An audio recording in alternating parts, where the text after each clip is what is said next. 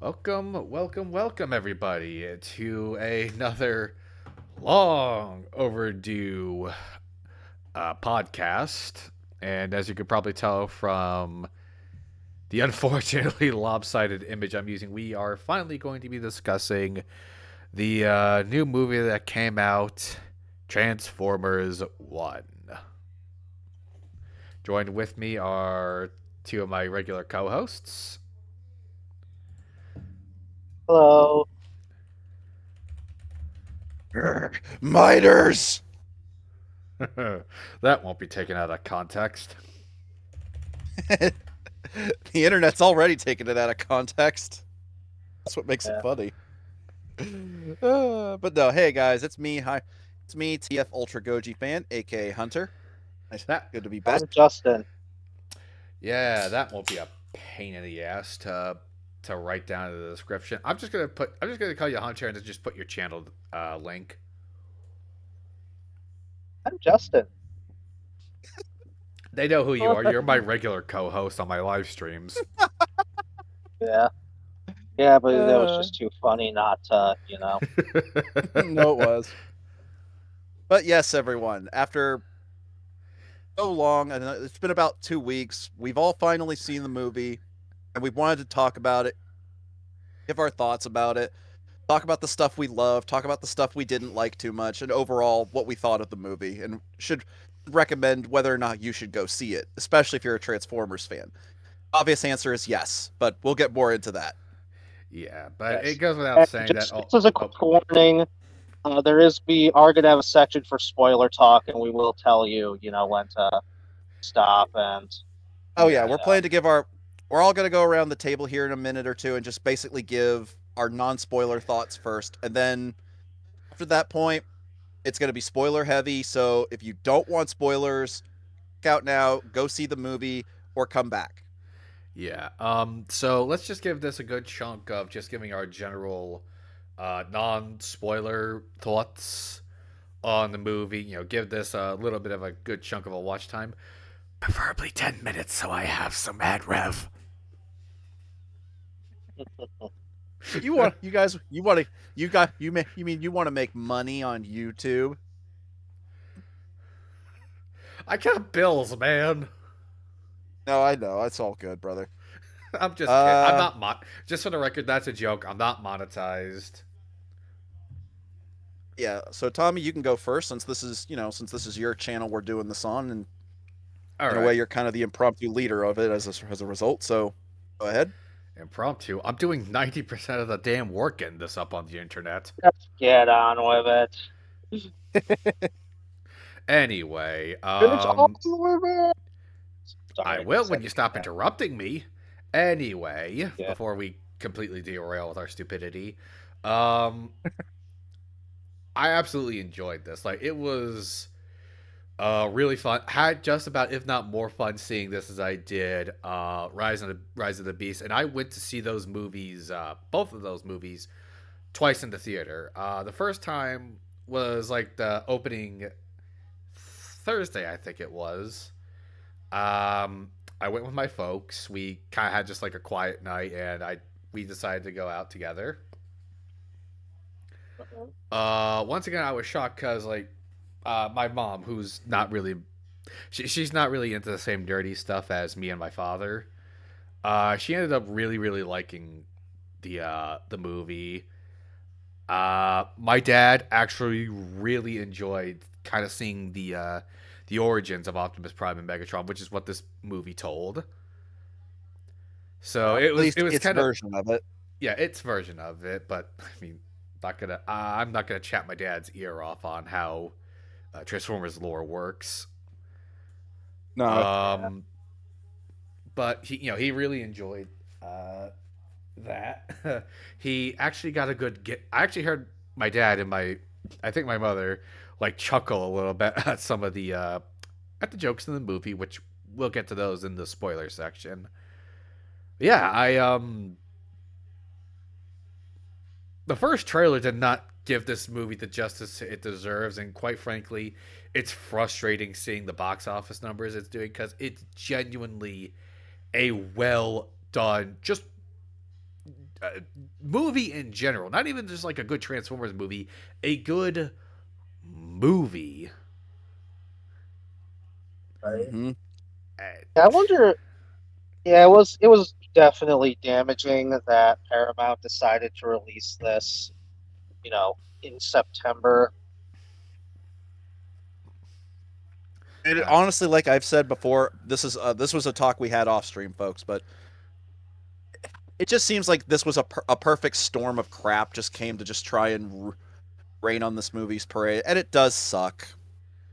yeah, Yeah, I it wonder if does. this had to do with the. Sorry, I just want to say because I remember hearing there was some friction between the director and the studio because I've heard the director hated the original script they had because he felt it was too goofy and he kind of well, he still wanted to make it, like a family film, but he wanted it to, like, have some bite to it, if you know what I mean. I get you. Right. You know what it kind of. And speaking of which, a lot of people made like the Pixar comparisons with how it was handled. You want to know what I honestly say to that? How is But that a bad thing? I mean, why can't we just use that as talking about like like the heyday of Disney Pixar films? I mean, Like because if like I'm, why can't we talk about like the why can't we use that to talk about like their cream of the crop? I people mean, love give negativity. Negativity. People love negativity. That's what makes them funny. I prefer talking about positive stuff, but that's just me. And But anyways, I just want to reference like how much praise this movie's getting. Even it got up to freaking Moist Critical was talking about how good this movie was. oh yeah, like I saw that tweet about it too. Like Internet, it's yeah. If you don't know who Moist Critical is, Florida Internet Jesus. That's my yeah, description. basically. Yeah, like somebody said it best about Charlie's review. It's like it's sad that Charlie is doing a better job at marketing this movie than Paramount themselves have. yeah. Did you also think it could have been the like people's reaction to like the previous Transformers movies that kind of gave Paramount cold feet here? You know, I don't entirely think so because I mean, Bumblebee and Rise of the Beast, while yeah, they weren't box office smashes, they still got audiences talking because audiences still enjoyed those movies. Like Yeah, those that's movies true. definitely I think have gotten more positive word of mouth than the last two Bay films that we got, which is kind of which and again, you're talking to somebody who enjoys the Bayverse for what it is wholeheartedly, flaws and all. Yes. I mean And by that the way, who's that idiot that keeps saying that all Transformers movies are connected? This is definitely not a No, it is prequel to the Bayverse. that would be Lorenzo Bonaventura, but we will get there. Because I do have some Yeah. interesting because before because we're I do want Bada to get I'm just gonna wait. Whatever. Fuck them. Fuck you. we're gonna have some stuff to say there, folks, but we're saving that because as we start getting into the spoiler territory, I do want to bring up some interesting behind the scenes stuff that I did learn that will explain what we're talking about. So, but we will get there. All right. Well, anyway, All right. that's my whole TED talk about the movie. A If little I go rambly, but next, just get it out of the way. All right. Yeah, yeah, go sure. ahead, Justin. Yeah, go right Yeah. ahead, Justin. You're next in line. All right. And for if you have trouble hearing me, people, sorry, I just had my wisdom teeth taken out. I can't really talk really loud. You're This is coming He's out probably doing just the about as best he loud as I can. can get. mm. Yeah, this is probably about as loud as I can get. Yeah, I too enjoyed this movie. Granted, I did. There were some problems, but as me and Hunter were talking about earlier, more just comes down to personal taste than anything. Overall, I thought this was a very charming film, Mm-hmm. and I mean, one of the definite shines for me is definitely how it, I know we said this during the trailer, but I'm glad it did carry over to the rest of the movie. They really do take advantage of the fact that it's animated a Oh, they lot. wholeheartedly did. They sure as hell did, brother. I mean, there are several like action scenes and other scenes. where like not only do they take advantage of that it's animated, but also the fact that the characters are robots and they can transform. That's something we I, sadly don't get a lot. We don't get a whole lot in animated films nowadays. I no, we mean, kind of don't, admittedly. I'm not gonna bash on CG animation, but one of the things I've always found endearing about 2D animation is that it never really tries to, you know, be realistic. Like I feel like you could get more stuff with 2D, but but like when a 3D film manages to, do like all these things again, like I said, take advantage of what you can do with animation, it always makes me happy. I think the last movie that I've seen, at least, that a 3D animated film that really took advantage of being animated was Puss in Boots: The Last Wish. Ironically enough, Justin, I would actually say this movie has the same problem that Last Wish did. It's actually a Oh good yeah, movie that because had really terrible marketing. oh yeah, definitely. Yeah, Puss in Boots definitely. Yeah, that was a good movie, but yeah, it definitely was not marketed well. But granted, I think a lot of that has to do with the fact that it was a follow up to a fairly mediocre movie. So DreamWorks didn't really put a whole lot of care into the advertisement, but you can definitely tell the crew making it definitely did. It's definitely the case here with Transformers One.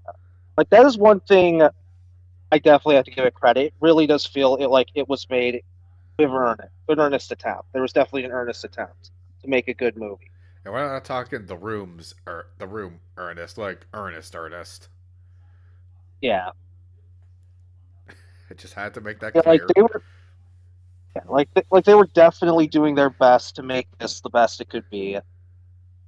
And like I said earlier, there was talk how the director didn't like the first script because he felt it relied too much on corny humor, and I don't know like how much of a conflict this led between him and the higher ups at Paramount, but probably wasn't a lot because they at least let him like make the changes he wanted. This is like one of the few cases I'm glad they did. Well, if you gotta give anything, is that at least whoever was fronting this was flexible and let the director do his job. Yes. Yeah, director Josh Cooley deserves nothing but the utmost respect because best way I could describe it, folks, is he made a movie for Transformers fans by a Transformer fan. Yeah, that's the one thing I give a credit. Like from what I heard, he is a Transformers fan. But Dude, granted, like, oh sorry, no, go ahead, go ahead. I was gonna say, granted, who's the guy who directed Bumblebee again? I can't believe Travis I Travis forgot Knight. his Knight, name. Yeah, Travis Knight and I believe the guy who directed Rise of the Beast. Like they were both Transformers fans too. yeah, Stephen Capel Jr.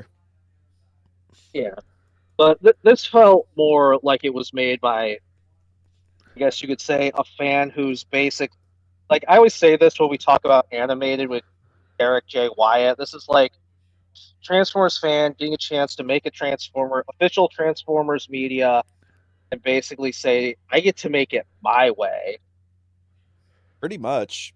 That's certainly a way to look at it, and that's always been this franchise's biggest strength is that it never it always has more stuff to try and just always is reinventing its core story. Unlike Yeah, a lot of like heavily established fiction, like Lord of the Rings Yeah. or or even other sci-fi franchises like Star Wars and Star Trek don't really, I think, have as much malleability as Transformers does. They all stick in the same universe. Yeah, whereas I've always felt like that was the thing that makes why I feel has allowed Transformers to survive 40 years now. Happy 40th anniversary, Transformers. belated, Oh yeah, Uh, but which is also yes, it is the yeah, 40th yeah. anniversary of this franchise. this year. And honestly, I think it was very fitting for this movie to come out on the franchise's 40th anniversary year. Maybe they were going for a little So you bit of think sentiment with that release date. Maybe. Maybe. St- Still, I kind of wish. It still kind of feels like they maybe could have released this movie a little sooner than they had. Maybe. You Yeah, I know, think but at this point, it is what it is. We can't change history. All we know is that we enjoyed the film. Yeah. And yeah. Justin, do you have Judging any? from what is oh yeah, I'll just say my closing thoughts. Like, granted, I did have some problems, which, like I said with Hunter earlier, it's more personal preference, but I'll get into those once we get into the spoiler talk. Exactly. All right, Um, and so that's probably all I have to say. So you want to go next? Well, actually, yeah, you are next. It's all good, Justin. So yeah, I did. I wish I could have seen this movie. I just want to say I did want to see this movie opening weekend, but unfortunately, things didn't pan out. Like, I'm gonna get super political or real What? here because, but like money has been kind of tight as of late, as you guys, I'm sure many of us are aware. And the week after that, Hurricane Helene affected me. Not super super bad, but just a lot of areas where I live, including my area, lost power for a couple of days, and so like the last week or so, everybody's been kind of getting back on their feet. speaking of which, So, but I feel like we need to mention this. Like our full condolences to the victims who are caught in the path of Hurricane Helene, and send thoughts and prayers also to the people who are unfortunately about to feel the full force of Hurricane Milton. amen to that, brother. Amen to that. Indeed. We wish you the best, despite what it might look like. We wish the best for everyone. We are all Americans. Exactly. Mhm. But yeah, so this past Sunday, me and my good buddy Christian, who's like a brother to me, we finally went to go see the movie, and we enjoyed it from start to finish. We genuinely did. We got there a little late, so we did miss the first couple minutes, but we looked up what we missed online, so it's all good. Uh, I looked up a less than legal source, and I'm not going to say what it is, Good, because but I would be because I'm the one who would get in trouble. right. but um, but yeah, but basically, folks, like I do, like I definitely agree with Justin and Tom in the sense that there are like I said, I loved this movie from start to finish. I admit when the trailer first came out, I wasn't exactly sold, but if you've seen our podcast talk on it, it's like the more we got into it, it's like, you know what? I'm actually willing to give this a chance. Like, yeah, this was just a case of where, like we said earlier with Puss in Boots: The Last Wish, this is a movie that is actually genuinely good. It just unfortunately got screwed in the marketing department, and that because like I really think that's what the big thing that has definitely been hurting this film is that what little marketing Paramount has done, especially that first trailer, did not do this movie justice, and it did kind of hurt it for some folks. There are other reasons why. There are some people I've seen a few people give really less than solid reasons for not liking this movie, which we'll get into later once we get into spoiler stuff. Mainly just because it's so laughable that it's not even worth like ranting about for a full 10 minutes or so. Just going in depth on it. Knowing me, I'll We find a might reason. spend a few minutes on some of it. I mean, we'll definitely talk about some things, but like, it's like we'll get there when we get there. But overall, what this movie is trying to go for, I think it honestly excels at its job. It does a lot of good world building.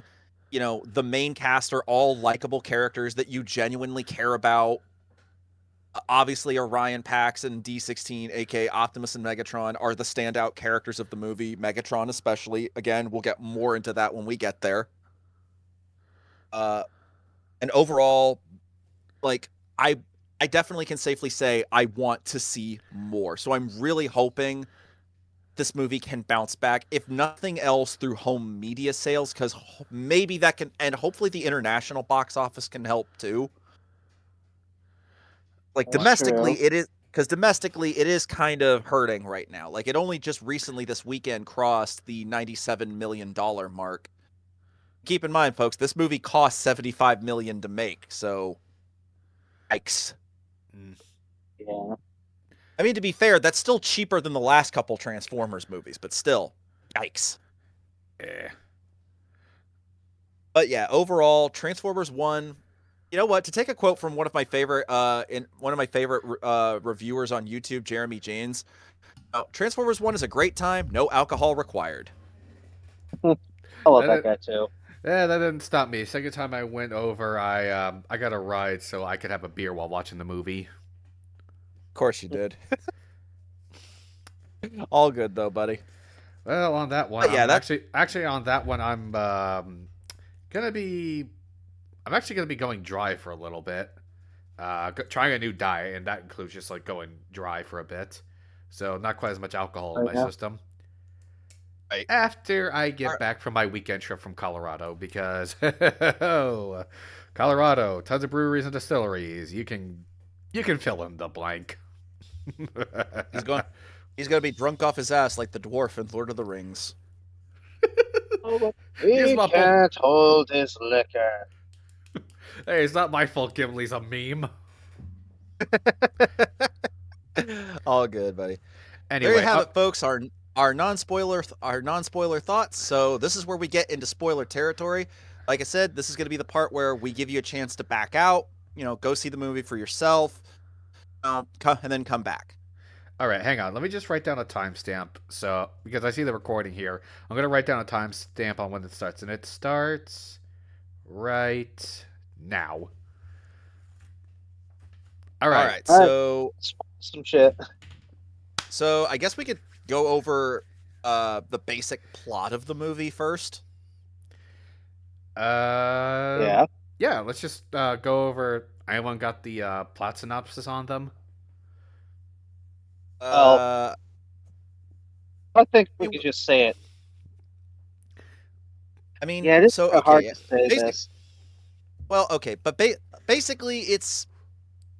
I will say this: like, if you're a Transformers fan like us, this movie pulls a lot from the IDW comics as well as the aligned continuity, at least in terms of like a lot of the major stuff that it's going for. Because like, it still talks about it's basically this whole like upper class, lower class kind of thing, but not in the same vein as what say like the IDW comics or Transformers Prime get into. Right. Yeah. Well, that's Instead one of Basically, thing I actually definitely got to give them credit for is like, since this isn't a TV show or a long running comic, know, they do have to like. But it's like I didn't think they went overboard with the lore. They just simplified it. I they think they oh, it's the they took best way totally to go did. they when took you're, which I think is the best way you can go when you're doing a movie that has a ton of lore. Mm-hmm. yeah, and the best way I can describe it is You the know, way Simmons would: beginning, middle, end, facts, plot, condensed, tell it. yeah, Exactly. So the plot is about our two lead heroes, Orion Pax and D16, who are working class lower bots who are miners, which basically means they work in the mines and they basically mine for energon. Uh, their their their supervisor is none other than Elita One, who I'm guessing the reason they don't call her Ariel is, if I had to guess, is because probably copyright reasons from Disney. Say that no, half no, because jokingly, half Ariel, no, serious. because well, Ariel's a common name. I've worked with a woman named Ariel. I think it's just because they don't want people to make that comparison. Maybe, Which but fair, and event, yeah, and they also are joined by Badassatron. I I, I God, freaking I freaking knew you were gonna do it. I couldn't resist. But If it yeah, makes you they're feel any better, I struggled saying that without fucking laughing. I bet. God, Um, it was but too yeah, good. they are joined by none other than B127, aka Bumblebee, or as he prefers to be called, Badassatron, though nobody actually calls him that. But yeah, so Orion and D end up finding basically they are part of they live in Iacon, which Iacon interestingly in this continuity is an underground city because apparently they're told that the surface is uninhabitable. And Iacon's leader is, and Iacon is led by none other than Sentinel Prime. Now, Orion D and every one of their fellow worker bots, including Alita and Bumblebee, don't have T cogs or transformation cogs, so they're not able to transform. So, you know, Orion. Now, what's cool about this movie is that Orion and Dee's friendship is what sells this movie. It's like Orion is very much he breaks protocol. He's very curious. He feels like there is more to their life than just being miners. His buddy D16 is just about, hey, we just need to follow protocol so that we can move up in the world. Like he's very much, the system exists for a reason. Just stay on the straight and narrow. In other words, you could Uh, say getting your TCOG is kind of like getting a raise. Basically, yeah. Basically a So, bribe. yeah, basically.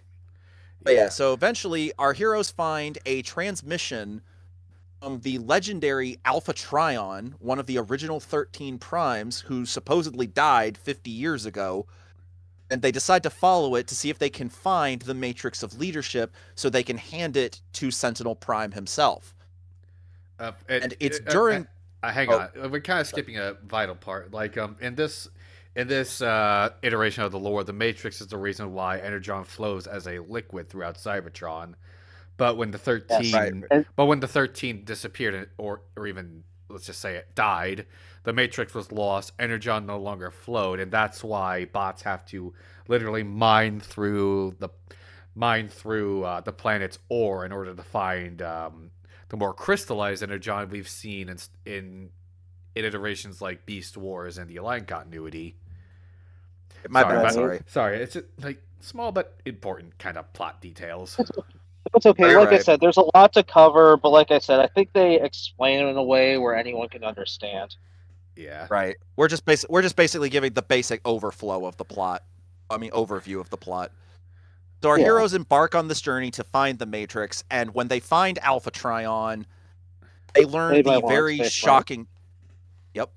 They learn the very shocking truth, unfortunately, that changes their worldview forever. That everything they've believed is a lie.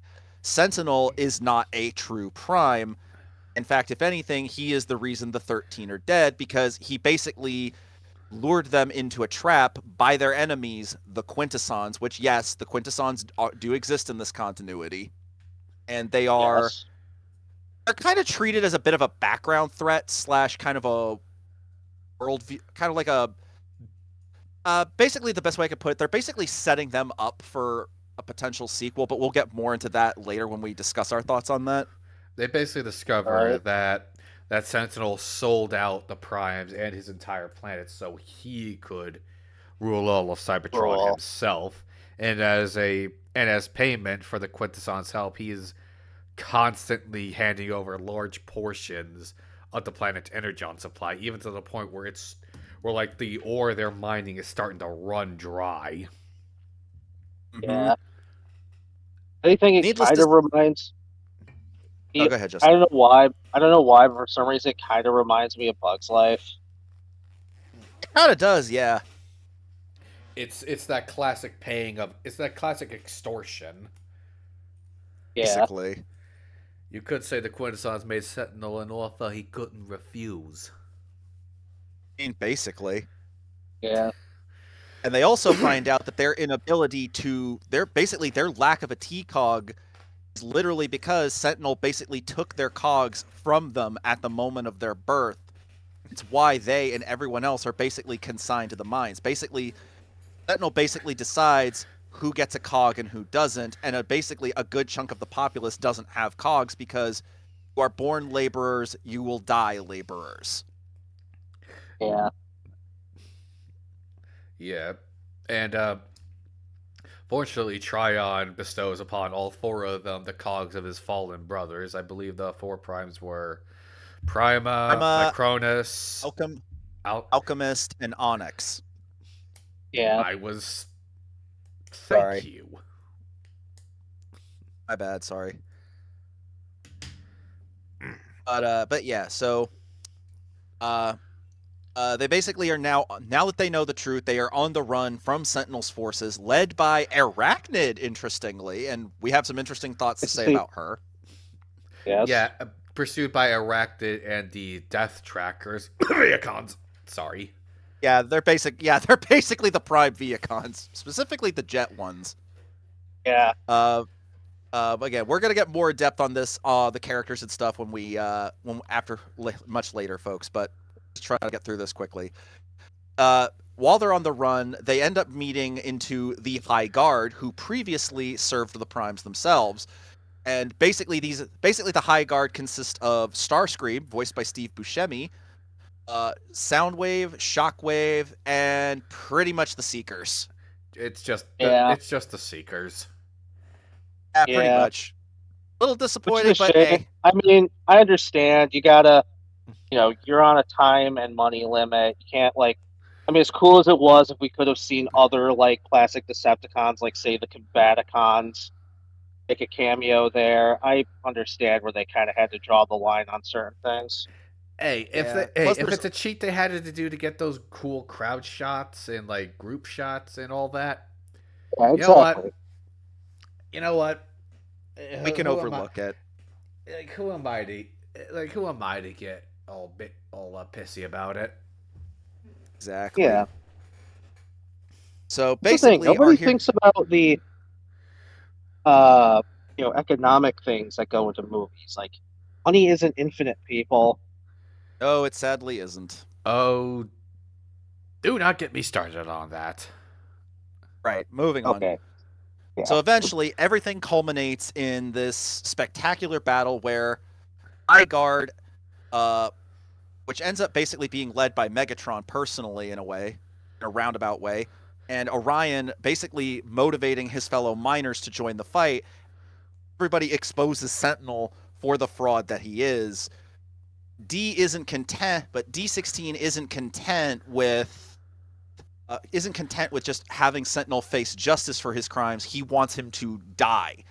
And this leads to some very there's friction between him and Orion once this whole revelation gets revealed, but it leads to Right. D fatally wounding Orion and allowing him to drop into the depths of Cybertron so that he can kill Sentinel. However, Orion, because of his sacrifice, is granted the Matrix of Leadership itself and becomes Optimus Prime. Whereas while this is going on, Megatron takes Sentinel's T-Cog, which originally Which was belonged to original. Megatronus, puts it into his own chest, upgrading himself even further. He rebrands himself Megatron. Yeah, Honestly, Hunter, I think you described it better than any of us, or at least better. I yeah. tried. And all I can say is you can no longer bitch at me saying I don't let you talk that much because I let you do that whole thing. Sorry. Just fucking with you. Anyway, No, but still. we're way past like the where it's okay to start cursing now, so that's good for me. Yeah. But So yeah, anyway, shall we start with the uh, character? well, okay, hold on. Before we get into it, I say let's get into some behind the scenes stuff first because this will just be a quick part because it does Okay. kind of explain why this movie ends up the way that it does, and I think for the better. I just got Now, one All more. right. Just one more little thing. go ahead. Yes. Didn't you say you were gonna get like a list of topics for us to do so we don't just ramble on? Uh, yeah, I meant to, but I got stuff happened. I'm sorry. I've been busy. Story of our lives, ain't it? All right, go on ahead with this Yeah. behind the scenes stuff. Yeah. So now the idea for this movie was pitched, interestingly, all the way back in 2017. So this is a movie that's been 7 years in the making, and boy, does it show in a good way. Now, originally, hmm the whole point for this movie was that it was part of this whole big because Paramount and Hasbro were really going big on doing a Transformers cinematic universe. Obviously the success of the Bay films had really prompted them to, as well as the fact that this was at a point when the MCU was at the height of its popularity. They're like, oh, hey, we can Yeah. capitalize on this.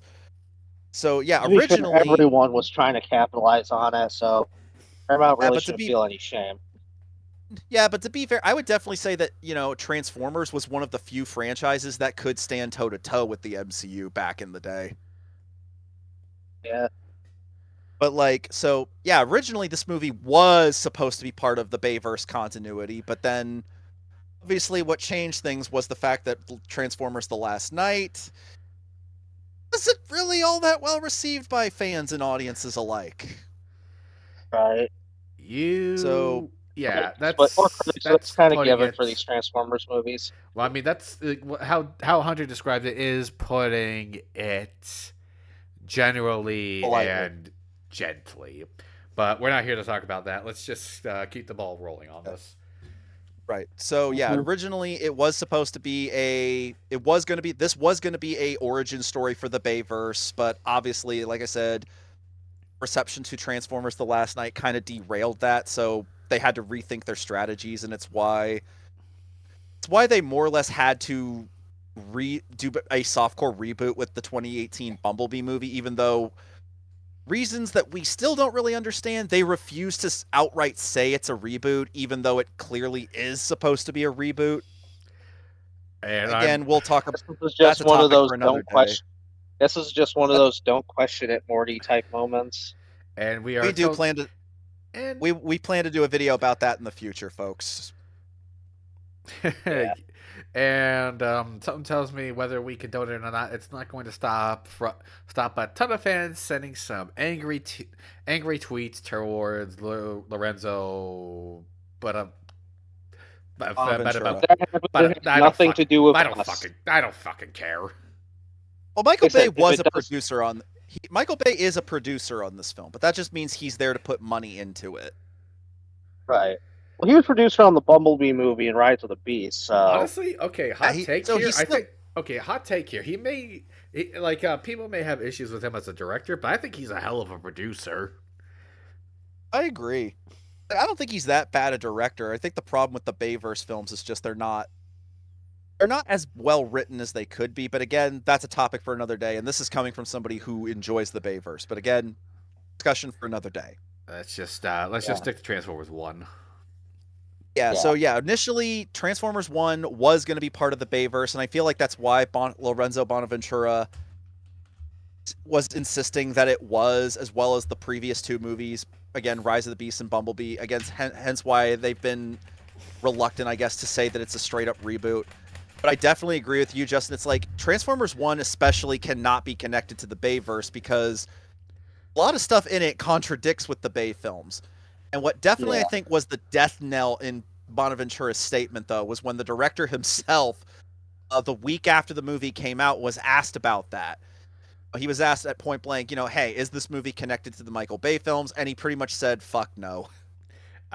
He's basically softly telling Lorenzo to just shut the fuck up. Pretty much. Which, yeah, Lorenzo, but from what I understand, Lorenzo Bonaventura is not an easy producer to work with. He is and I mean is that's I mean Josh Cooley pretty much even said this, but also the previous Transformers movies directors have said he's kind of a in the neck to work with. Bay, Stephen Knight, Stephen Capel, Travis Knight, Stephen Capel Jr. They've all said yeah, he's not the easiest guy to work with. It's like, yeah, Most producers Lorenzo, aren't, so yeah, but it's like at this point, I'm like, yeah, Lorenzo, maybe you shouldn't be the lead producer on these movies anymore. I'm just saying. Yeah. Well, But yeah, that's basically all I wanted to share. Because I mean, there is more, but you know, I would rather encourage people to go look up this stuff on their own. It's fascinating stuff. So, yeah. but yeah, honestly, I will say I am grateful this movie doesn't is not connected to any previous works or any of the previous movies because it allows this movie basically have its own identity. And I think that was why I enjoyed this movie was that it Wait, is it? feels like it has its own identity.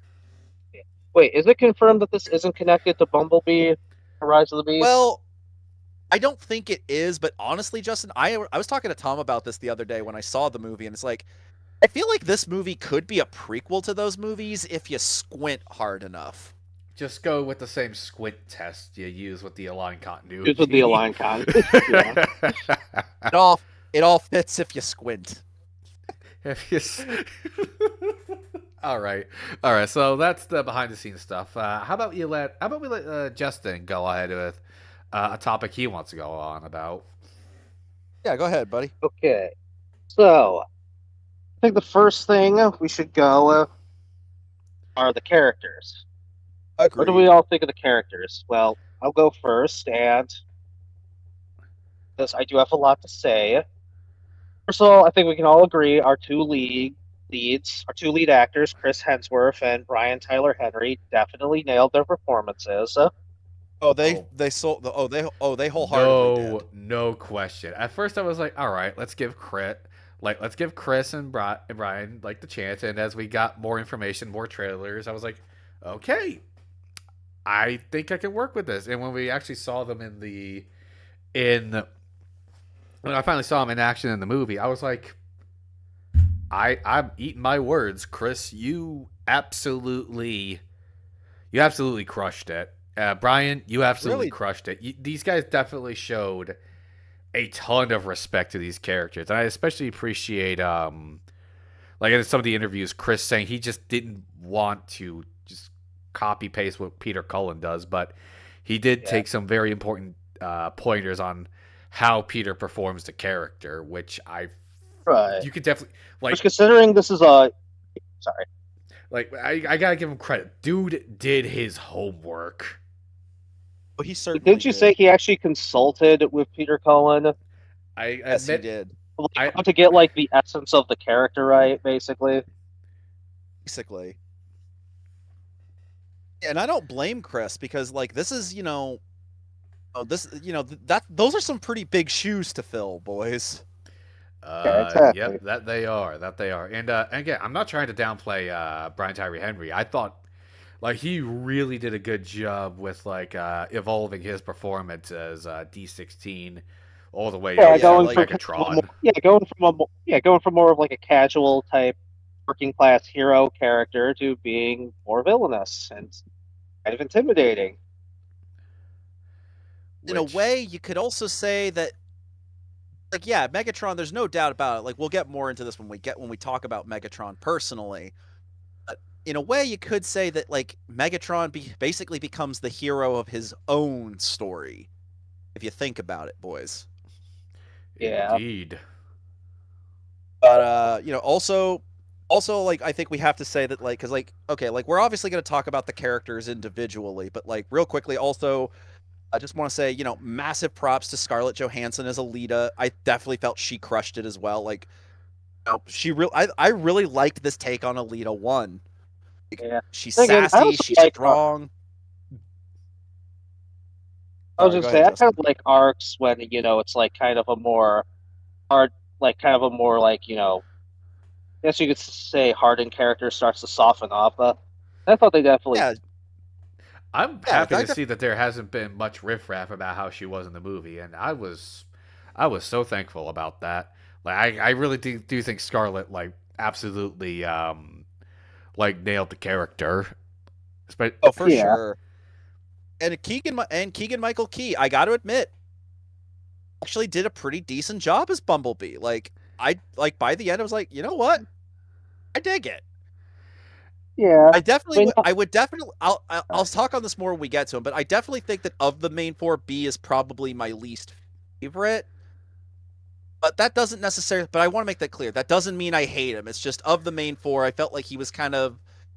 He was the one I wasn't as invested in this movie, but he was still fun to be there nonetheless.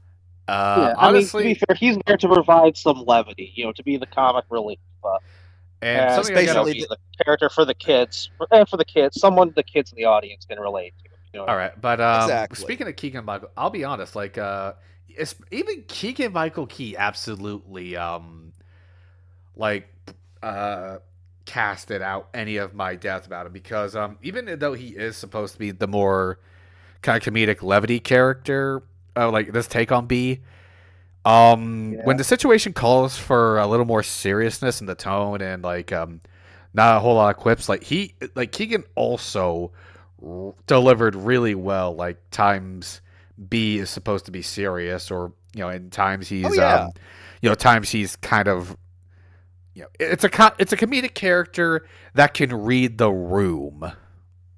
yeah. Like that's oh the yeah, thing I got. definitely. Like I think we can all agree that yeah, that's the thing about like I like give this movie its credit. They could have had Bumblebee just Could have had B just making jokes the entire movie like he's a character in a modern Marvel movie. But they dialed back on that because they know, yeah, that's not what audiences want. Well, yeah, That's the thing I definitely. give this like Well, this that's movie that. ex Oh, sorry. sorry. I can Like just this point out movie something. like well, hang on a No, sec. Like, but okay. the thing is, like, this movie, like, let me put it this way, folks. When there, like, yeah, there are jokes in this movie, and admittedly, some of them definitely don't land as well as they could. But I'd be lying if I said they didn't get a chuck, at least a little chuckle out of me. The thing that I absolutely have to commend this movie, and everybody, even critics, are commending this movie for doing, is when it comes to unnecessary humor. Like again, like what Marvel has been doing the last few years, they don't do it. Like when there is a serious moment, they don't try to undermine it with, here's a funny joke to break up the tension. It's like no, they want you to know this is a serious moment, and it's meant to make you stop and go, oh shit. Yeah, Hunter, how I much think do I I have think to a pay? perfect Wait, wait, wait, wait, example. wait, wait, wait, wait, wait. Hunter, how much do I have to pay you to never do that laugh again? A lot. You have to basically give me your Ford Focus. Why are you so fixated on my car? I'm not. It's a joke. It's an inside joke with me and some other friends, and none of you will ever get it. Well, okay, just so you know, he jokes about like that particular, but that's the kind of car I fucking drive. Yeah, lo and behold, folks, that I was surprised when he actually said to me, like it was during a live stream he was doing that happened. He's like, "You have to give me a Ford Focus." It's like I drive a Ford Focus. I'm like, "Wait, what? Wait, really?" Yes, I drive a Ford Okay. Focus. It's my first But car, and I anyways, love that thing. I All don't right, blame you. Anyways, and this is Justin, you have this the is the floor rambling now. I was Oh, warning sorry. about. Okay, Justin, go ahead. All right. Bada boop, boy. Okay. So it's okay. All right. So anyway, I was gonna say I think the scene that perfectly represents what Hunter is talking about here is definitely when they enter the cave where the primes are buried. I mean, yeah, Bumblebee makes a joke. It's like, so we're just gonna enter a cave with it looks like it has teeth. Nice to get all. But once they see the bodies of the primes, his face gets serious and he kind of stops talking. Yeah, like I said, they never undermine the serious moments. Like again, like that's like because like everybody a lot of movies these days are trying to copy Marvel's homework because they still think that that's what audiences want. Here's the thing: it's like it's not. I'm not a. I love humor when it's done right, but like I think all of us can agree that like you can't constantly like. I'm not trying to harp on Marvel specifically, but they are the most notorious offenders of this, where it's like something like a serious moment happens, and then immediately they cut to a joke, like like in a sitcom kind of thing, and it's just like a good example I feel was the whole Drax pretending he's invisible during Avengers Infinity War. Yeah, It's like there is no reason for that joke to be there. I'm sorry. That joke undermines the serious tension that uh Quill and Gamora are having in that moment, and it's like yeah, we linger on it way too long. This movie doesn't do that. Like when the jokes happen, they are just quick and they go by like a joke should. Yeah, I mean they're. I feel like. yeah, Oh god. Bless you. that's you. Fuck. I was hoping I didn't have to do that. Eh, better out than in, buddy. All right. Anyway, fuck. It sneezed the thought out of my head. Oh wait, now I have it back. I think the important thing that people have kind of forgotten when it comes to comedy is just timing.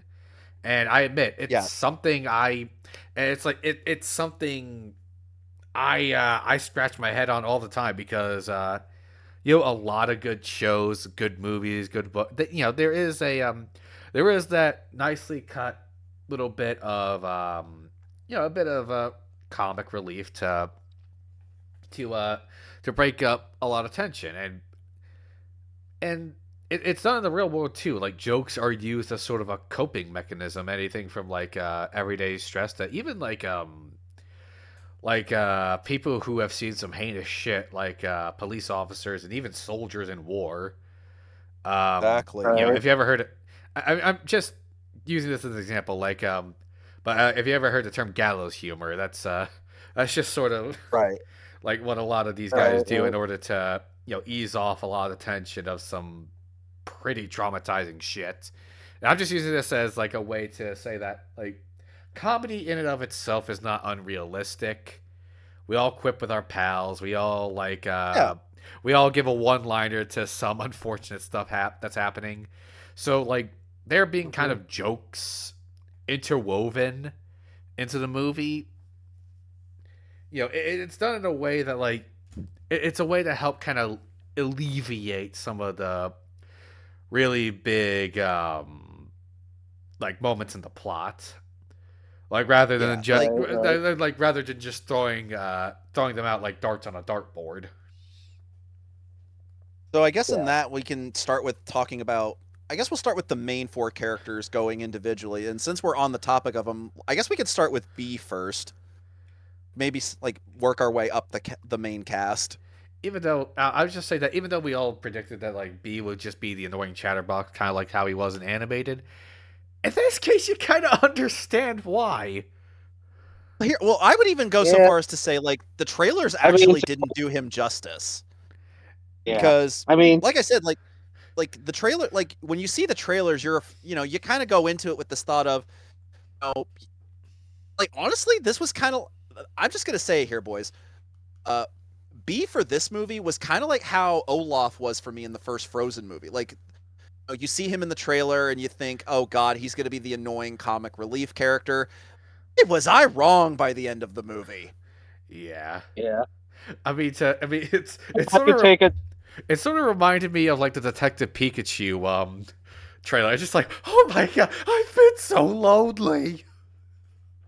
Yeah, Yeah, I that's. was I just mean, gonna because say, if I could put, yeah, that's kind of how this would be. I mean, if I could take another Disney reference, Go ahead. solitude is fine, but after a couple thousand years, oh yeah. Dude, So yeah, you blew basically, out your mic saying that. oh, yeah, you blew out your mic. sorry.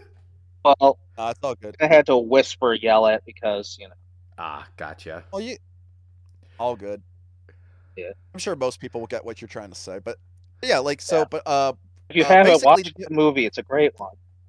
yeah.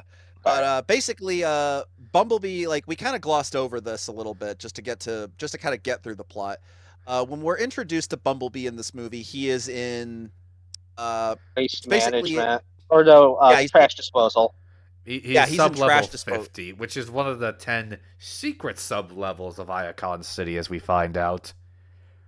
Yep. Oh But yeah, and apparently B has been given this task because apparently, I guess living up to the Bumble part of his name, I guess the idea is supposed to be kind of like that he wasn't very good at his previous job, so he got super demoted. yeah, And and clearly and like when we're introduced to him, he's clearly been in isolation for a while because when he meets Orion and D, his immediate response is kind of like it kind of almost reminded me of Hank Marlowe in Kong Skull Island. He's like, "Oh my God, you're here and you're not me. You're real and you're not me." yeah, exactly.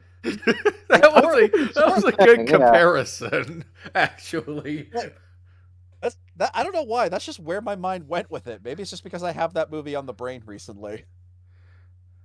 oh, I Like, think I that's a mean, good comparison. but yeah, it's like because like the idea is supposed to be that B has been in isolation in his job for probably probably a good, I would say at least half or maybe even like 2/3 of the whole of the past 50 years that Sentinel has been ruling Cybertron. If I had to guess, it's clearly had an Yeah, effect on the poor guy because using parts that he's salvaged, he's made friends for himself that he talks to. They don't talk back. right. Also, Yeah. I Yeah, feel like the they're fact that not one. real. Also, I just want to say that one of them being named Steve, I want to say that's a reference to Steve the Viacon. Also, I'm just gonna Yeah, say, I'm pretty certain it I'm also is. gonna say it. Like the first one he introduced, I forget its designation, but I'm gonna keep it a buck 50. It reminded me of a droid. It reminded me of a Star Wars droid. And since this was ILM, I felt like they were kind of wink, wink, nudge, nudging to the olden days. Oh, they most It certainly was were. by LM. Yeah, that's the thing. Like you look at the 3D animation done for this movie, you would think this is like I would like we'll get more on this later, but like well actually no, I'll save my thoughts for that later cuz like this is a gorgeous movie to look at. I feel like we need to that clear to the audience. This movie is freaking gorgeous to look at. Like the background shots alone, you will get lost in. Oh yeah, it is. Well, there's another reason you'll get lost in the background, but we'll get to that. Yeah. We'll get to that. But let's just focus on our main cast of heroes.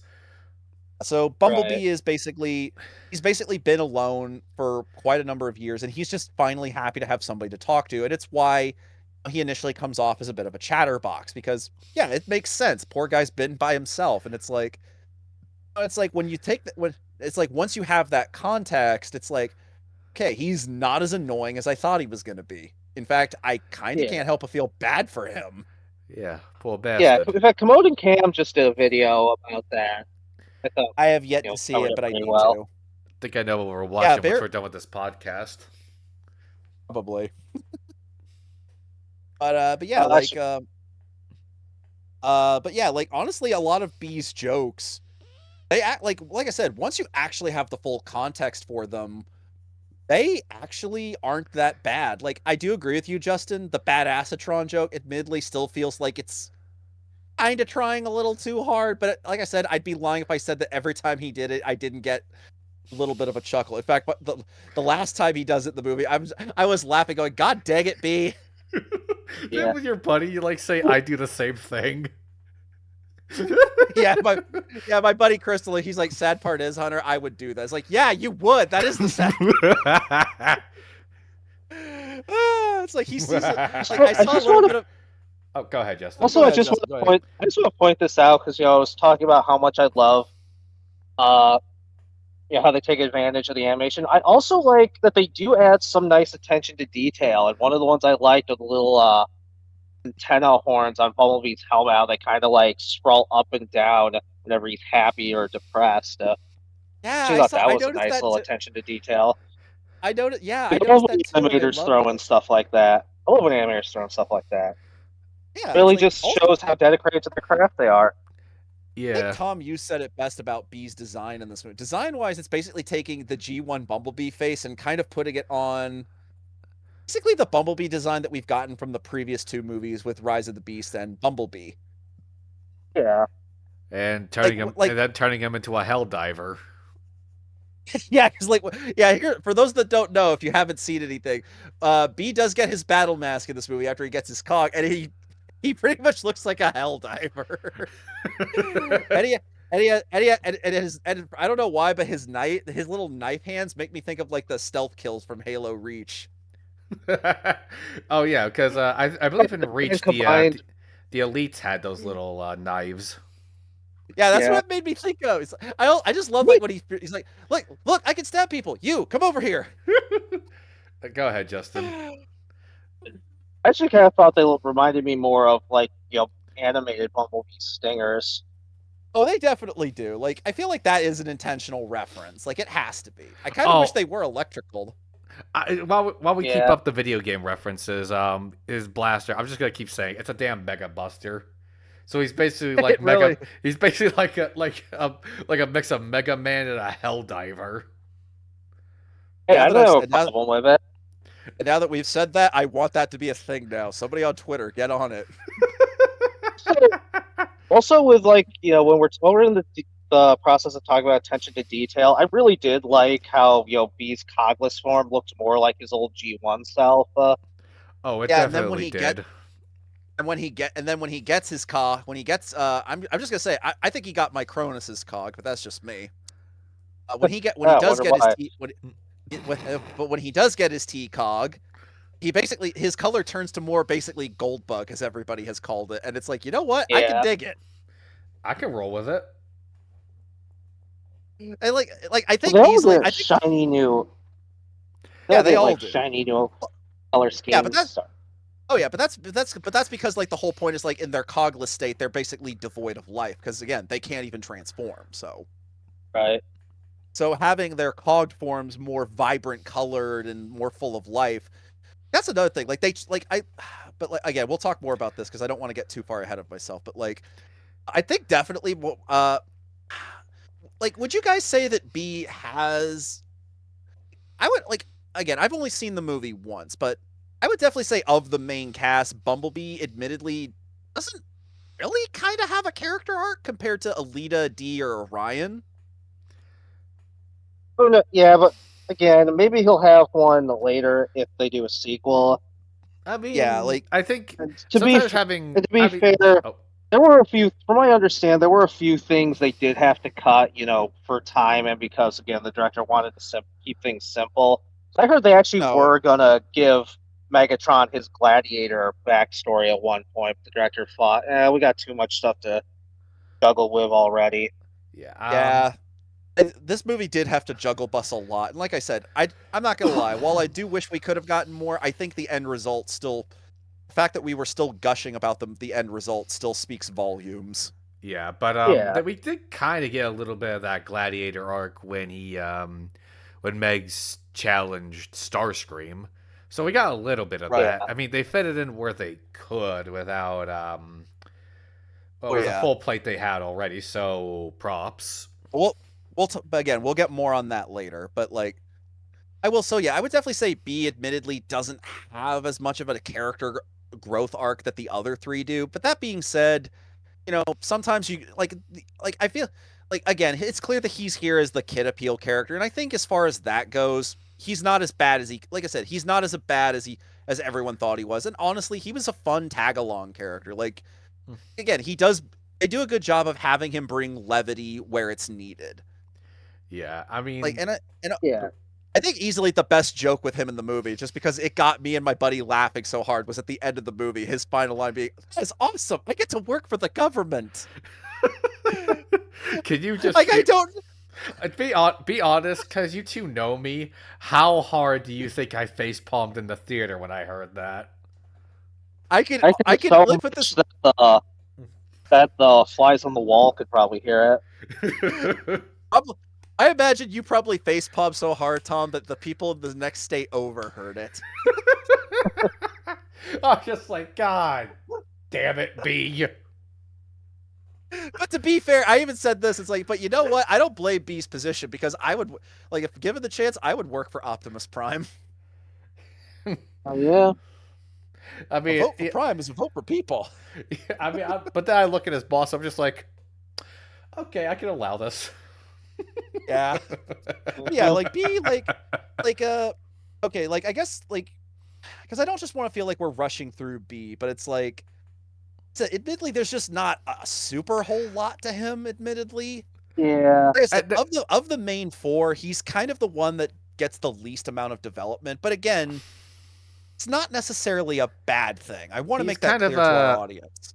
I don't want to say it's stagnant. There's dynamic character, and then there's another word for a character. Like, it's a character you use like their character remains the same, but the world changes around them.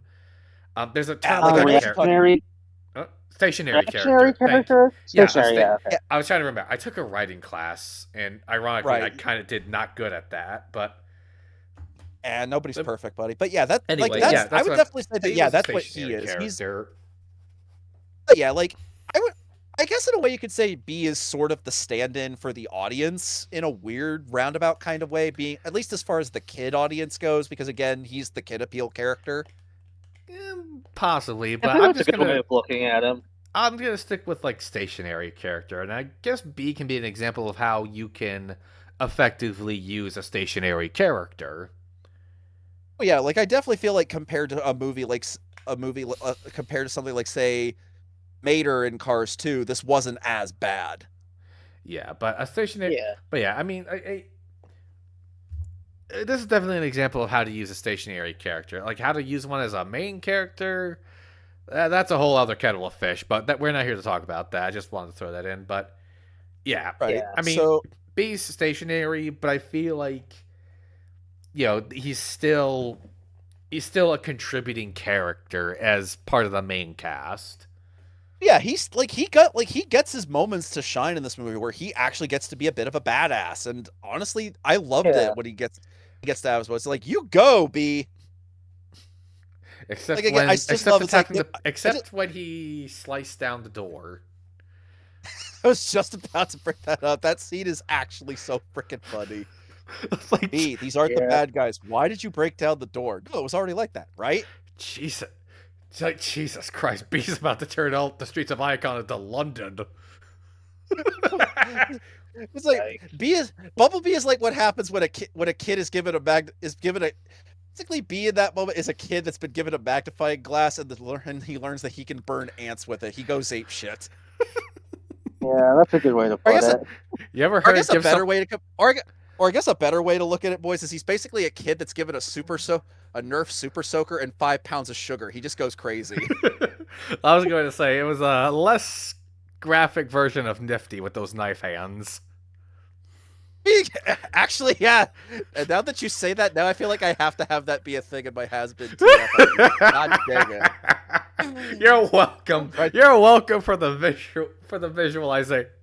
Oh my god, we right. should make that. That should if I. Oh man, we need to submit that to how it should have ended. Just like how Nifty killed Adam. That's B killing Sentinel.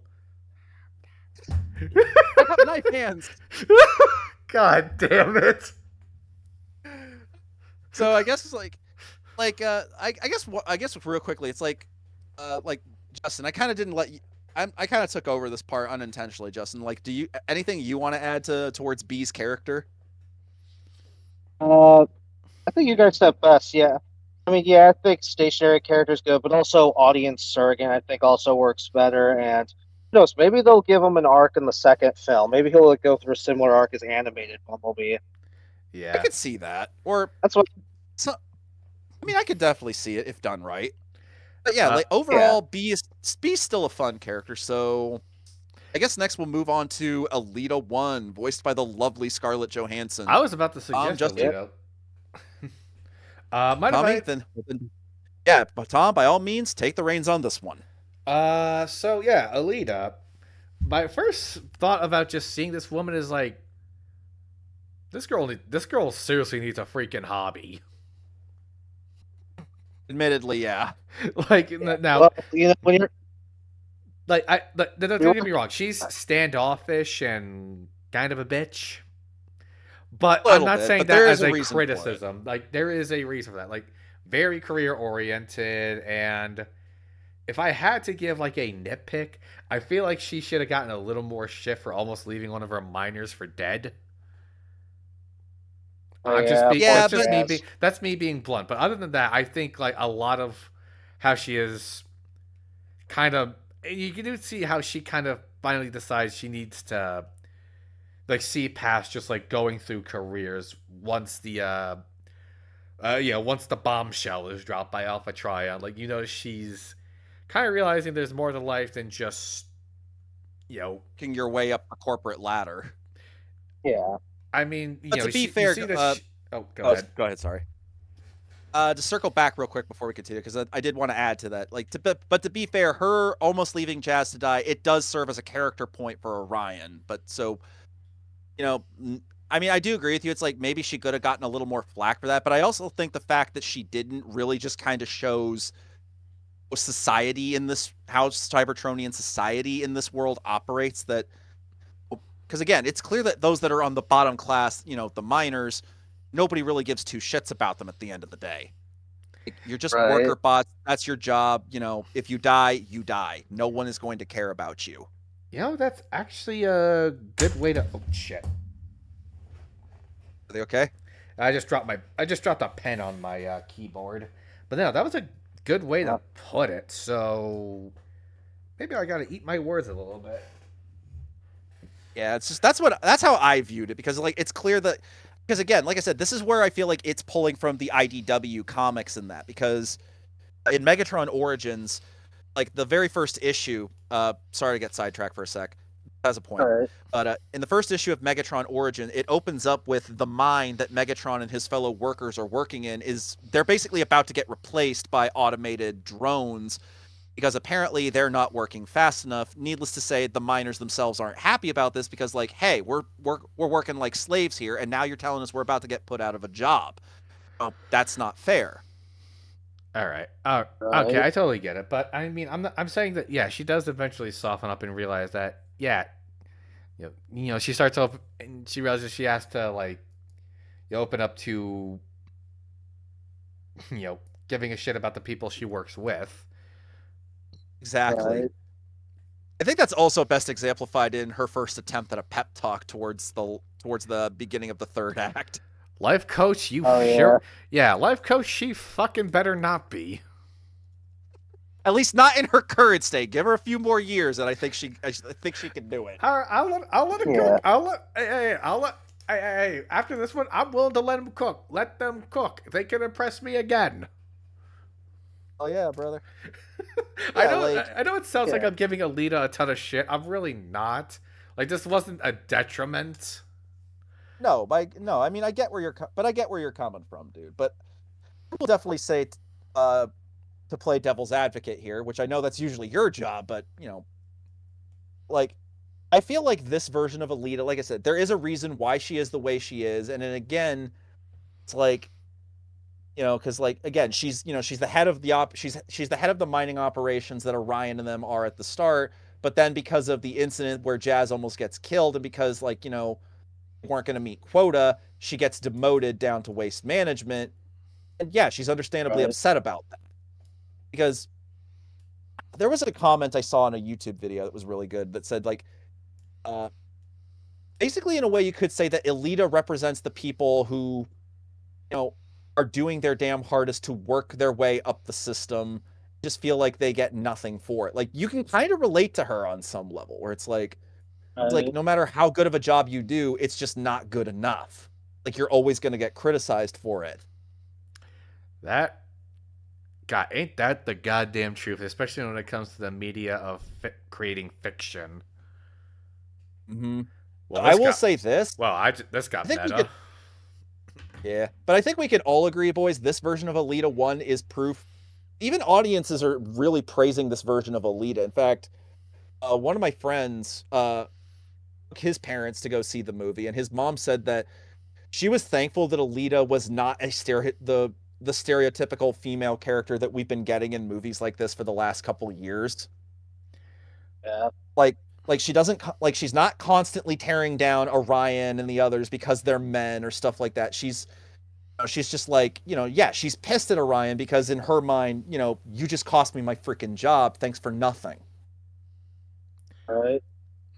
It's like, like you said, once she learns the truth from Tryon, she starts to change and like she does start to care for other people. And like, like we said, like, while sure, admittedly, her pep talk isn't the best, she's ultimately the one to pull Orion, out of his funk and say, hey, your friend needs you. All of Cybertron needs you. I need you. I mean, So you need to get I will back give in the credit game. for the I will give credit for the pep talk. It was basically her telling Optimus that he has strengths she doesn't. Yeah, his optimistic nature. The fact that, like she said, your instincts tell you to break protocol for a reason because you know what's best for people, even when they themselves don't. Yeah, exactly. So she's willing It's to like, admit that, like, yeah, it was her kind of, it was, it was her basically trying to say that, yeah, she kind that she, she's not the one for this job. He is. yeah, it's like she's Yeah. like no, now don't get me wrong, she's definitely good at rallying the troops. It's like they're clearly showing like the thing that I love was that it's like, yeah, give it a few more years and I can see this being the classic Alita 1 we all know and love.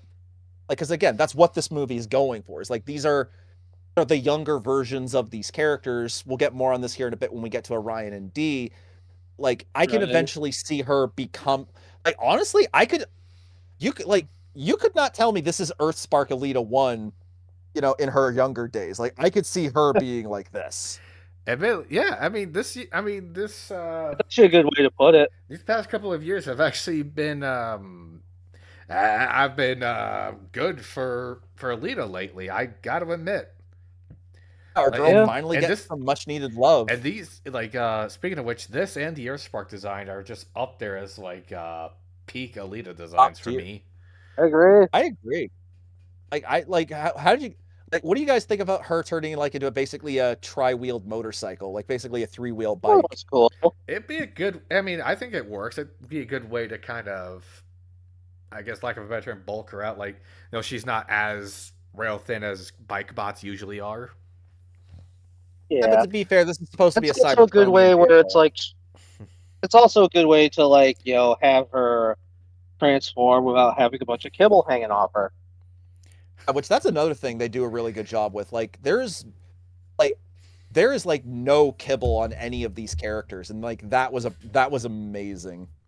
Yeah, it's Yeah, nice to see like the parts elegantly go somewhere. I mean, granted, it's a bit of a head scratcher on where some of the parts go on her design, but hey, You can overlook it.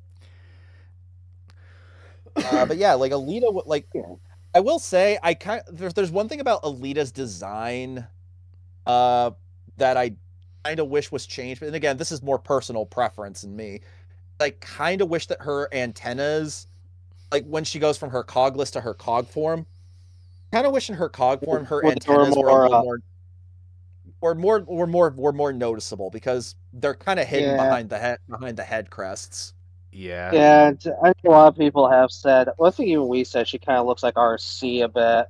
Which I heard somewhere that she was supposed to be RC, but I've never seen anything Yeah, from I've like the creators that I've confirm this. So yeah, so yeah, whether or not that's true, all we're gonna say on that, folks, is take that with a grain of salt.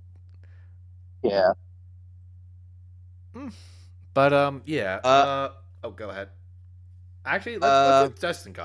I think he deserves to have a word or two about oh right. Alita.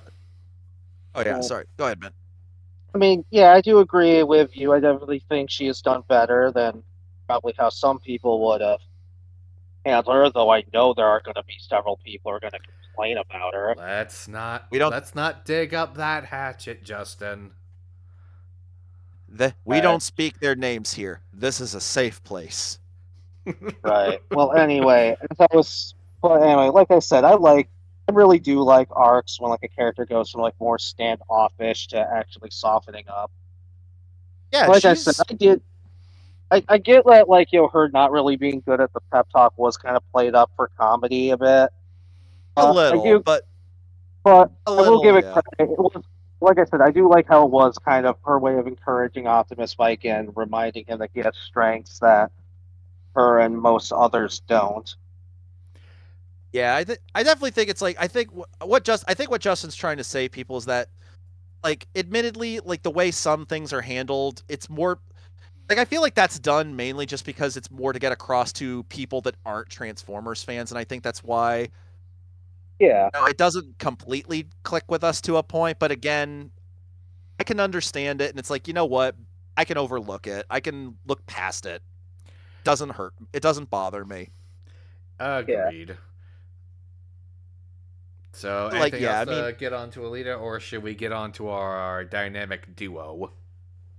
definitely think she has of all of the main of the main four. I definitely think she has some of the best action scenes. She takes place in. She has some of the best fight choreography.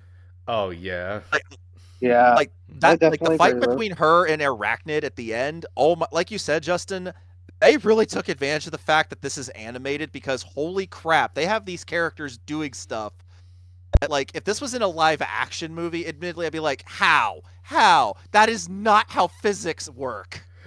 Yeah, she went well. Yeah, especially with Arachnid, but we'll probably get to that later. There are a Yeah, Yeah. few things she does that we're I'm gonna just like, holy shit, that's awesome. okay, yes, we are gonna talk about the villains and the other characters as well, folks. We're just getting through the main four first. Yeah. Right. And speaking of the main four, which of our dynamic duo should we start with? Pax or D? I got a coin to grab if we need to toss it. I think See honestly, boys, D, this is but what I would say Orion, because like, and my reasoning is because I would say D, because even like with audiences and fans, D16, aka Megatron, is kind of the standout character in this movie. And honestly, yeah, having seen it, I can kind of agree. that's actually Ah. a good way to put it. All right. So, am I the deciding vote here? I guess so. Yeah. Well, shit. I'm gonna get a coin. All right, All let's right. see if he goes all Two Face. Let's see who the coin picks. Tom just like Tom has Uh, like Optimus and Megatron on his desk, like the toys. He's got like a gun. All right, Pax. The good news is you get to live. Oh, thank Primus, but your buddy doesn't. What? Oh shit! I just whacked my goddamn microphone. That's gonna be fun for the audio. I It can still happens, hear you buddy. fine. Okay, so I got a coin. Heads, it's Pax. Tails, it's D. Alrighty. Oh, Tails, best two out of three. That's fine. I lost. yeah. No, I said Tails Fine. would be Er, D. Oh no, then I won. So I guess we'll talk about D. All right. So D16, aka Megatron. Where to even start? And I'm genuinely being honest when I ask that, folks, not just to my co-host. I'm Well, being genuine, like, because there is so much to say about I'm him. just gonna be genuine here. When I'm talking about like D, his mannerisms Yeah. with Pax's harebrained antics are exactly the same way I feel with a buddy of mine. Not gonna name I'm just names. I Hey, think any of us just can so you, relate just so you to. guys know, it's not you two. It's another buddy of mine. No, I know, but I was gonna say I think we all have like friends like that. Like ones it's oh like we yeah, love like them, but at the same time, they drive us crazy.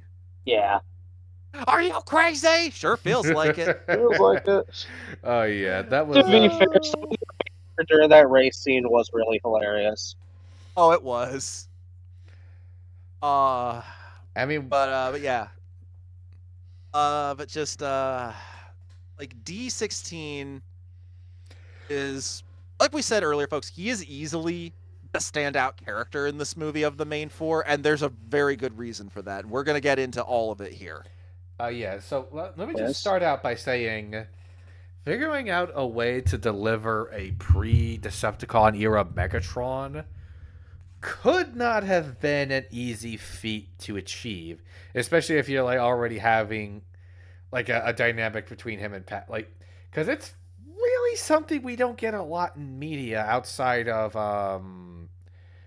X. yeah, outside of Outside of, comics. I mean, we only or even like, briefly touched upon it in Transformers Cyberverse and in the War for Cybertron trilogy. So, getting a lot more of that dynamic between D and Pax, I will be honest, not what I was expecting given my given our knowledge of the line continuity, but I think that worked to the movie's benefit. oh, it Yeah. most certainly did. Like, I agree with you, Tom. It's like the thing about this movie is like trying to come up with, especially like you said, coming up with a idea for how pre-Decepticon, pre-Decepticon leader Megatron, especially for a family-oriented movie, probably was not one of the easiest tasks to do. But my God, Oh Josh yeah. Cooley and everyone involved not only succeeded, they excelled with Yeah. flying And of course, colors. credit definitely has to go to their voice actor, and I think Ryan Tyler Henry did a great job as both versions of Megatron, both the good, like I said, more working class hero type character he is at the beginning to the more villainous one he is at the end. Oh yeah, like and again, I just love this more like soft spoken, just want to get through a day's work kind of guy that he is that gets kind of dragged along onto this. And I also want to say like I've never felt a deeper connection to D16 to when he learned about the truth. I'm not going to get into a lot about my real world stuff, but I have been in that situation where like the people I admired, looked up to turned out to be frauds, and I have related to I that think we all sheer have. anger. I think we all can, right? I'm just Oh keeping yeah. it broad because certain Right. reasons. Don't want to get into too much real life stuff, but I Oh can right. certainly relate to just that feeling of betrayal. Like there was a And video oh, hang on. Go ahead, and go I ahead, really sir. do feel like D16's arc throughout this movie is sort of a cautionary tale of what happens when you let that anger just fester. I would have to Right. agree with that, Tommy. Like there was great I watched a great video about this movie's take on Megatron from Delta Tryon on YouTube. Great guy who does great videos covering Transformers related stuff, like really giving a good in-depth analysis. You know, I think he said it best in a way. It's like all of us in our own way, you know, as especially like as Transformer fans, we want to believe that given the circumstances, we would be more like Orion in that moment. But I think in real life, in all fairness, we probably would be feel more like how D feels. Like you're angry, you want what you feel is justice. Yeah, exactly. I like the like what is it? The scene when Orion is when like when they find this out and D is just kind of yelling at Orion for getting them into this mess, and then like Orion's like, so what? You're saying you don't want to see Sentinel face justice? He's like, no, I don't want to just see him face justice. I don't want to drag his sorry ass through the mines and make him suffer everything he's put us through. Yeah. But yeah, I Basically, can relate to that. Like when I like find out someone I looked up to, again, not gonna name names, wasn't who I thought it is. Like I just don't want them I just don't want to have them face a downfall. I want them to face a downfall in like the most humiliating way possible. It's like kind of like a Walking Phoenix Joker. You get what you fucking deserve type way. I Yeah, mean, we've honestly, I mean, So yeah, honestly, I can Justin, relate to that is that.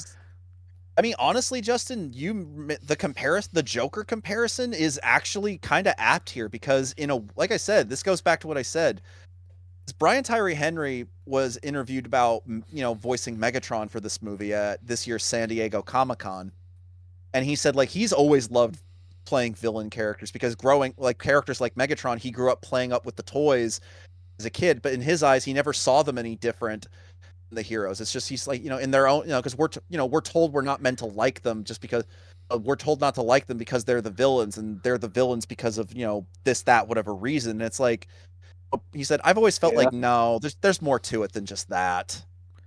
right, And it's like and I feel like he really brought that out with Megatron because yeah, like we said, Megatron starts off as just wanting to get through a day's work and just move his way up in the world to like you said, he basically like I said, this is where I feel like yeah, there is like they clearly took a lot from the like with Megatron, they took from the IDW comics and the aligned continuity, but they managed to put their own fun spin on it. Where understand like I would like this is easily hands down, boys. I definitely have to agree. He's one of the best written Megatrons we've had in some time. yeah, Because like this movie does an amazing job at making you understand why he is the way he is and why he goes down the path that he does. right, Because because similar to his IDW counterpart and even his aligned continuity counterpart, he doesn't start this movie off as a villain. He is simply a product of the society he lives in. mm-hmm. right. Sorry. I don't know what's going on with like the back of my throat lately. Take a I drink. got yeah, I got like this weird tickle. I'll be right back. You guys keep going. Okay. All right. So So yeah. Anyway, going back to like like we said, how well Brian Tyler Henry was able to go from the more likable Megatron to the villainous. There was that moment we were talking about earlier before we started filming this. You said something I thought was really good. You want to explain it to these fine folks? if you can bring up if you can kind of give me an You're the talking about the moment when he officially becomes Megatron. oh right that yeah I just need you to be more specific so I know exactly what I'm talking Yeah, about. Like sorry about that. 'cause, like throughout the movie, well, there's actually a little more to that I want to build up to really kind of hammer this home. I feel because there is a lot to talk about here, but like when Megatron and like when D and the others encounter the High Guard, and he finds out that they're basically just using guerrilla hit and run tactics to try and do damage to Sentinels, foil Sentinels' plans with the Quintessons. D, like I said, by this point up, this is really where D's character starts to shift the most. Well, even I would say even before that, like when they when they start making their way back to Iacon, and he takes the proof Alpha Trion gave them to expose Sentinel for the fraud that he is. Orion's like, Oh yeah, hey, like Orion, is like, hey, let me carry that, because that's our proof, and you're getting it all over the place. D, the first time D's like, I got it, bro, it's easy. And Orion like, oh yeah, I can, Brian's and Orion's like, hey, it's like I'm just saying, you need to be careful. You're getting it all over the place. We need that, and just he turns around and just says, almost so right. standoffishly, I said, I got this. And Yeah, Orion is just like, seriously, every time that Orion sees D is changing in this movie, I'm just gonna say, Orion's face was exactly my face. But sure. like when he's like when D is fighting Megatron, because like we see like when with the other characters, like specifically like say Orion and B, are using weapons for the first time. They're using them defensively. It's like, yeah, they're fighting people, but it's because usually the person attacking them is trying to kill them, and they're just Like when they're protecting fighting the themselves. Viacons. Yeah. But in the case of Megatron, when he's fighting Starscream and he first, he first gains access to his fusion cannon, that is played up as one of the first bit. That is Oh another just shit well done. moments. Yeah, yeah, it's an oh shit moment because Megatron isn't doing it in defense. He's doing it with the intention of killing Starscream. Yeah, maybe Because Starscream, Starscream has like that. Oh shit! Look on his face. yeah, and it's like because and like, but everybody's like, do it, do it, do it. Which And probably Orion indicates that they all didn't like that. They don't really like Starscream. could be an indication of that, but like ultimately, it's Orion that has to talk D out of it. It's like, D, let him go. He's not the enemy. Yeah, And and that's and D and Cell says that let the like let everyone know that this is this is the last time I show mercy. And oh boy, did he keep to his word. yeah, But but like because earlier before like right before they get captured by the High Guard, Orion's like, hey, we need to expose Sentinel. And it's like and again, D is like, I don't just want to expose him. I want him to have the fall from grace that he deserves because I will never we all trusted Sentinel, Pax, and he lied to us. As far as I'm yeah, concerned, I will exactly. never follow a so-called leader ever again. Yeah, and you can definitely see how a lot of the events sort of piled on to kind of the deterioration of D's I want to say his sanity, but his His morality. yeah, his Yeah, grasp I on. think that's a good way to put it. I think the Uh, final Jesus Christ, what's wrong with my throat? I think the final nail in the coffin was finding out when Sentinel couldn't have the Matrix as a consolation prize. He took Megatronus Prime's cog. Which yeah, we also kind of neglected this earlier, but like in this continuity, as it is in most versions, I would say, but in this one, Megatronus was D's idol. He was essentially his hero. yeah. He like so much so that like Orion gave him a first edition Megatronus Prime face sticker. Which honestly, And I love that bit. I was like, I just say how much I love that. It adds. It just. I mean, it adds sure we don't get like a to their friendship huge, dynamic. but also adds to the world. Like shows that they have some of the same things we do. Yeah, I like it. It makes it more relatable. It makes them more relatable to us. So. Oh Yeah, it yeah. really does. Like, but like, and so like, like, like when D, B, Starscream, and a few of the others of the High Guard get captured and they're brought to Sentinel, D doesn't just refuses to kneel. He stands up and he tells Sentinel to his face, "You don't scare me anymore because you've already taken everything I could lose." I just love Sentinel, which we'll talk more about him later because we got some shit to say about this smug asshole. Yeah. I just love Oh, it. I sure Sentinel. did. I just Sentinel then's like, I was like, it makes sense you'd be a Megatronus fanboy. But you like his face so much. why don't we carve it into you, essentially? And yeah, with a welding torch, he Let's make sure it does. doesn't come off. Yeah. Yep, which that was a great scene. But like, where I think Dee's true does basically downfall into, I guess in a way you could say insanity, though not really. At least again, keeping with the Joker comparison, even though again it's different here. Is when, he's getting ready to kill Sentinel. Orion is like, no, don't kill him. You don't be like him. You know, at first he's like, Pax, you need to move out of my way, or I will move you myself. This is basically his way Again, of saying, I don't care. yeah, he's like, I don't care what you have to say. I'm killing him here and now. And just as he shoots his fusion cannon, Orion jumps in front, takes the blast, and is near fatally wounded. Actually, a Like, lot of and right before, people, drew comparisons to the injury Pax got in that scene to a similar situation he was in the IDW comics during the oh Transformers yeah, Autocracy series.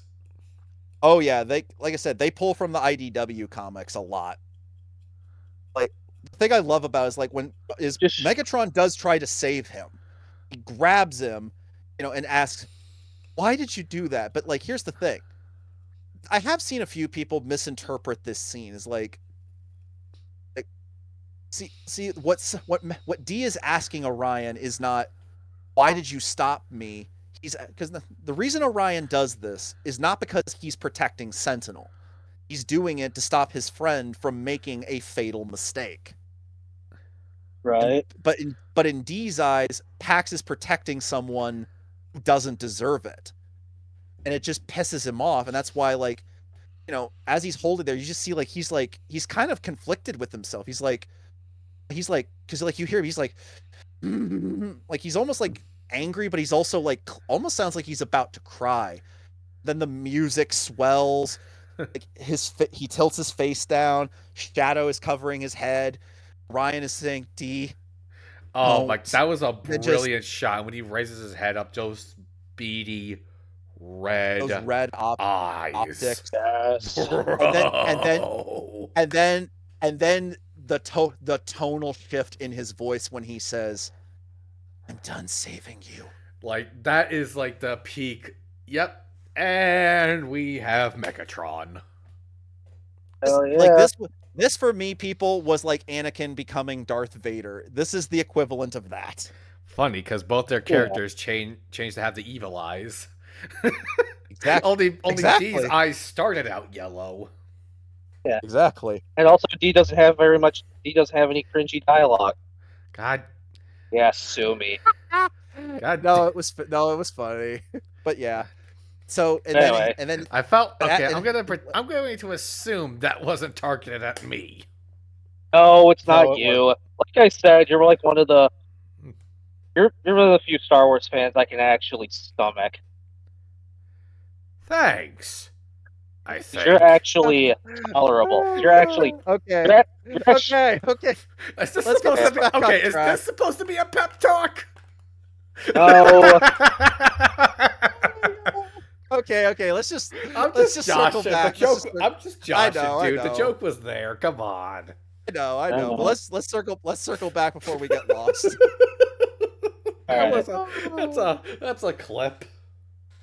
Yes, it is.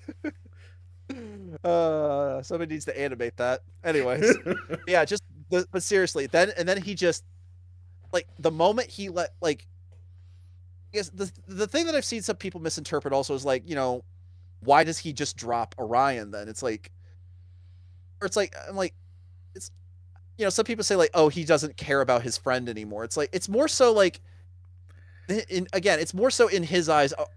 I would say it's more like this. It's not so much that D doesn't care about his friends anymore. It's just that all he can think about is making Sentinel pay what he's done. So him decide to just let Pax fall is not so much of I don't care about my friend anymore and just more of I have to do what's necessary for the greater good. I mean, he's literally and figuratively seeing red. Yeah, Exactly. And it's just that's and a good then way he to put it. proceeds and then he proceeds to dish out the justice he feels he deserves when he Which, to basically be does fair, to it was pretty brutal. it is like, yeah, it's like I'll give this movie credit. The few death scenes we do get, they are brutal. Yeah, and if I had a nickel Again, it helped. for every You time could go Megatron hard. split a guy in half in It's, a movie, I'd have 2 nickels. That's not a lot, but it's weird it's happened twice. well, and Exactly. obviously, well, it's the whole rule is like you can go hard R with your violence when they're robots, I know, but Pretty again, the much. bit was there. even in a family film. Exactly. But no, I agree with you, Tom. It's like, if I had a quarter for every time Megatron has ripped someone in half in a movie, well, I'd only have 2 quarters, but still, the fact that it's happened twice is more than coincidence. Yeah, Yeah, But like, but what you also I see think the oh my dude, oh yeah, the fucking terror in Sentinel's face. if this is the one time in this guy's life he's actually genuinely afraid. This guy right. was shit. Yeah, this guy was was just shitting bricks. He was a human, he definitely would be crapping his pants right now. Yeah, And like I said, this goes back to like when again Megatron, because remember when Megatron spares Starscream, he says, "This is the last time I will show mercy." Because like I said, holy crap, did he keep to his word? What about the one poor Death Tracker he freaking suplexes? Oh, that was just oh well to yeah, be fair, the Death Trackers, I don't really consider them to be living beings. I think the idea with them is supposed to be that they're Well, well, even fully still, like robotic. that was a full ass well, that was when I suplex. know them. Well, that was when I know them have like really have any faces. I I, think the point is like no, no, but I agree. It's like the fact that Meg suplexes him. It's like that's the war. That's the old. There's the beginnings of the warlord. yeah, you Then almost Yeah, like feel what I bad for think. the bastards.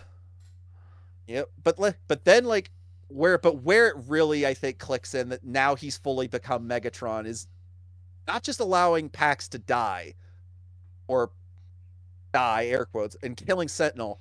He takes Megatronus's cog, puts it in his chest, like I mentioned earlier, upgrades himself into an even basically stronger body, complete with a tri-barreled fusion cannon, which, as me and Tom have said, where has that been our whole lives? Because holy crap, that is awesome. yeah, I I did know. not know I needed this in my life. Right? But now D basically, now that Sentinel, the false prime, is dead, now D turns his sights to tearing down Iacon. Not for the reasons you think, people. See, in D's eyes, Iacon is literally a shrine to Sentinel because as he says in the movie, nobody's going to believe us. All of Iacon idolizes the guy.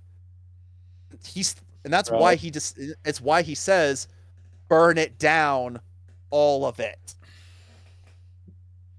Because yeah, it's like it's not so much that it's not so much that Megatron is wanting to kill innocents. He just wants to tear down the city that is a shrine to the false prime. Also, I just gonna say Yeah. this: for all the nobility the Primes had, they seem to have been really shitty judging characters. Because it's not just Sentinel; the whole High Guard were a bunch of homicidal maniacs. Oh, okay, in the High Guard's defense, Tom, they were left to wander the wilderness for 50 But years. even So, still, like one Yeah. crazy guy just split the former leader in half, and all of them were like. So anyway, I started blasting. I mean, to I be want to fair, talk about that later when we actually talk about that. But yeah, for sure. because Yeah. I've talked about this with Hunter before you arrived, and I kind of want to.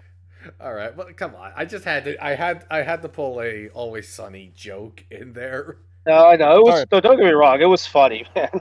You never go wrong with that. So start and blasting. now, now I want now I want a Megatron voiced by Danny DeVito. Oh dear God. I started blasting Iacon. Anyways, like, but what I think really just shows just how far D has fallen from where he was when Orion returns as Optimus Prime. The way he says, Primus gave you Matrix before proceed to basically fight with the intent to kill his friend. Again, Megatron at this point is keeping true to what he said. he will never follow a so-called leader ever again. I At mean, this I point, mean, Right. the fact that Orion has the Matrix means nothing to him. yeah. I guess it's nothing. I mean, your friend just came back with a piece of robot god. I think, but I also Thank you, think, Death Battle. uh, but however, I also see it as a way of like Megatron is also pissed because it's like Primus gave you, of all people, the Matrix. You, Mister, Mister Reckless, and it's like, yeah, I don't think you have any room to speak considering what you were just doing a few seconds ago, buddy boy. Yeah. But We'll again, get more on that later. Yes. like that's I think supposed to be the point is like clearly Megatron becomes the villain by the end of this movie, but at the same time you could say like, and that's what I liked about this is that this is a nuanced take on Megatron. Like, don't get me wrong, what he's clearly doing is wrong, and we know that. Mm-hmm. When Yeah. you, but again, Also, it goes back to in his mind, he doesn't see what he's doing as wrong. He's doing what he believes is for the greater good. And honestly, I prefer Megatrons I prefer Megatrons in general that have that kind of mindset because it just makes them more. I know I'm going to get some shit for this from the G1 fans, but it just makes this Megatron more interesting than G1 Megatron, who, for all intents and purposes, was just a cookie cutter villain because the to be fair, 80s. we've had Megatrons that didn't really have a whole lot of depth to them that were still good. Like, I mean, I like animated Megatron. I think is a good because really through the show we don't really know a whole lot about his backstory. Yeah, You know, he No, and definitely also, doesn't why are come you? across as someone you would sympathize with, but he's Yeah, enjoyable. yeah, but also, why are you so worried about giving hot takes? They're they're all gonna be in my comments. yeah, but I just have to say that Yeah, because just like send them the bill. Just send them the yeah, bill. just send them to my channel and I'll kindly tell them to pound sand. But anyways, I'm trying Still, to be you know what I nice. mean, But right? anyways, yeah, but like Uh, don't get me wrong, I definitely agree with you, Joseph, but it's just I've always been somebody that I prefer when a villain has a little more substance to them. I Now do don't get me wrong, too. I and do that's what I too. like It's about just and that's what makes this Megatron interesting is that he The has hell? substance to him. Like I said, like that's what makes him interesting in this movie is that yeah, like I said, we clearly know what he's doing by the end is wrong. The But at the hell? same time, you still kind of sympathize with him because again, can any of us really say if we were in his shoes, we'd be any different?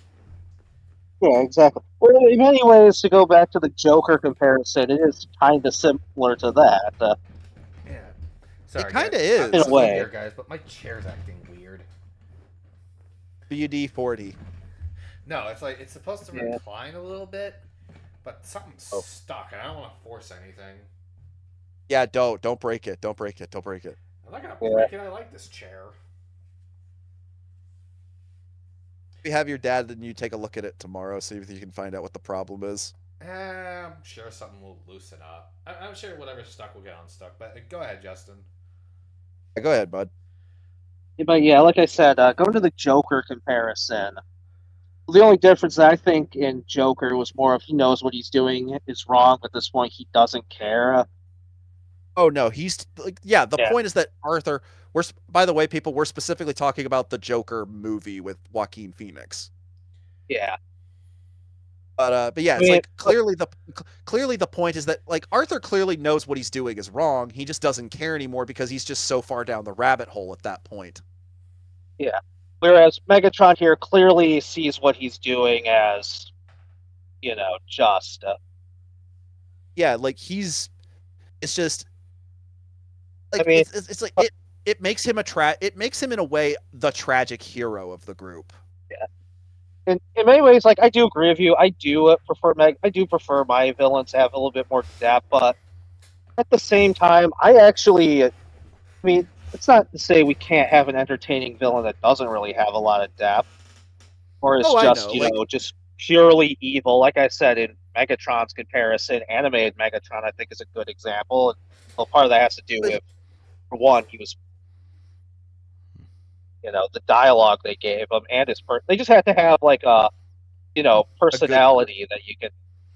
You know, Yeah, I agree. Animated Megatron is a good example of you can just have a villain be evil for the sake of evil. But but yeah, what definitely made that work was because even though we don't know animated Megatron's full backstory because it's never talked about in the show and it never needed to be because it's not a focal point. All you need to know, this guy means business. yeah, exactly. Especially since he's built up throughout the show as kind of the ultimate evil. Exactly. Whereas here with like I said, this movie is presenting a take on Megatron that is, like we said, he goes from regular, everyday, working class Joe to basically forming a revolutionary movement against an unjust system. Yeah, Again, it kind of goes back to, as a lot of people have said, it goes back to the comparison to the Soviet Union. Yeah, which has the rise of the Soviet Union has had a lot of influence on the origin of the Decepticons in some media. Oh yeah, yeah, it clearly does, and I definitely think that still shines through here for sure. Because again, Megatron's whole thing is like I said, Megatron is wants to tear down Iacon because again, it is a shrine to a false prime. He just basically wants to tear the false prime's temple down. yeah, It's just what he. But the problem is just that we, as the audience, know that in the same way that Orion, Alita, and B do that. You know, it's not that we don't disagree with him. It's just, dude, so many innocent people are going to get hurt in the crossfire, and you just don't care. Like I yeah, said, he's just absolutely tunnel visioned. Really is, and that's what honestly I think makes him terrifying by the end. Is like he can see, like like at this point, like whereas D was the kind of like where D at the beginning of the movie was the kind of guy who's willing to listen to other people and hear what they have to say and give his input on things, especially his good buddy Orion. By this point, he is somebody who is not willing to listen to anyone, and he is not willing to back down anymore. Yeah. yeah. I think that's a good And way just to put it.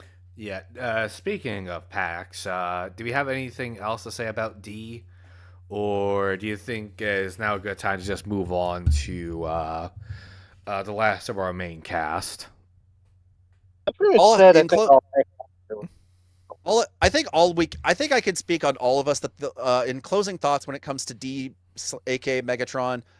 Again, after seeing how this movie ends with him forming the Decepticons and being on this emotional roller coaster of a journey, I definitely Yeah, want to see more of him in the like. I'm really hoping we get like. Obviously, I'm really hoping we get a sequel, but like, if nothing else, because I want to see more of this Megatron. Oh, there is one more thing I wanted to bring up about Megs, if that's okay. Go there's another ahead. thing I Uh, wanted to bring up too, but you go first. Actually, Justin, if it's what I think it is, I'm speaking on both of our behalfs because I think this is a good discussion point. Justin and I were talking about Okay. this earlier, Tom, and we're bringing it up here for the podcast. Uh, do you think D's, I guess, progression into becoming Megatron felt a little too rushed, or do you think they did the best they could given the circumstances? I'm kind of half and half on it. And Mm, Hunter, you said you were kind of half and half on it too, a bit. I mean, I am, but at the same time, it's like, if they had to do it for this, like you said, if they had to do it for the sake of time, I think they definitely Yeah, did the best that they could given the circumstances. Like, I yeah. definitely I agree. mean, Like, maybe we I could don't have know. I had. do. I'm Like trying I to give an said, answer here. Sorry. Um, I think I'm gonna lean towards the latter because like this movie was just like just under 2 hours and given everything that they had to do, and you don't really have the same time for the slow burn as you would with like say a series. I'm gonna lean on Yeah, the best they could do in the allotted time. yeah. I'm Bit of definitely. a I don't know. Like, like I would is it definitely a say I'm. is it a bit of a speed run? Yeah, but like I never feel like they skipped a step. They just sort of it's never No, I skipping a agree. step.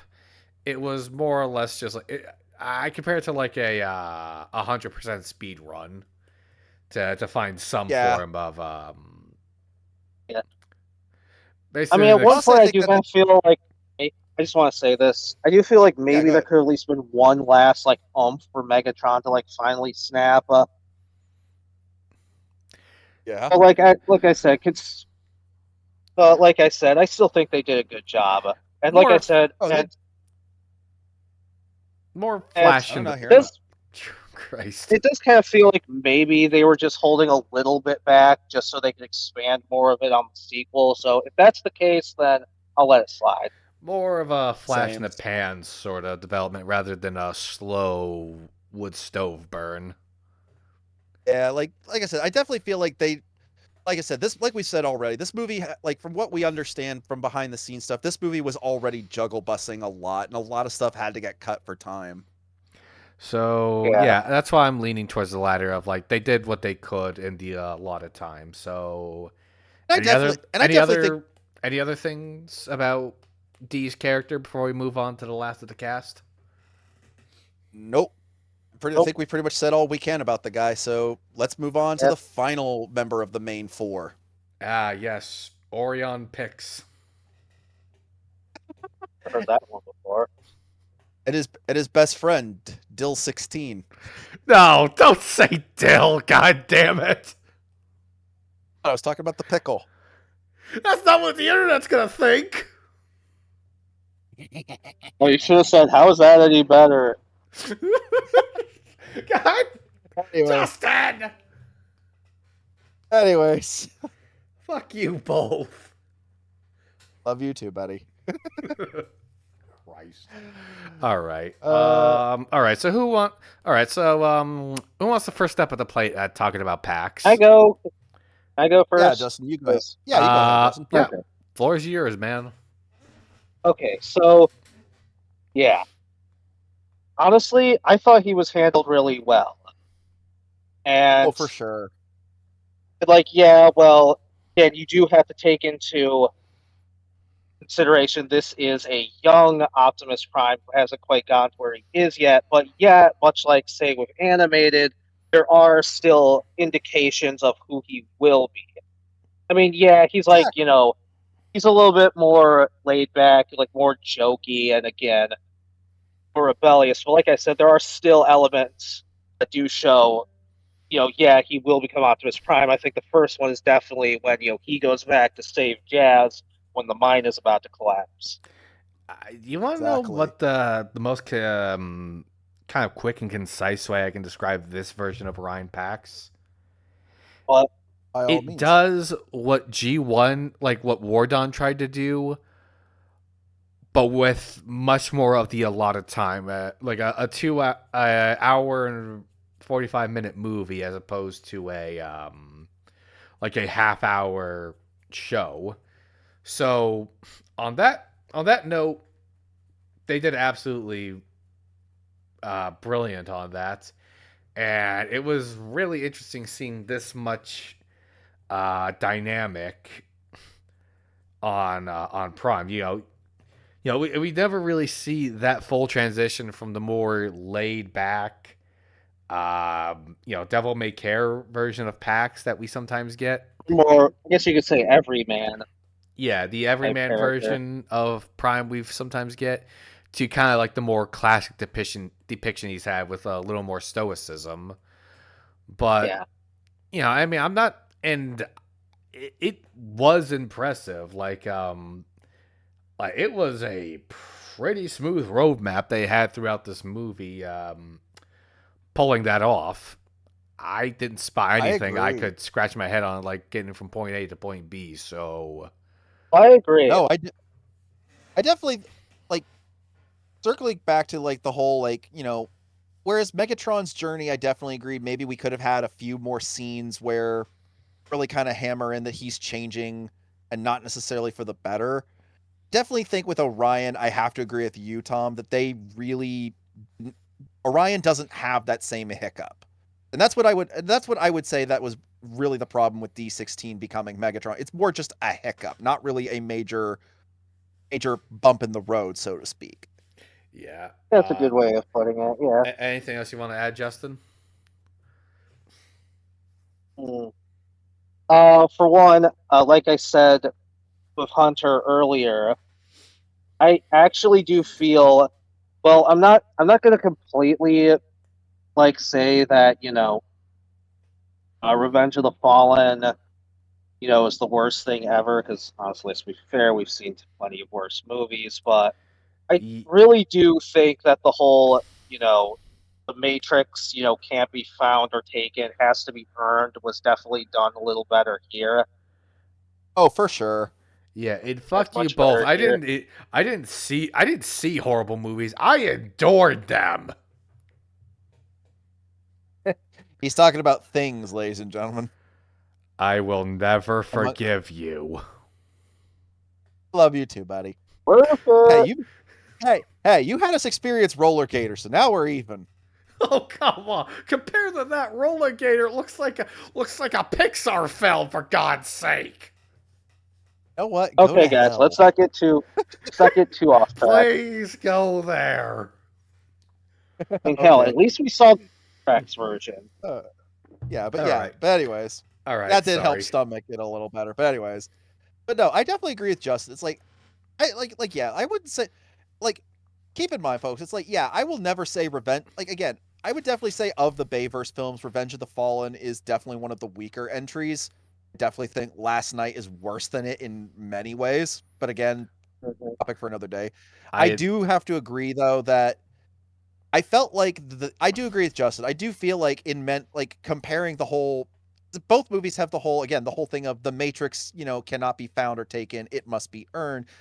Definitely think this movie handled it better, but I think that was because they definitely had a better roadmap than Revenge of the Fallen did. Whereas ROTF was literally a case of the filmmakers had to take basically had to turn something in, had to make something out of nothing. So I can grant that a little more leeway. wasn't Revenge of the Fallen made during the writers' strike? Yes. Unfortunately. And the writers didn't even give Bay a full Ah, script. They literally just gave him a like 15-page rough draft outline for a script. that would explain a lot of the speed bumps. Yep. I mean, it's unfortunate, but hey, shit happens. Well, to be fair, a lot of media got a kick in the pants during that writers' strike. 2009 was not the best year for cinema, must be said. Yeah. Rough. Anyways, And we I mean, talk about a but at least yeah. we did get James Cameron's Avatar though, which that was good. But Yeah. but yeah, like I definitely loved. I honestly didn't mind the fact that this like Orion was a at the beginning is kind of a everyday devil may care kind of attitude kind of guy because again like it helps to give the character of Optimus Prime at least his backstory a little more like I guess connectivity with we as an audience that yeah he wasn't always the stoic, serious, but gentle-hearted leader of the Autobots. I mean, he was still a gentle-hearted guy, but he was just at the beginning, he was just an everyday Joe like the rest of us. I mean, Yeah, and like I said, exactly. I But do have. like I Oh, said, I'm sorry. like I said, I was gonna say, like, I Who this has the sorry. talking stick? it's the fucking Discord delay. It really is. Go ahead, Justin. I can wait. I was just gonna say, like I said, we do see like hints of, his future self, you Hmm. know, like the leader he will become. Yeah, like you said, Um, like when he goes back to save Jazz. one Yeah, thing I was really impressed by personality wise was figuring out a way to kind of make, because usually, like when we think Prime, we think he's someone a little more reserved, I guess, for lack of a better term, not so Yeah, extroverted. But yeah, like yeah, in this case, they managed to pull off a version of that was like incredibly effective. yeah, and like I think again, like I've seen a lot of people say like the biggest criticism that I've seen towards this version of Orion Pax and also with D16 to a point. Kind of I'm only bringing it up here because I feel like it's appropriate, and I don't really want to focusing on it too much later on. Because I okay. saw like a video that was like not even a full minute long, basically saying that like, well, Hasbro, you paid Chris Hemsworth $22 million and he fucking blew it. Like, you could have paid me $1 and I could do Optimus Prime's voice better. And it's like, look, this is all I have to say to the people, and I'm speaking on everyone's behalf here, I feel, because I feel like what I'm about to say represents how we all feel here. Peter Cullen and Frank Welker, yes, they are the OGs. They will always be Optimus Prime and Megatron. Considering what this movie is going for, presenting younger versions of these characters, no offense, but it wouldn't make sense for Peter to voice this version of Optimus. It just wouldn't. Yeah. Yeah, I mean, it's like, Now, I mean, they're just a point where like it's frankly ridiculous. Like you know what they're going for. Yeah, Like when you're exactly. going for voice acting, it's the same thing as going for like in like live action actors. You need someone that's going to fit the character, not just like hire somebody willing to. I'm not attacking Peter and Frank. I'm not. I'm no, just saying if you no, need neither like am I. the classic characterizations, they're the go-tos. Yo, these are not the classics. Not And yet, to at least. But expect like, them and to honestly expect it on every iteration, like like it gets it gets, really it goddamn gets annoying. really. It's like, yeah. I mean, honestly, Tom, I agree. It's like the way, like, listening to this guy speak, and it's like, I'm just gonna say, I feel like this guy, like, the guy did say like he enjoys the look and aesthetic of the movie, and I'm like, let me guess, because it's G1 based. It's like it looks and feels like G1, so why it not sound like it? It's like, because it's not Generation One. Not everything that goes for a G1 look and feel is tied to G1. Like, we saw this same argument back when when the first trailer for this movie came out, and people were pitching a stink over that. Quickly, the fandom shot it down, saying, "You know, this isn't connected to the G1 cartoon, right?" Yeah, when I saw people genuinely trying to connect this to the G1 cartoon, I'm like, are you It's like, fucking high? exactly. It's I'm like God. starting to It's think. like I'm it's like starting to God. think I'm generally starting to think Ronnie Reagan had a point about illegalizing pot. If it's like Jesus Christ. It's like, of course, this isn't connected to G1, because if it was, Megatron would have shot Pax down in a warehouse, not in public. I just I get that G1 wasn't exactly the pinnacle of continuity, but good Damn. lord. Yeah, but it's like, I mean, I can. Now, that being said, don't get me wrong. Would it have been cool if Peter and Frank could have made like voice cameos in this movie, as like, maybe, I don't know, maybe as Prima and Megatronus? Like, a friend of mine kind of suggested that that's something Well, he that would would have have done. been It's like, awesome. Oh, That that it's would like have would been. it's like, Oh, that would okay. have been fucking dope. Yeah, I mean, not gonna lie, I'd be down for that. But again, it's like, you know what? Not everything needs to have Peter and Frank in it. I mean, we're already getting It Peter is a really for we're already gonna get Peter for pretty much every live action movie for the foreseeable future, pretty much confirmed, at least until eventually shuffles off the mortal coil, obviously. Let's not think yeah. about Well, that. seriously, yeah, we do get Let's not the think great about. voice I cameo don't in want this to. one. I don't want to think about that. We already lost James Earl Jones. Yeah, I know. But yeah, Yeah. it's like, but the thing I but like but circling back, it's like, sure, like but the thing about, like, I get why people, it's like, to the people that want Peter and Frank for everything, it's like, what you need to understand, like, this is how I see it. This is how everybody is kind of seeing it right now. Like, they're not voiced by Peter and Frank, but you can see these versions of Optimus and Megatron becoming Peter and Frank's versions, like, with age. Uh, Because again, the whole point is that these are a younger take on these characters than what we're used to. Honestly, I think we're just gonna say it. Chris freaking nailed it. He totally did. Like, Yeah, Chris I think so Hemsworth too. Chris brought his A game and really just still made Orion Pax feel like a character that we as an audience can connect with.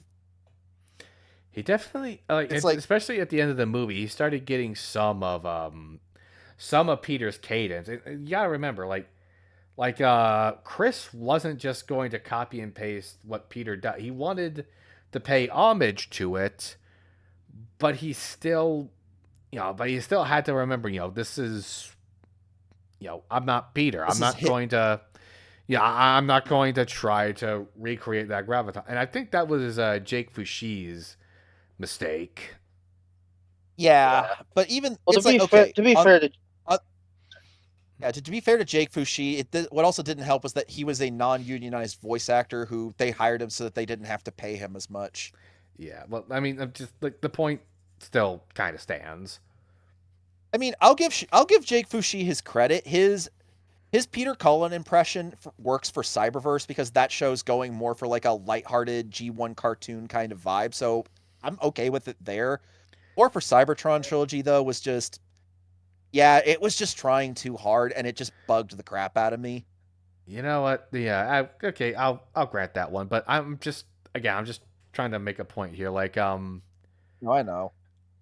so I think like I think honestly I think honestly, Tommy, the best way I could describe what you're trying to say, and I'm not trying to cut you off. I'm just saying it's like because I'm thinking on it.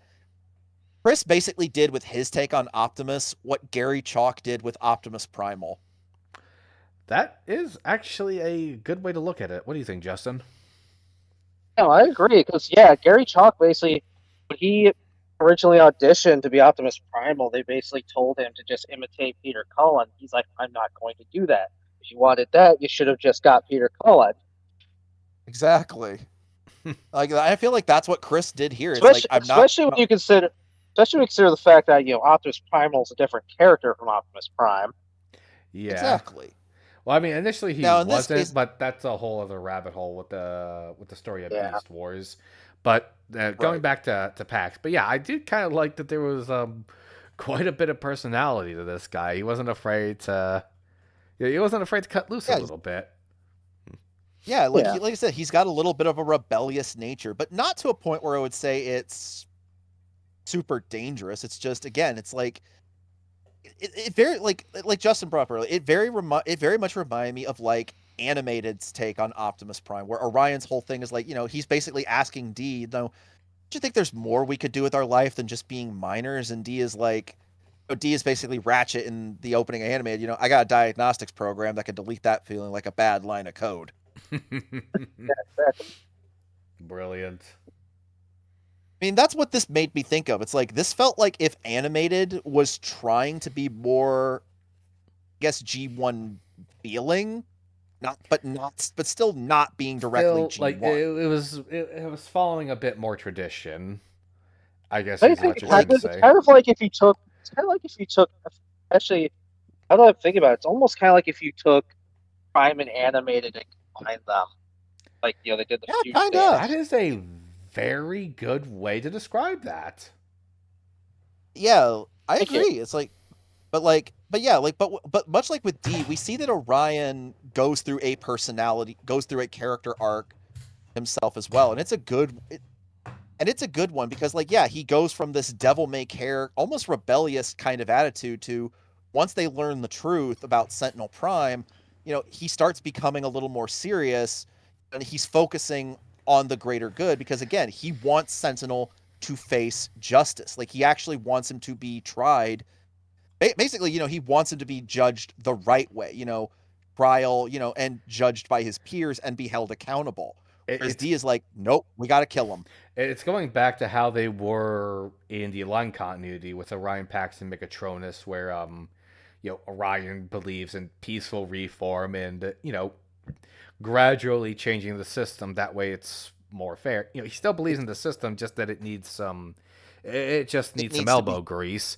Whereas Megatron believes in just you know just like burn, taking a wrecking ball to the whole thing and just building something new. Yeah, or in this case, something potentially worse. Yeah.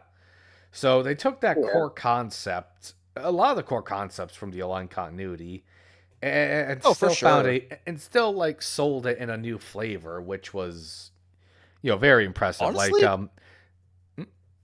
yeah, I agree. It was very well handled. Like Oh, I'm sorry. You go ahead. I'm sorry. Yeah, I mean, just a lot of the general broad strokes, but just, decided to rearrange a little bit. Again, going back to the caste system of like, initially the caste system in, sorry, IDW and the line continuity was that your function in society was dictated by what you transformed into, but you still have the ability to transform. In this one, your function in society is dependent on if you can even transform at all. And even then, that was never even your choice. It's almost more evil Exactly. because, your alt mode doesn't seem to be That's anything you true. can control, but, you know, you're just dealt the hand you're given. In this case, Sentinel is the guy who, I mean, in this case, Sentinel's the guy counting the cards. Pretty Yeah. Like I much. said, getting an alt mode is basically like a raise. So like I said, he's basically dangling it in front of them like a carrot in front of a horse. It's a carrot on the end of a string, just out of reach. Yeah, exactly. It's like, oh, come on. You know what? It almost makes me think of like that commercial, that one commercial where it's Yeah, I know what you're thinking about. The State State Farm Farm commercial. commercial. It's the angler with $1 on. I got you $1. Oh, you almost got it. Like it's just Sentinel. I got you a teacog. Oh, you almost had it. You got to be quicker than that. Oh, I love that commercial because it's like, I'm sorry, but if that old man did that to me, you're gonna have to call the cops because somebody's getting punched and it's not me. somebody catching those hands. Nope. All But right. anyways, Anyway, but like, back but like, onto back onto PAX. Yeah. what did you guys think of him being a manual laborer instead of a librarian this time around? I didn't mind it. I mean, like Tom said when we did our trailer reaction, first time we met Orion Pax, he was a dock worker. Yeah. Exactly. Like, So I it's mean, interesting that like the laborer kind of thing has been making a comeback. slowly, yeah, it's slowly been kind of making a comeback. I mean, Orion Pax, and within the last 2 decades alone, with every new reinvention of Transformers, whether it's movies, comics, or video games, has had various things like uh starting with the whole librarian, because like yeah, in G1 he was a dock worker. The librarian angle was actually a product of Dreamwave's comics, interestingly, and it was kind of cool that the aligned Yeah, continuity brought it back. He was right. he was a police officer in In ID IDW. He was a senator in their reboot in IDW's reboot, and then he was kind of a laborer once again in Earthspark in the flashback sequence we saw. and in the live action movie continuity, like through their tie-in media like comics, he was basically the head of he was basically or in the Bayverse, Megatron was the head of security, basically head of the military and police essentially, and Optimus, he wasn't called Orion, he was just called Optimus, I guess for simplicity's sake, was basically in charge of like everything else, like archaeology, science, arts, stuff like that. So basically, both basically co-ruled Cybertron together. Mm-hmm. Right. So, but yeah, like it's interesting that over the like within the last 2-3 years now, the Orion starting out as a laborer has kind of been making the comeback lately, and I you mean, know, heck, in one of my stories, I actually had the idea of having his career being a trucker. One of the that's it. I see what you're doing there. But one thing that they definitely were clever about is that even though he is a laborer, they still sneak in some of that archivist with him sneaking through like all the archives. I did love that scene when So I yeah, finally like got to see it. that was nice of them to sneak in some of the old with the new. Yeah, that was Yeah. nice. So good on that. Good on them for that one. Like, but yeah, but going back to like what I was saying about his character arc, like I love that. So I love that he goes from being this, like once he learns the truth, he's the guy who's on the straight and narrow, whereas D is now, is the one that's kind of more of the rebellious one. Yeah, you think about it, yeah, that is true. It's Yeah, like the dynamic between That's them actually an sort interesting, of shifts in a yeah, way. flip flops. Yeah. it's a story that in movies we like, as Charlie Best put it in his short review for the movie he did. Yeah, it's a story in that when it comes to cinema we've seen 100 times by now. what makes this one interesting is because again, it's with such iconic characters like Optimus Prime and Megatron. And Yeah. like, yeah, it's like, and it really, like, not gonna lie, it is like, I think I speak for all of us when I say, lads, that what really was sad to see their friendship devolve to, you know, by the time that we get to the end where, Orion becomes Optimus Prime. Like, what I love about when he first becomes Optimus is that Chris still delivers some really good. Yeah, he's now bringing in a little bit more of the classic stoicism, at least the stoicism that we're a bit more used to with Optimus nowadays, like with stuff like the aligned continuity. But they're still but I still feel like it was it was a great mix between that and the classic G1 Prime because there's still emotion in his voice. Like, I love his line to Megatron when he's reborn as Optimus. He says we could have built the future together. Yeah, I mean that was really well done.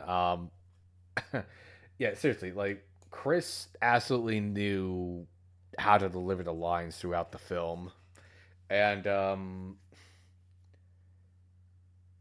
I had some other things to mention. Yeah.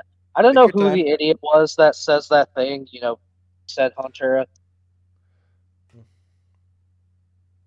Yeah, but like, yeah, like I said, I'm not going to say who this person is. I'm not going to link the video because I don't want to unintentionally, like, I'm leading a harassment campaign against somebody because I don't condone that kind of behavior and I don't think it's right. right. I mean that be more technical. That's why he's not giving me the guy's name because I would absolutely. Yeah, Tom's the one that's not afraid to be a little keyboard gremlin. Yeah. No. Oh, you have no idea how much fun it is for me to just make these little keyboard warrior. I'm their master. I make them dance for me. It's You're Stewie entertaining. Griffin dance pup. You're like Stewie Griffin dance puppets dance. Dance, my little puppets. But yeah, like, I got to admit, I loved, like, during the end speech that he gives as Optimus Prime.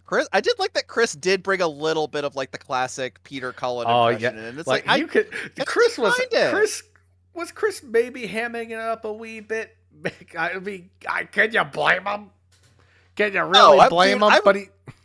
no, bro, I'd be doing the same thing. It's like, it's the closing speech that Optimus is supposed to give at the end of these movies. So you know what? I'm just gonna ham it up and have fun with it. And and again, like I give him credit. He really, I mean, he definitely does have a very similar like sultry voice, to Well, that was Peter. So Yeah, but hey, because again, that was the whole reason they went with Chris Hemsworth is they wanted somebody that has that same kind of baritone voice that Peter does when he's Optimus. and again, Yeah, exactly. like I'm praised again. The guy deserves the praise. He crushed it. Really is. Yeah. Personally, I just think that whoever said that probably just either doesn't like Chris Hemsworth or just doesn't like anything being made today. And we have plenty of those idiots on the internet as it is. Well, to be So well to be fair, he also didn't like Brian Tyree Henry's performance as Megatron, so he's a double idiot. Yeah, I keep seeing Justin reaching for that shovel. Keep the hatchet buried. Put that shovel down. No, Justin's even better. He's Peter. I just want to talk to him. I just want to talk to him. I just want to shoot him. yeah, Hey, don't look at me. He agreed with me. But no, but yeah, I like honestly there's not uh, like there is a lot to say, but it's like what I mean, it's Optimus frickin' Prime, aka Orion Pax. What is there to say? The guy is just a lovable hero. yeah. So have we knocked out all the main cast? Because we're already like almost 2.5 hours in, and there's still a ton to talk about with this movie. I'm not Oh trying to. yeah. Oh I mean, yeah. I'm not trying to put like a time cap on this. I'll chat about this No, for movie till sure. I'm blue in the face because there is like so many awesome things to talk about. Well, I think we're probably going to be the longest discussion on YouTube talking about this, just at least to this kind of depth. So I say we keep the train going a little longer. Fire it up on all So I pistons, guess boys.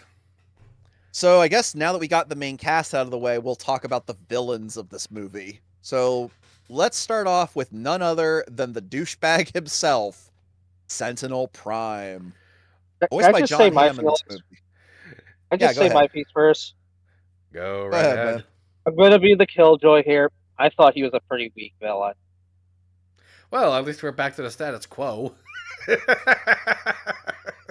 I mean, to be fair, Justin, that's kind of supposed to be the point of him in this movie. He's not really No, meant I to be mean a like threatening work. villain. Well, no, not that kind of weak. I mean weak like in personality wise. Like I said, I don't mind one-dimensional villains as long as they're entertaining. And quite frankly, I didn't find him that entertaining. I mean, don't get me wrong. Like I said, none of the actors I feel, were half-assing it. I definitely don't feel his actor was half-assing it either. It's Yeah. just No, I at get it. times it kind of reminded me of those stupid twist villains Disney keeps putting out, where it's like it just doesn't feel like whoever wrote them was like completely committed. I I mean, just don't know how to okay, explain this.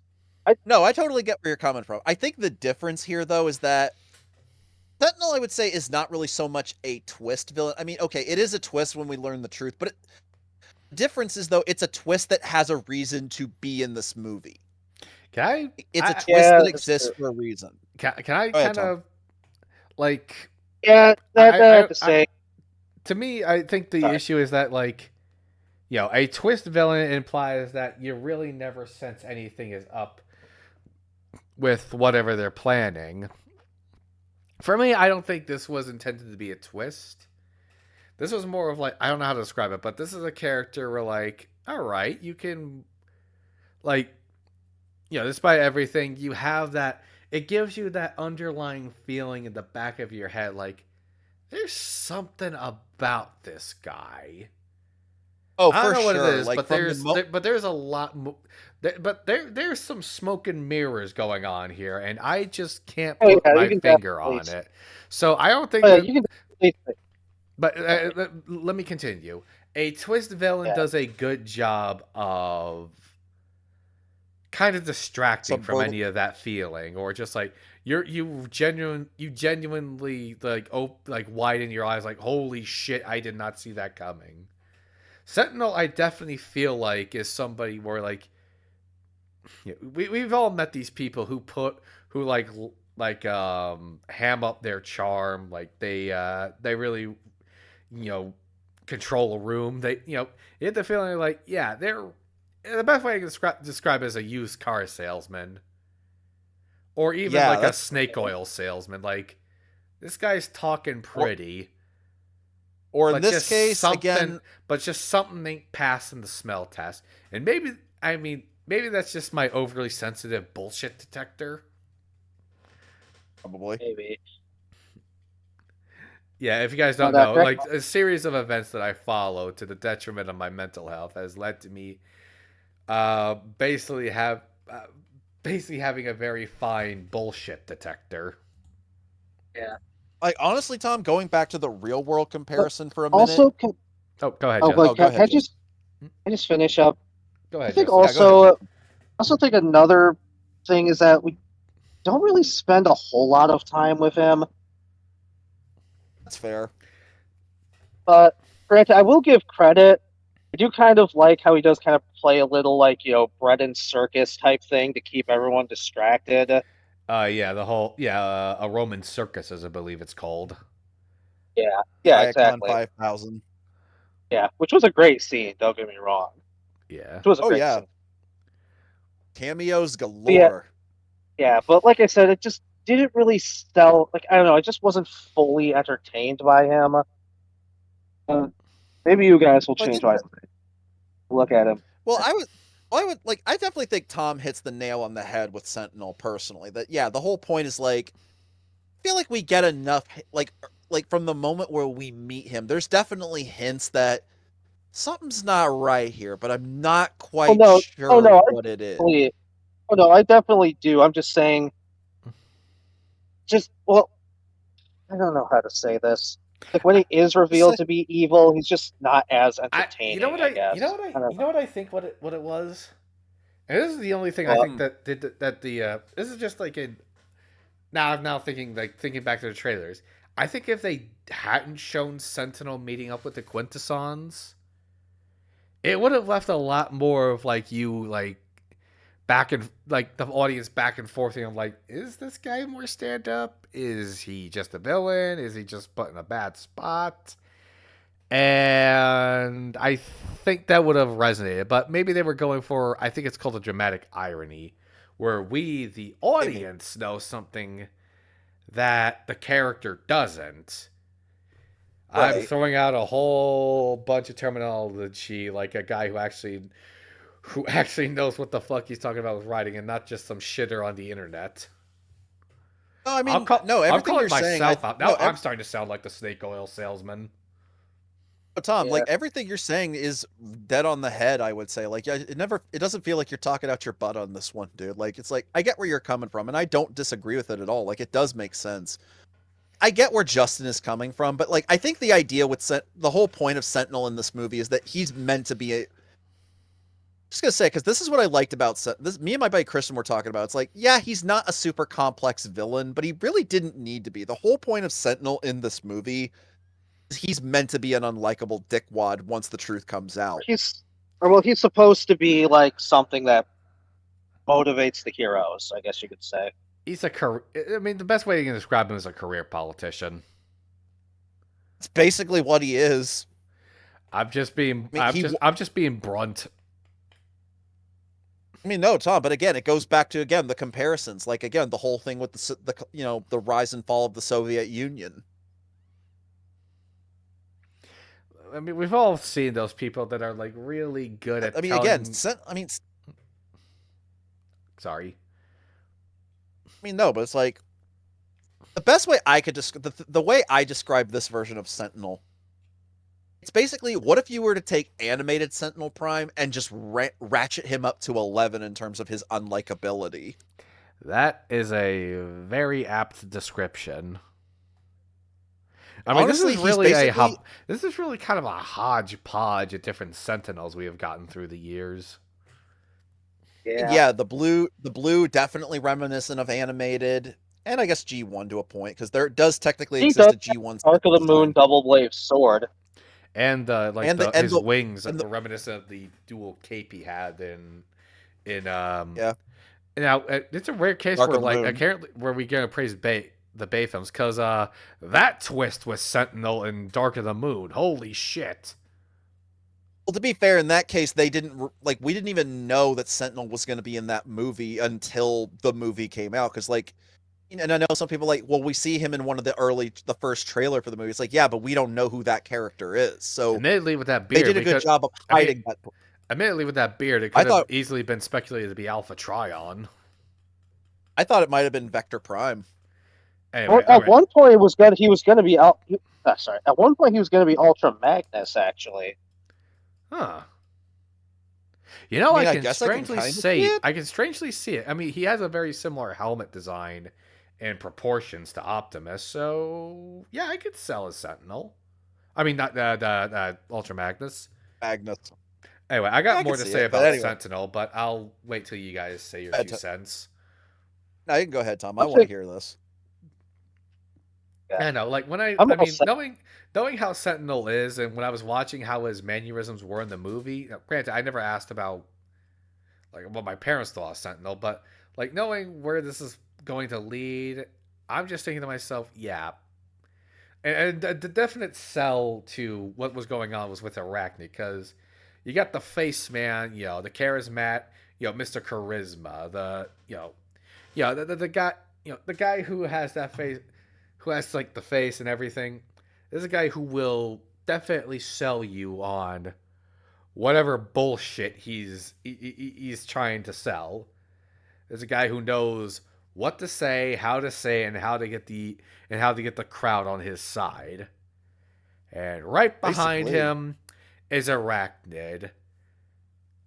I mean, which is basically is the perfect way to describe it. Like he's public, Arachnid's private, It's all like sunshine and rainbows, and then you see the literal web of lies that is just Honestly, spun to to just keep this dog and pony show together. honestly, That's a Tom, good way to put it. that Yeah, is that is a perfect way to describe it. Because again, like think about it. Sentinel is constantly reiterating throughout the film, the truth is whatever I say it is. Would you believe that I pulled yeah, exactly. that? Would you believe I pulled that description just straight out of my Out of ass your when I ass. was talking about it? Yes, but honestly, you were on a roll, so you know what? You get a cookie. Boy, Yeah, I could be a fucking salesman. I should write Please don't. speeches. I just love Tom's like, I could be a used car salesman. I'm just thinking, please don't. I could sell a. I mean, I could sell a. I could sell a beater I to could the sell. owner of Ferrari. I could sell. Tom's like, I could sell dog poop to a cat. yeah. I think Anyways, that go ahead, what you Justin. said there is a good. I'll just say, honestly, Tom, I think that's a good way to put it. And yeah, I don't know why, just something about him just didn't really entertain me a whole lot. Yeah, well, I mean, I what mean, can I say? you could say Dark of the Moon Sentinel was pretty flat too, but a lot of the thing that I think made him more memorable was Leonard Nimoy's performance. Oh, I mean, that's a absolutely. Not given, well, but but Yeah. also Dark of the Moon Sentinel, I would argue, had a better motivation because, like, I mean, yeah, what he's doing is Okay, wrong, but he's doing it to save his home. right. but Granted, I wish it was handled a lot better, but still. but anyway, still, like I just kind of love like taking a look at this, and I don't even know if it was the intention of the writers, but it's just like a fun way to look at it. Because again, like you said, he just puts on these he's always putting on a Roman circus to distract the masses. Yes. And again, And we do get an I awesome have voice cameo. oh, I was gonna say, and we do get an awesome voice cameo from Steve Bloom through that. Hell yeah. yeah, yeah, through the Icon 5000. But like I was saying, Yeah. it was definitely entertaining. I have seen and have dedicated more than any time I am willing to admit to these people who, you know, these are the people with a goal to lie to your face. And I'm not just talking like career politicians. There are plenty of charlatans and people who will ham up just telling the people what they want to hear for their own benefit. You know, Exactly. Like I again, think I that's could, why it didn't and I resonate think with me because I know these people and I can't stand them. to me it was well just again, I really, think I That's a joke. That's I a think joke. That's a joke. I get it, no, I it get it. but no, but like I said, I think that's supposed to be the point. He's not meant to be a character we're meant to like. Like I would argue that that's like me and my buddy Chris said this about him. It's like we just love the fact that Sentinel isn't really is not a villain who needs like deep motivation. He is the whole point of him in this movie. He is a character you are meant to love to hate. The best way I can probably describe him is a simplified version of Dutch Vanderlyn from Red Dead Redemption. Like he relies on his charisma to control a situation and keep things in line, but once that mask breaks, shit's gonna hit the But you fan. I have mean, again, yeah, this is when that mask breaks, you when the mask breaks, you're confronted with the monster behind it. yeah, and admittedly, I mean, in the case of Dutch, it's debated even to this day which what happened to him. Was it a dynamic change and he just started losing it, or was he always just kind of the charlatan? Like, I mean, it's still a debate on that one. But with Sentinel, it's clearly the latter. Like, this guy has been a Yeah. charlatan through and through, Well, yeah, I and mean he's he and it's clear he has to work overtime to keep up the facade because if well yeah, his whole motivation is that he was the right hand to the 13. He was jealous of them. Like he's like I could do a better job than you. Yeah. He basically Sentinel is what most people honestly the example of somebody who wants the position of a leader but doesn't want the responsibility that actually comes with it. He just wants to be treated like he's. I'm just gonna say it. He was a better version of King Magnifico from Disney's Wish. Oh, Okay. okay, okay. Honestly, yeah, that's a good way to put it. I was about to say, Like Justin. I'm he. so okay. Okay, Justin. Did you hand Hunter your shovel to unbury his Nope. hatchet? Like, Nope. man, But no, I'm not. Look, I'm just saying that because that's. I'm not trying to bring other stuff up. I'm just saying that's just genuinely how I feel. It's like I will give Magnifico credit. You know, one because Chris Pine is doing his damn hardest to work with what he's got, which admittedly was not a whole lot. So I don't fault him at yeah. all. But it's like Magnifico's like in the final version of Disney's Wish, Magnifico's motivation really makes no sense if you really think about it for more than 5 seconds. Yeah. They should have just stuck with It's the like, more simplistic version. I mean, I don't get mean, me wrong. There sometimes was an sometimes simplicity just works. I mean, I get what the movie was trying to go for, but it's like it just doesn't work with this guy because he's just he feels like a lunatic. greed is a deadly sin for a reason. But with Sentinel, I would actually say that, like I said, he's a better version of that because, like, yeah, they make clear what his motivation was. Like, he wanted to be treated like a prime, and he was so, to that end, he was willing to sell out not only his bosses, the original primes themselves. He was also willing to sell out his entire planet to the Quintessons to achieve it.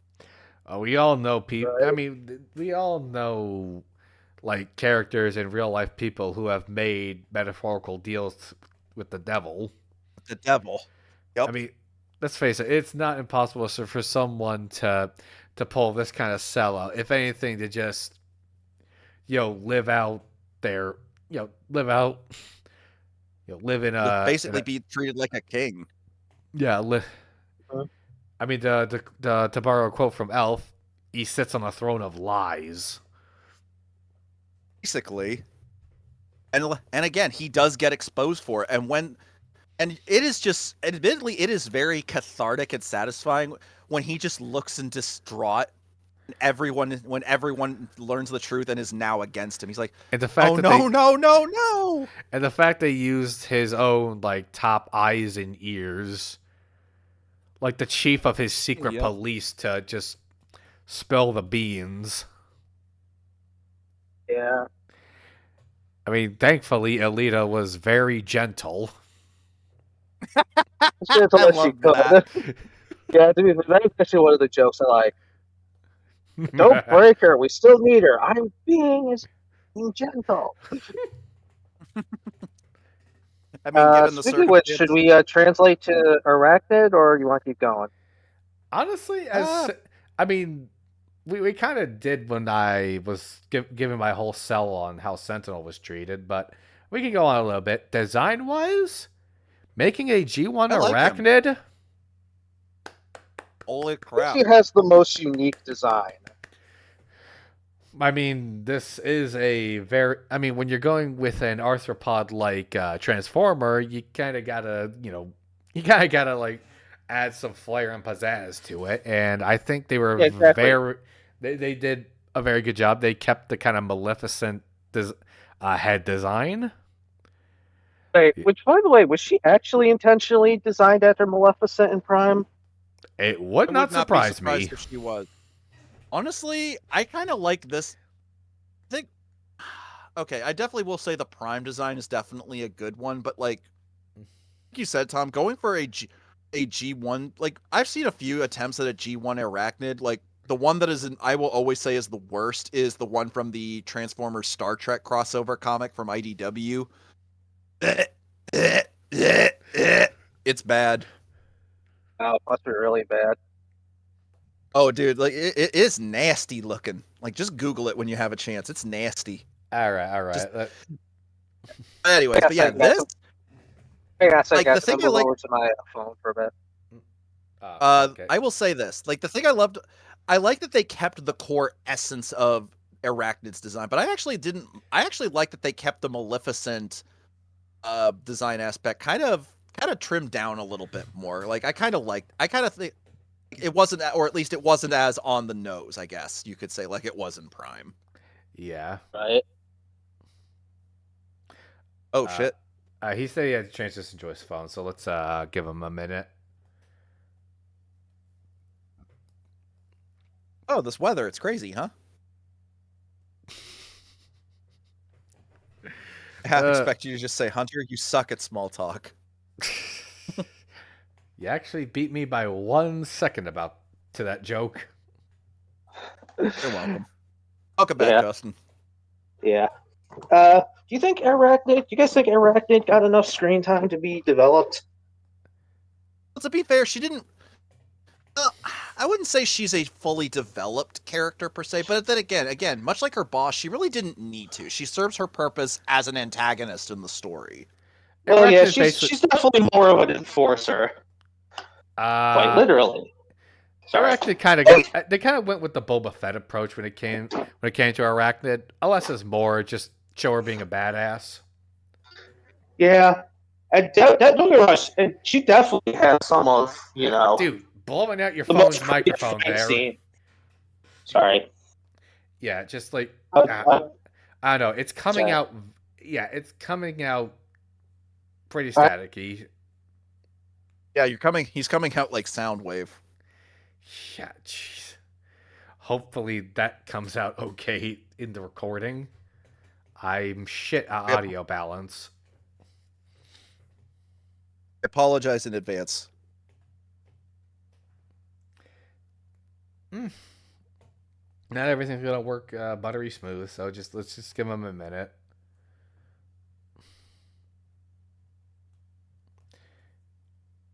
you guys hear me now? Yeah. Yep. All right. Sorry about that. Nah, it's all good. I just don't know what the hell was going on. I just didn't It want was to. still connected to my laptop. It was. Okay.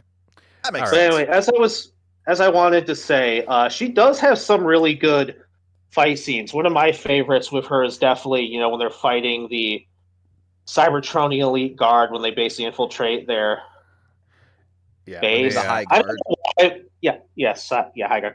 I don't know why, but for some reason, one of my favorite moments is when she, reforms her back propeller back, uses it as both a shield and a way to slice them up. that was Again, they took advantage of their animated format to and I like that they still kept, in a way, they paid tribute to Prime because she still has spider legs to stab you with. Oh yeah, exactly. Yeah, so yeah, definitely they definitely played up Arachnid really well, and again, they just sort of played her up. And I also kind of like the idea that she has multiple eyes, which again, she is supposed to be, like you said, head of the secret police. Yeah, she is basically to Sentinel what Soundwave in Prime is to Megatron. I mean, exactly. I mean, she would be the poster girl of an Orwellian Big Brother is watching you. Imagine if they could. Much. Oh, just not gonna lie, I would love an Orwellian style Transformers story set on Cybertron. I mean, she especially worked on the back of her head is a hive of fucking eyeballs. Yeah, pretty much. Like wow, is this how arachnophobes see the face of a spider? Because Jesus Christ, wouldn't surprise me. He's like, well, do you see that building we're about to crash into? Oh shit!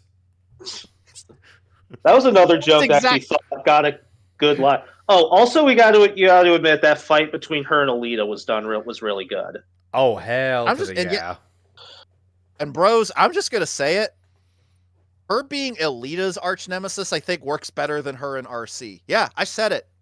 Sue me. Send the angry comments to him, not me, please. Not me. I'm the oldest here. I'm 32. Well, I'm gonna turn 30 in 2 months. I'm 25. Tommy's the baby. I'd argue I'm more mature than either of you. Show. Oh yeah, and I'm the only. Nah, I'm not gonna take a dig at you guys with this one. I'll save it for later, off stream. All right. Yeah, because I'm nice like that. Nice, he says. I could say it. Also, another joke I did like is when Prime's like saying how they need to find Arachne because she has all the information they need, and then Found her. you know, yeah, that he's like, where's Arachne? She just grabs Alina. She's like, found her. Yeah. Like the only So like the last time I got a joke like that, something Transformers related made me laugh, was a stop motion series with Crosshairs. Crosshairs, where's Nemesis Prime? He's literally on top of me. It cuts to like it cuts to literally Nemesis Prime's foot on Crosshair's hood. all right. The Yeah, design was Arachnid was. Oh, go ahead. Sorry. I mean, Arachnid was like, honestly, I was just grateful to see I was surprised that Arachnid of all characters made it into this movie. But hey, it's really, again, it's just great to see characters that made a big impact in Transformers Prime starting to branch out into other Transformers media. Well, yeah, I mean, really, we've seen that with Knockout and several comics. yeah, Prime Really, really dug its claws into the mythos of the of this franchise. Case in point with the Death Trackers, very heavily inspired by the Transformers Prime Viacon Troopers. oh, for And sure. again, I keep saying this, but just like the blank face with not even like a red visor was incredibly effective. Oh yeah, and like the reason I also say why I'm convinced they're not fully they're not normal Cybertronians, and they're literally just lifeless. They're literally just like machines. Is if you listen to the way they speak, they very much remind me of like the droids from the prequel trilogies, the Star Wars prequel trilogy. Like it's a very robotic tone voice. Like it doesn't really have too much personality to it. I think they To a have. I point, think at one least. had one line from best I can remember of the movie, but yeah, they're very Yeah, it's stiff. They're very what's the word I'm they looking pretty for? much just They're obey. very They're pretty. minimalist. Yeah, like they're clearly just meant to be like enforcers. Like Even they though I still like don't know what the hell kind of aircraft they turn into. I'm just An gonna call alien them jets. aircraft. Yeah.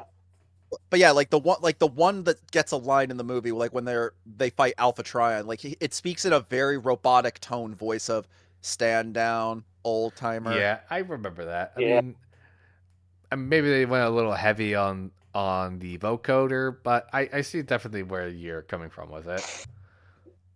Like that. Yeah, I And do to be fair, too. I feel like, to be fair, that's always how I've viewed That's always been my headcanon for Viacons. Is like they're not normal Cybertronians. They are literally just mass-produced fighting machines.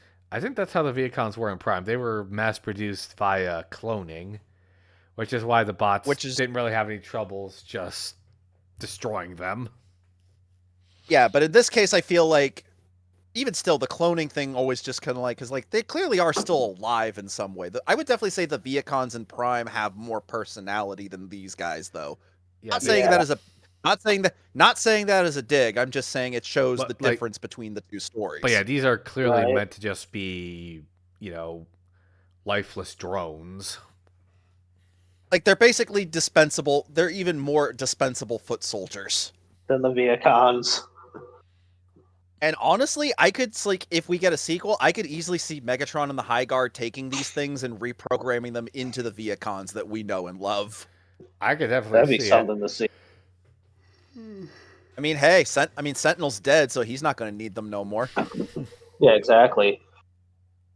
I do like I think I definitely prefer okay, so they come in three colors. One is like a blackish color, just like the standard Viacon color. Then you got Yeah. the Some of them are silver, silver, and then and then some you are got the gold, which I think are meant to Yeah. be like Sentinel's think personal it guard. makes sense.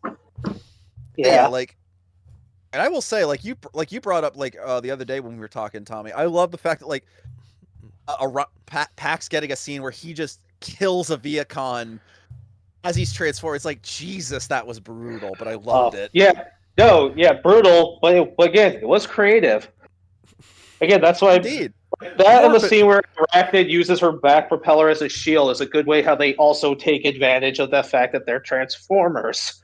Why do I get the feeling this is how Exactly. Why do I get the feeling this is how NetherRealm Studios would approach making a Transformers themed fighting game? I'd be down for If they that. were allowed to have fatalities, yeah. Hey, I mean, you can especially show because all of the fatalities without worrying about the video getting age restricted. Because again, robots, you exactly. can do That's whatever the hell true. you want to them. Yes, that is true. Phrasing. Again, this is the internet. Never underestimate its degeneracy. Right. Dude, you've been inside, like Rise of the Beast. Dude, you've been inside me. Phrasing. We're looking at you. Yeah, we're Anyways, looking. but Yeah. We know the kind of just fucking quacks out there. Who drool all over you? but yeah, like You know who you are. Arachnid in the No, hang on. yeah, Wait. You know who you are. And each and every one of us are judging you silently. Thank you for. All right, go back on ahead. yeah, like Arachnid, the Viacons, and Sentinel. I think they serve their purpose in the story well. Like again, they're not the most complex villains. They didn't really need to be. They're literally just there to basically something for our heroes to overcome, and they're literally Sentinel especially is just an obstacle that Orion and D have to overcome. The difference is how they want to go about it. Right.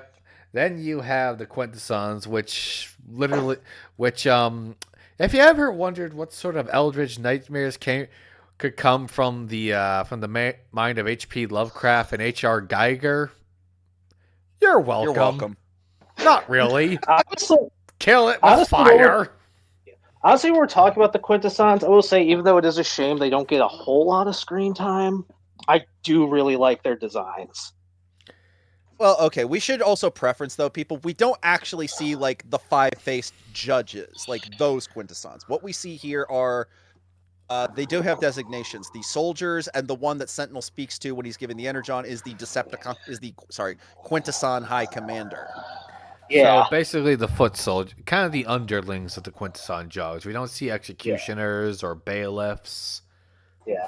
Yeah, but Give me our second again, I feel it. Oh, go ahead. Yeah. Oh, that wasn't long of a wait. Sorry. It's all good, brother.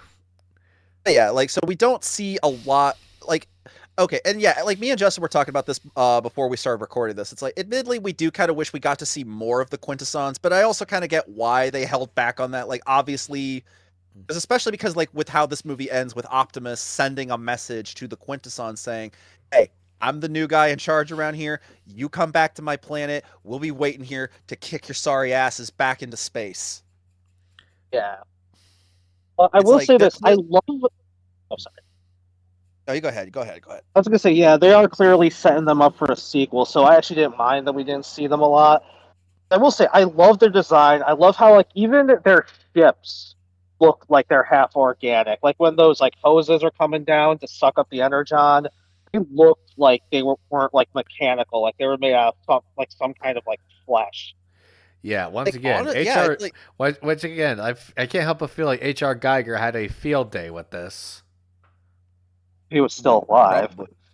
Yeah, it's like, but like, I agree, Justin. It's like honestly doing like something, just like a new take on the Quintessons, at least design wise, that I actually really dig. Like, I loved the fact that they looked like a mix between techno and organic. Like, it really makes them feel creepy and alien. Yeah, exactly. And it's like, and then keep in mind, even though all we're seeing are just the soldiers and the commander, it's like they still felt creepy. Like when the commander grabs Sentinel because he's angry because the Energon tribute they've given them is much lighter than what they're used to. And like I'm not gonna lie, like me and my buddy Chris, we looked at each other and I said, "We've seen enough hentai to know where this shit's going." Bad touch, stranger danger. Yeah, it's like, yeah, it really just goes to show that like. So like this is I also like that like in that was a moment that felt very similar to how Sentinel is depicted in the aligned continuity. Now, the aligned continuity Sentinel wasn't necessarily like how he is in this movie, but it's similar in the sense like both in the Align continuity and in this movie, Sentinel is more so a puppet leader that is just basically acting on behalf of the Quintessons, thinking, letting the Cybertronians think he's the guy in charge when really the Quintessons are running the show behind the scenes. It's basically very Manchurian Candidate, but with Transformers. Right. Yeah, It's that like, sums it up pretty well. but like the difference here was that even like the difference between this and Align continuity though is that Sentinel didn't know that the Quintessons were doing this. Here, he's very aware of it, and he's again, like we said, he's more than okay with it if it means he gets his seat at the top of the palace. Again, the director said he wanted to simplify things, and I gotta give him credit because I always say that if you're doing some like a movie that's meant to have like a lot of like lore and stuff behind it, I think the best way you can do for the story is to just simplify it and then expand Agreed. if you want to do a sequel. For instance, like take the first Star Wars movie for instance. I mean, well, for Yeah, one, they actually went into that not knowing they were going to do a sequel, but still left it open. yeah. I mean, George created it. Like his approach to it was like everyone in the world already knows a lot of these events. Like they would talk about the Clone Wars, like we would talk about World War II. So he didn't really go. Yeah, He didn't have any characters like go overly into detail on that conflict. yeah. And I actually But think this Right. movie did something similar to that when it came to approaching the lore. I think It another didn't go example into of a too much it all detail, but but it it gives you enough. enough. Yeah. Yeah, It also exactly. another movie that it also makes me think of that does that is the first Terminator movie, where because like Reese gives us a lot of intel about about what happened, like why he and the Terminator have been sent back, at least what he knows to the chain of events, and then they expanded on that in Terminator 2 Judgment Day. Right.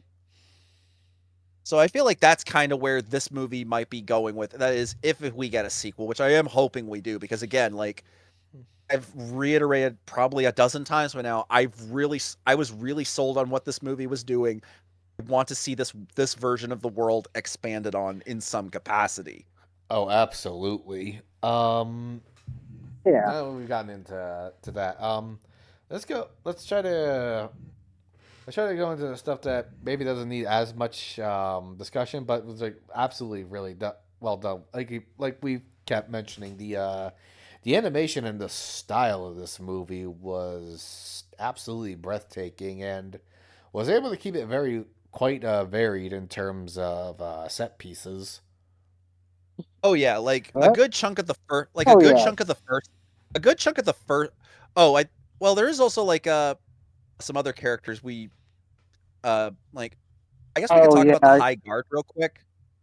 Oh Yeah. yeah, we did. Like, Honestly, Him there's hit. not a whole lot to talk about. We could still try. admittedly, I mean, yeah, admittedly, there's not a whole lot because admittedly, they don't get a whole lot of screen time. But that being said, it never felt like they were wasted completely. They served No. their purpose in the plot.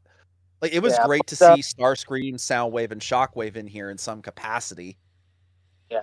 But can I bring up the thing that I mentioned when we were talking about this, Hunter? Yeah, go ahead. Oh, I wish there was more interaction between them and Megatron. Right. I see where you're coming from. Fair enough. As I was saying, like I always felt like at the climax, it should have been Megatron the one that led them to the city. I mean, yeah, And but again, then at the that's same just time, no, I get, and I get where you're coming from, Justin. But like at the same time, I feel like that would kind of, if they had done that, it's like like it would have cut that whole scene where D standing up to Sentinel and then Sentinel carving Megatronus's face into his chest because the whole point of that scene is that Sentinel's like, oh, you think I can't bring you down any lower? I'm gonna prove you wrong. well, Like the yeah, whole point is that's true. like the whole point is that Sentinel is trying to basically humiliate D. Like basically like your life is what I say it is, and D is just like fuck you. Yeah. So Yeah, I mean, I am a little disappointed we didn't get a whole lot of development with Starscream, Soundwave, or Shockwave. I mean, I said this to Tom before. really like, especially since when I heard Steve Buscemi was going to be voicing Starscream, I actually got like really excited for that. I say what He time we was, got with Steve Buscemi was very, very effective. And to be fair, like, there is one moment that does give him some kind of character, and a character we would associate with Starscream, someone who talks big, but thinks small. Is like, when the base is under attack, we see him quietly slip away and try to hide. exactly. Like So you brought yeah, up, Justin, like you brought up earlier, Justin, like the fact that like the rest of the High Guard was cheering when Megatron was almost about to kill Screamer really does give you the impression that yeah, they don't yeah, they follow Screamer because he's their leader, but they don't like him. yeah. Mm-hmm. Also, can I just point this out? Because I've had a lot of other people like pretty much say the same thing. Is that I didn't like how Sound Shockwave was kind of played up more comedically in his scene. It's different than I how we mean, usually see Shockwave.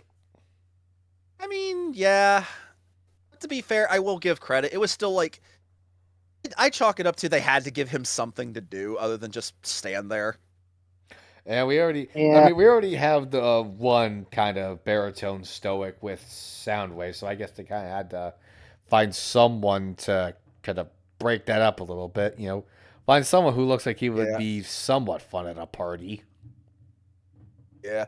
And honestly, like, also on that note, honestly, I don't mind them bringing back John Bailey to voice Soundwave like they did with the Bumblebee movie, because again, he killed it, at least for what little bit of voice yeah. time he had.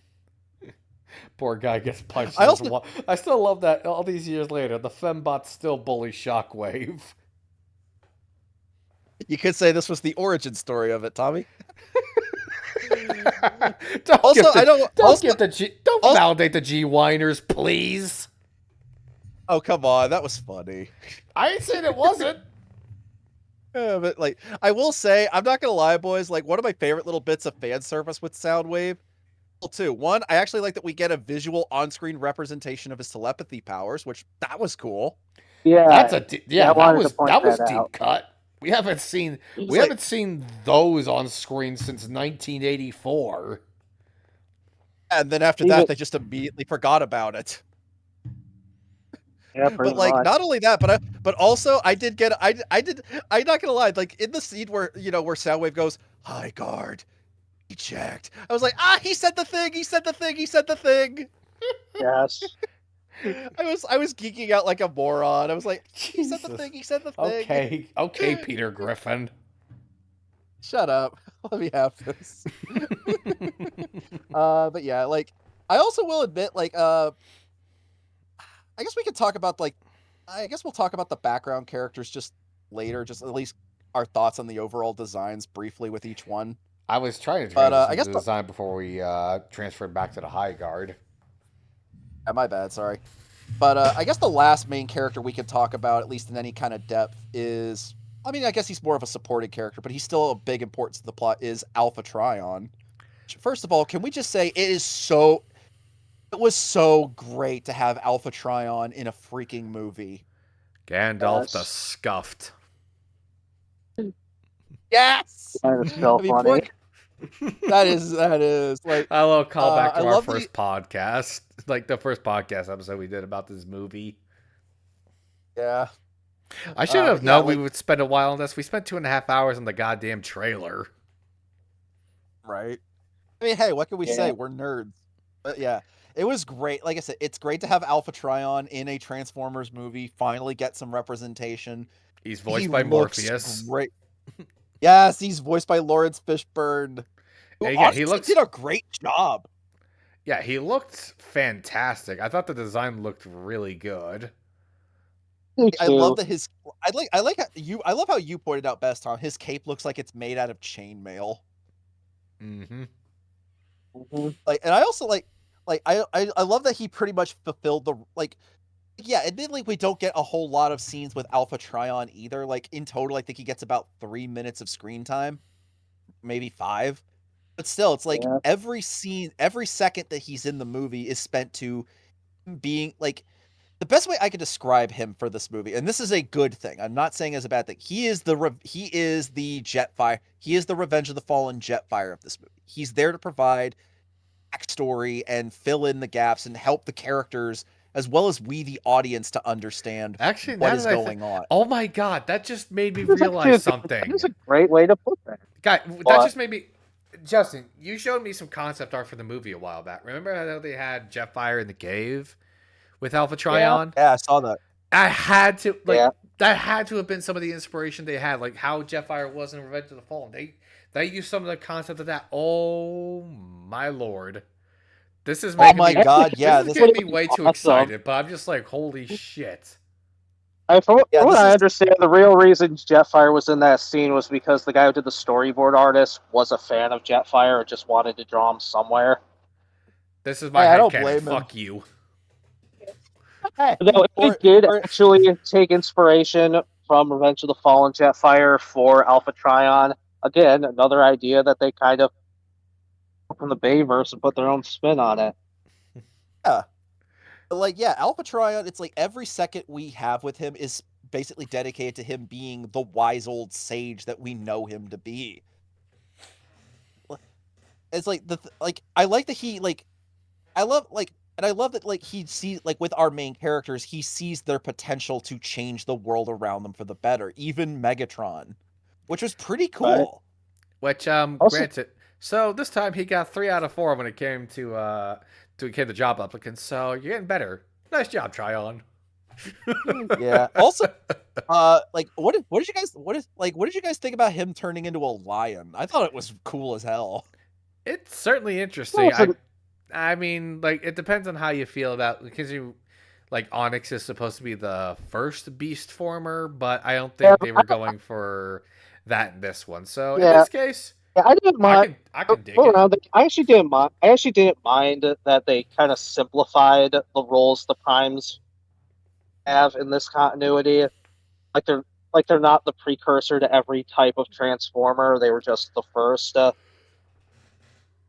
In a way, you say I mean you could say in a way they are Yeah, still technically the precursors, just not in the most literal sense like the Yeah. aligned continuity. I mean, for those of you playing at home, yeah, it like in classic lore, Onyx Prime is supposed to be the original like beast Beast transformer. former.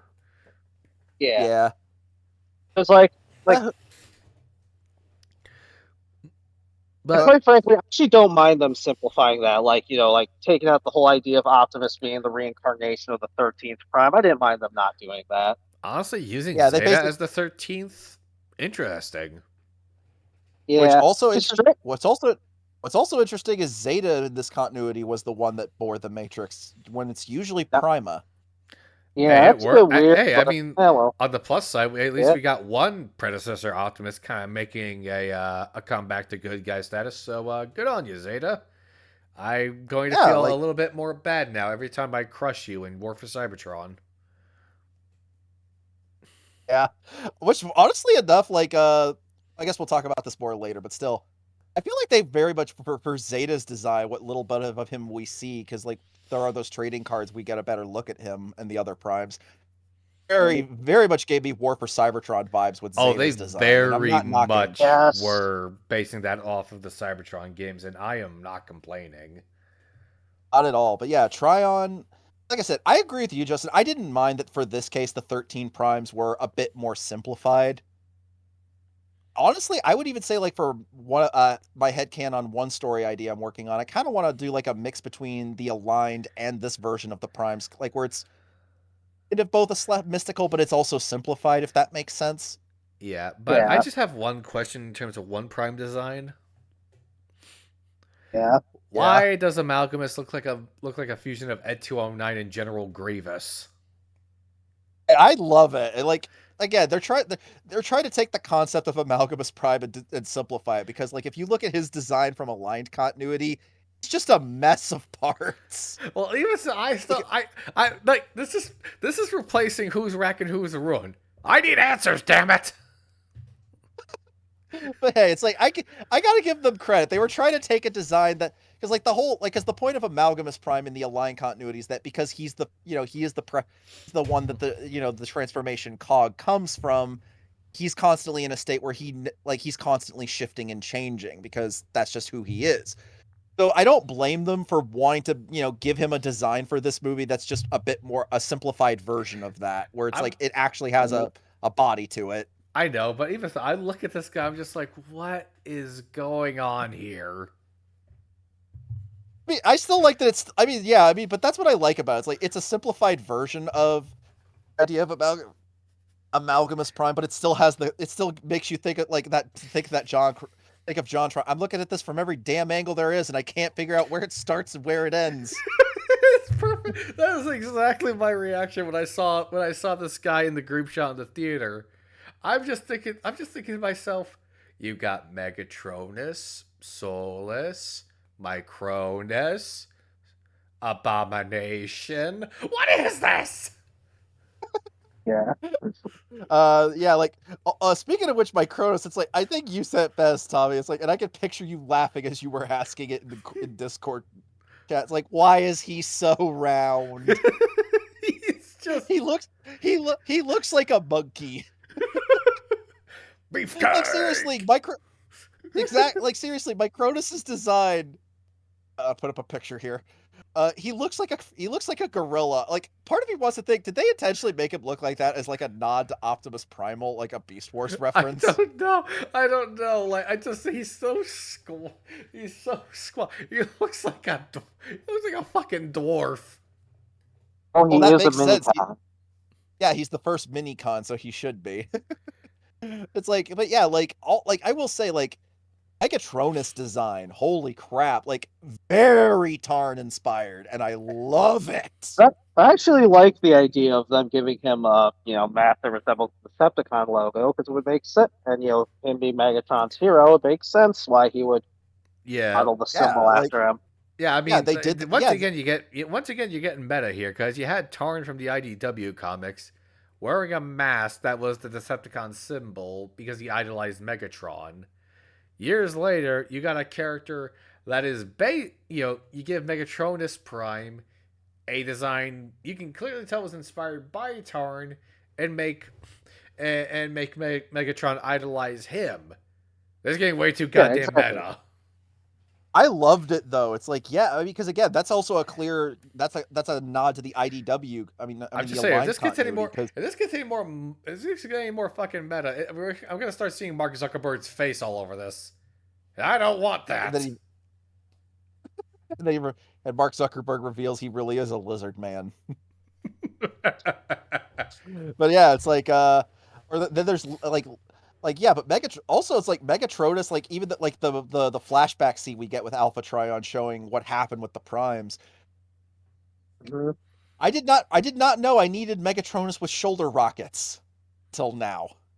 Also, I'm just wondering something. Why'd you have to like cut the decapitation scene when you've already seen other bots get pulled through way worse shit? Like all of a sudden now the FCC, like all of a sudden the FCC is starting to like fucking Right. just point their finger like no. That's not kid friendly. I feel like the cutaway was just more for dramatic effect. I know, but I still Yeah, have to make the joke. No, it's all good. I also love that, like, when in the flashback when we see Sentinel try to like the Matrix from Zeta's chest, it just immediately like dissolves to dust. Again, I feel like that was a nod to Revenge of the Fallen. Never thought and It's about like that like that, but good point. because well, because think about the I just thought that thing just self Thanos, just like bitch. I mean that's why it does it though. It basically dissolves because it's like, no, you're not worthy.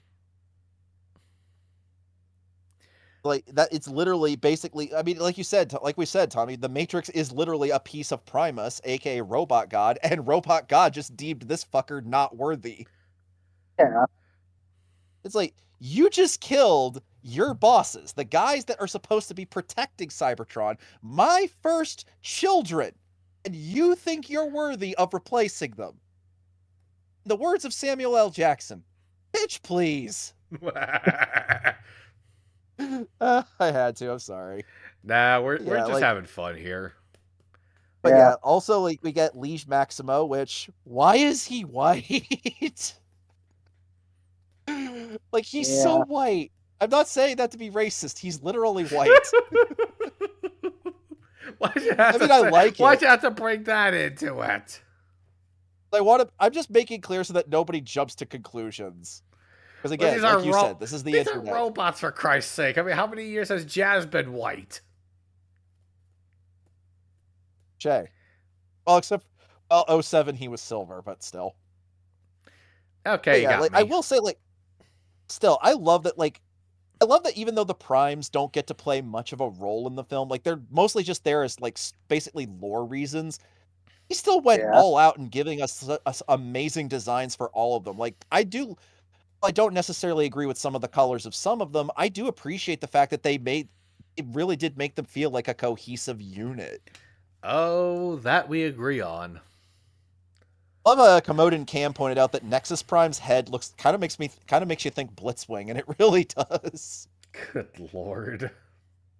Oh I boy. also like that Let's just Nexus is hope. like the only I also like that Nexus Prime is the only one that doesn't have like a sword or any kind of melee weapon. He has a gun and a shield. Also, you can't tell Ace. me that when we got to Alchemist, they didn't pull a little bit of Macadam from Cyberverse there. Well, Oh, Alchemist they is total McAdam, so exactly. So yeah, it's like that's just being very meta.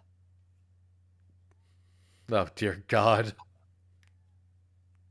Like seriously, I loved the primes. Like I loved the background characters too. Like there are so the audience listening to this still, there are so many cameos in this movie. oh yeah. Like think of it this way, the Iacon 5000 race scene alone will have you like going like, I know who that is, I know who that is, I know who that is. Yes. I was Like I like, I don't know. uh You know that I know. I know. There's like a He meme was of like a only mentioned guy. names only, but I mean, there's going to be a. You guys know that meme of the guy just pointing at his computer screen in pure shock. I yeah. know for a fact that like that is going to be used to call the fuck out of the entire Transformers fandom, because that's exactly what I was doing in the theater. We were yes, we all all doing. were. I love it. Like I love that I showed a screenshot from the Iacon race to Tom and I said, "Oh my god, there's two RCs in this shot." Yeah, you need to fill a whole ass arena. Sometimes assets are gonna be reused. Yeah, exactly. Also, I'm not saying it's a bad thing. I just thought it was funny. It's like they didn't even change the oh, color. also when we were They looking just literally duplicated her Also, when we were looking through like that scene, because it was like posted on YouTube as a teaser for the movie, and we got as a to clip. like all the miners in their like break room, like the one girl that comes out to yell that there are miners in the race did like, and I said, I think that's Firestar. You two And now motherfuckers were the you. Hang on. Let me be on the soapbox here. You two, I think, were the ones who doubted me. So hey hey Justin, I think you need to go and get your phone again. As you called it. Cause I fucking called it. Yep. You can't see it, but I just had a stupid smug grin on my face the whole time. I was like, that is like you get. I was absolutely milking that. I told you so. As soon as I saw that trading You card, boys. well, to be fair, Justin did the same thing when it was announced that yes, Steve, like when it was confirmed, yes, Steve Buscemi was voicing Starscream. It's like I was like, bro, you Yeah. fucking called it. Yeah, I gotta give you that. Yeah, I 100% gave him that one. But yeah, it's like yeah. For those that don't know, it's like I'll provide a link to Tom so that he can provide images because like some trading cards got leaked of some of the got shown off of the character designs from a Chinese trading card company. And if you want to see any of these designs for yourself because they're really good. Like Oh yeah, they are brilliant. And they actually showed like the initial concepts for Orion had sort of more of a goldish hue where all the silver was, which gives some validity thank to the God. yellowish plastic that was used in the studio series.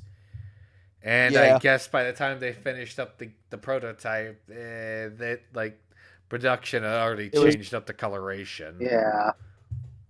But this probably. I stuff mean, happens. yeah, it happens. Like and to be fair, the Studio Series toy is still a solid toy in its own right. Yeah, but I'm just going to say this to Hasbro with like the Studio Series team, like for the love of God, can we just wait a little bit? Like, just like don't jump on Yeah, the concept art. Just like wait for like the finalized design, so we don't have like dramatic changes. Like this is the same I thing feel that like Studio Series Rise of the Beast Scourge suffered from in terms of like how the proportions of the toy, because they were going off the concept art, not like his finalized his CG, proportions in the movie. yeah, his Right. the actual CG model, which yeah. But to be fair, in the case of like, I get why they do that though. It's it's to jump on the hype wagon, which fair enough. But still, it's like I agree. Just wait, please. Yeah, let the Also, just let the artist let the artists bake. Like also, if I don't, let them bake the cake before you make the frosting. not gonna lie, the Studio Series Sentinel Prime from TF1 looks really damn good. I definitely want to get a hold of it. Oh, that is 100% looking like a solid toy. Also, Studio Series, you better give us toys of all of these characters that were in this movie, because if you don't, we fucking rioting. The Studio Series team like shit. Here we go again. Yup. But it's like this is how you do G1 designs for a movie and make it work, damn it. Yeah. But But do yeah, it in like like a there's so new many way. but like there's so many cameos. Like we get and quite a few of them do speak. Like we do get Ironhide, we get RC, as mentioned, we get Jazz. I gotta take a Which I gotta take a quick bathroom break. I'm gonna let you boys continue. okay, okay. Yeah, we get Get Jazz, we get Sideswipe Wheeljack, Sideswipe, and my boy. Well, Sunstreaker. one of them. And Sunstreaker, though I almost didn't recognize it was him, at least the Yeah. first time. We get Hound, we get Wheeljack, Brawn Prowl. in one scene. Yeah, Prowl in one scene. You actually do see Huffer, but it's a blink and you'll miss it moment. Same with Windcharger. But we get Yeah. Red Alert. We get all the classic female G1 Autobots in this movie because like we get like I said we got Alita, RC, we get Moonracer, Firestar, and Chromia, who is a participant in the Iacon 5000. For some reason. So Yeah, apparently, I don't know how true this is. It's said that she was originally supposed to be Mirage.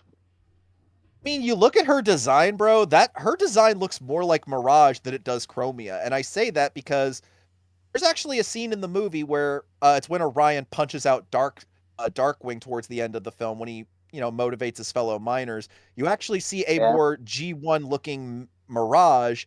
There's also a scene in the movie, and I did notice it, where if you look closely, you see a more G1 looking Chromia. Weird. So yeah, But Mirage is I one of guess the. Mirage's name was on the scoreboard for the racers in the Iacon yeah, I'm convinced. 5000. Even in Welcome Hot back, Rod's Tommy. name up there, which I like, even though I So is do kind of feel yeah. I don't see One how Hot Rod was part of high society, but I'm just glad one they name I put did his not name up expect there. on that board was Tankor. I that was surprising.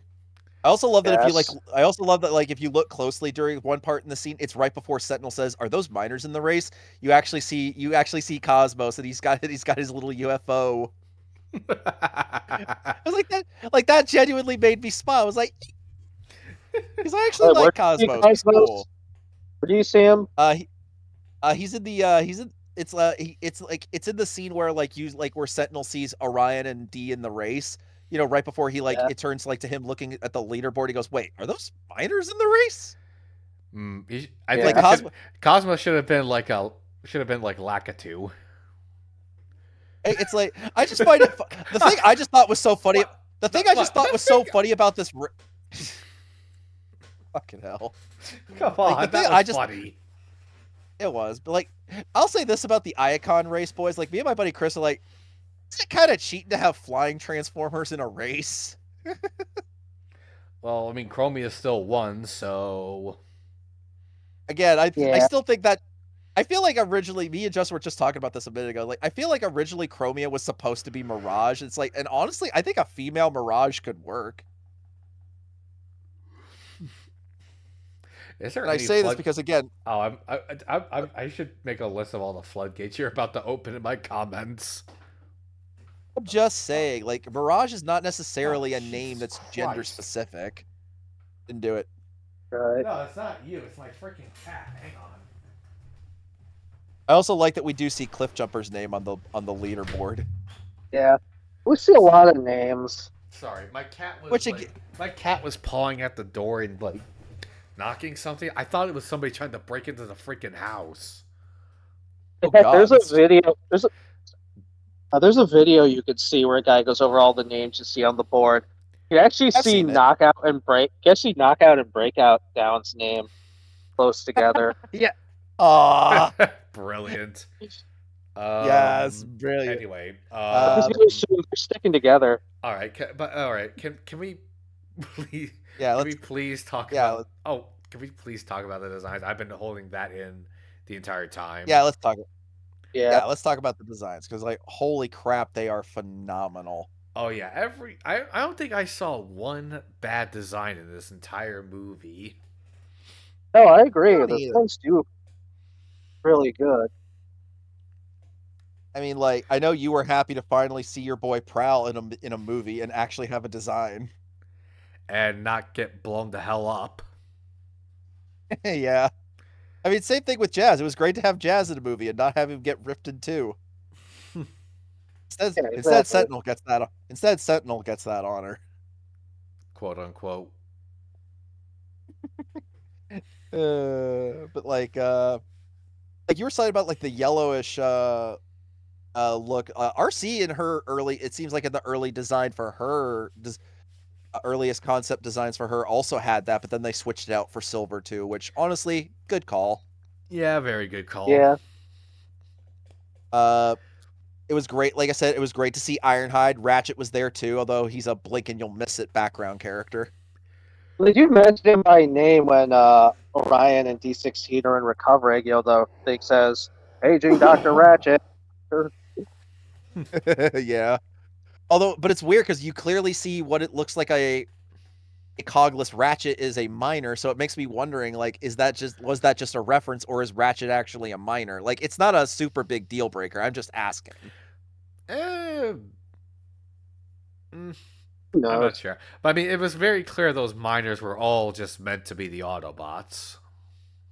But Yeah. yeah, I mean that's clearly what they're. I mean, yeah, that's clear what they're supposed to be. Like, the only one that's a Decepticon was D16. So Yeah. I mean, granted, I hope in the sequel we get to see some mixing of like the Flybots and the Carbots, kind of like what we got in saves modern like, media. Like we see some of the Carbots, maybe the like famous Decepticon cars like Barricade, Knockout, the other Stunticons, Yeah. Runabout, Runamuck, and et cetera, et or cetera. and for flying Autobots, I definitely want to see like Jetfire and our girl Windblade. We also got Yeah. I Power Glide and the other aerial bots. guess. That would be cool. And heck, even give us an Autobot tank with like Warpath. Oh hell Yes, yeah! I would love to see Warpath. He was almost going to be in Dark of the Moon. We got him Yeah. in the Dark and Moon games, so victories where they Yeah, lie. that's actually based on his original design. I can't. And it's a good design too. Oh yeah, it is a really good design. But I'm just saying, like, hey, come on, that's a victory where it lies, right? No, I Yeah. agree. I definitely like there's just like it was also like I said, like I love that we get like there's just so many characters in this movie that are like background characters, but I don't care because like I love this the is fan upside service down done right. skyscrapers in Iacon City. I thought that was really clever. Like, if you're Oh underground, yeah, might as well take advantage of there being kind of a quote unquote roof. Yeah. yeah, like I said, like they took like again, like we said earlier, like going back to that point real quick, like this movie is just gorgeous to look at, like gorgeous looking movie. Like this is on par with like the best stuff from Pixar and DreamWorks, and I wholeheartedly mean Yeah. that. Hell to the yeah. Like, but yeah, like I love the fact that, like you said, like with Iacon, we see like they take advantage of the fact that hey, it's underground, so let's build skyscrapers on the roof. Hey, it works. I mean, Mhm. yeah, but it does make me wonder, how do you get into the building? Do you technically start where the bottom would traditionally be and just work your way down? Don't question it, Morty. Yeah. Yeah, you're right. But I do love like, and the gorgeousness continues like when we get to the Wait a minute. surface of Hang on. Cybertron, Wait a minute. which Wait a minute. Wait a minute. Wait a minute. Wait a minute. I'm just looking at the poster. I'm looking at what looks like Sentinel's tower. There's Yeah, Yeah. something familiar about that shape. Hmm. about it. I can't put. I honestly can't put my finger on it, but it looks familiar. Is it Hmm. TF related or is it something else?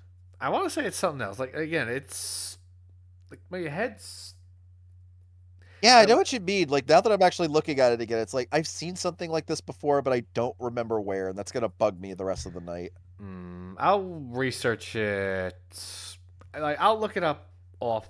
Like once we're I will finished say, up here. I will say, I will say this: like Iacon, when we see it, boys, like it very, you know what it honestly made me of, and again, I'm only bringing this up because again, the ILM worked on this movie. It Yeah. very much made me think of like a lot of the scenes on Coruscant in the prequel trilogy. Yeah, So I'm not crazy. It's just like So I'm not crazy. Yeah, it did remind me heavily of Coruscant. it's like if Coruscant was underground instead of on the surface. Well, I mean, there are underground sections of Coruscant. I mean, yeah. fair, but yeah, but you get what I mean. Like the main city itself, like if the entire whole of Coruscant was underground. Like the main part we see in the movies. I get what you mean. Yeah, yeah, that. But like I said, continuing on though with like in terms of the gorgeousness of this movie, like it even continues when we get to the surface because oh my god, like so I gotta say, like I feel like they took inspirations from the 2019 reboot of IDW's comics, where because they depict Cybertron as a live like, literally as a living planet in its own way because it's constantly shifting and changing itself. Right. Like Which makes like sense because there's again, that narration in the beginning where they pretty much say Cybertron is Primus, Hey, exactly. But like which I'm actually, really glad they brought that into the fray. Hunter, the fact that you just mentioned Coruscant, it actually did jar my memory where I've seen a similar tower shaped like this before, and I'm just posting it in the voice text chat. oh my god. Wow. Do you see it now? Yeah, Well, to be I fair, can't unsee it. you brought up Coruscant. It totally looks like the main I'm tower of not the no, I'm Jedi Temple. no, I'm just no, that's why I'm laughing. It's like you can't make this shit up. I we see you, ILM. And we approve. But yeah, it's like, but yeah, like we're saying, it's like it, like you. But I agree, Justin. It's like turn this back around real quick. I agree with you, Justin. It was great to see, like again, like we had Primus name dropped in Rise of the Beasts, and we have kind of more inklings of him being the core of Cybertron here, like he's usually depicted as. So yeah, great on that. It was clearly based Exactly. on his Transformers Cybertron design. I mean, come on. Which yeah, got to approve. Oh, speaking of the Unicron trilogy, Override's name was in the Icon 500 Oh yeah, board. yeah, she was. But she was clearly having an I off day. She was far down on the board. Yeah, I know. So much for being the fastest racer on Velocitron. assuming that's Damn. even Then a again, well, well, assuming then that's again, even a she's thing only in the this continuity. yeah. That's assuming Cybertronian colonies are even a thing in this world because they don't get into that kind of stuff, but they also didn't need to because it doesn't serve the point of the movie. Yeah. Yeah, I mean, we exactly. have Windblade on the. We actually had Windblade on the board, and she's from Caminus. Yeah. Usually. Well, even though originally she was like when they originally thought up of Windblade, she was supposed to be from Kaon. Yeah. But But Yeah. anyways, Yeah. but but yeah, yeah. like but like yeah, it was cool to see like and not only did we get to see Cybertron as a living planet, like again, it was so cool to see like other life forms on the planet besides just Cybertronians. Like we get to see those robotic deer or The whatever they're supposed to be. Like I'm just Which forever gonna call them go the. to my praise. Sorry. I'm just forever gonna call them the Bambitrons. Yes. Now, now to continue my praise to like the animation team and their attention to detail? I did like the detail where like their little horn things light up whenever they sense danger. They change They, from like blue to red. yeah, that Danger, was Will cool. Robinson. That was so Danger. cool. Boarding. Boarding. I wonder if Boom. that was inspired since white-tailed deer have a tendency to raise their tails whenever they sense danger. That could be. Yeah. to kind of like Like signal to the other deer. danger, danger. It's like, yeah, but like this is just a I mean like kind of wish we got to see more Cybertronian wildlife, honestly. But again, if the reason we didn't was because time and budget reasons, then I totally get it. Oh yeah, still those Yeah, were really cool to see. I mean, it's fun to see more Cybertronian wildlife. It exactly. really is. Like I said, I think honestly the thing that why people, especially fans, are praising this movie as much as we are is because it gives us a movie that we've been wanting for a while, and that's just give us a movie about the Transformers set on Cybertron. Yeah, It's Um, like, and but like, yeah, but like we also I also like that like not only do we get to see the surface of Cybertron and Cybertron, we also see what looks like vegetation growing on the planet, which is kind of cool. Which I wonder if like a part of me maybe wonders is that kind of like a subtle nod to Beast Machines? Because if so, I approve. did I think Justin said it's a subtle reference to Treasure Planet? well, I didn't That say a could be. reference to. I just said it reminded me of Treasure Planet. It's Oh, the same kind of thing. oh, okay. That's fair. Well, that's no, Um, that's still a fair comparison though. yeah, but even still, Yeah, because if you remember, sorry. I still really appreciate how they handle it. Like organic plant life on Cybertron. It strangely, I mean, it definitely sold the whole place being abandoned. And if we know anything about like plant life, it'll grow anywhere. Well, as a wise man once say, life finds a way. It really does, and it would make sense that the surface of Cybertron being abandoned with Cybertronians now living underground. Yeah, it only makes sense that as a result, nature would kind of plant itself down and kind of start growing across the surface of the planet. Yeah. I Yeah, do, again, all I of the do, care. I Oh, do like their reaction to seeing the plants because again, them seeing something organic is alien to them. yeah. Which makes sense. Perfect sense. I also one subtle detail I'm not sure a lot of people will catch, but you can't see it once you take a look at the trading cards, is that all the seekers have like very subtle differences between their designs.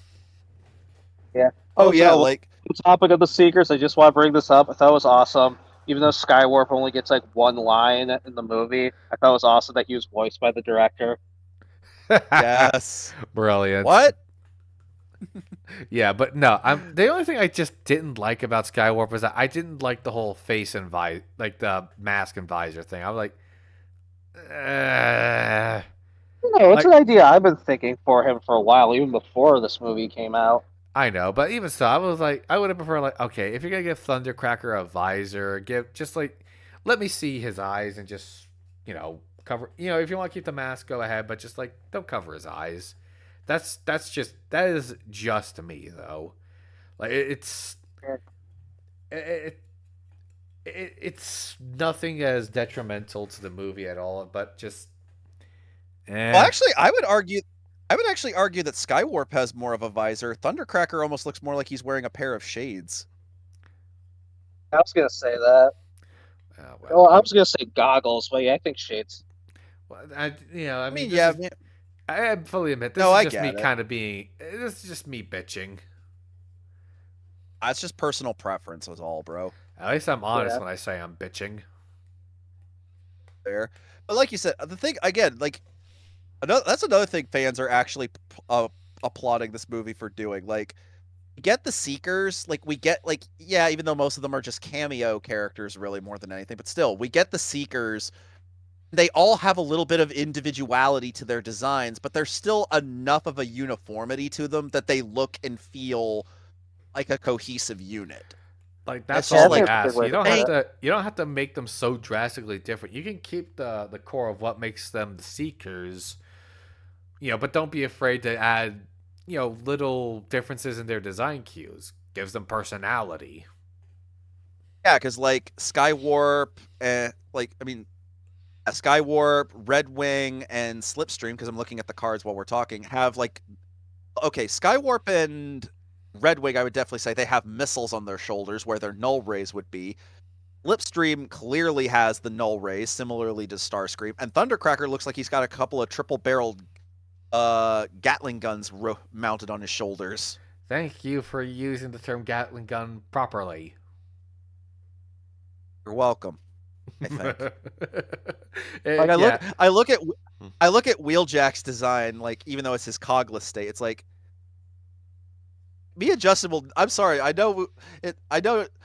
No, it's like okay, audience. It just we do this just to kind of yank Tommy's chain, but it's like holy crap, they got Wheeljack's design right, and he doesn't look like Steve Urkel, and he doesn't look or like frickin' Einstein. Yeah, well, he will never let Rise of the Beast go for that. All right, will you? Dark of the Moon. Pablo. God almighty.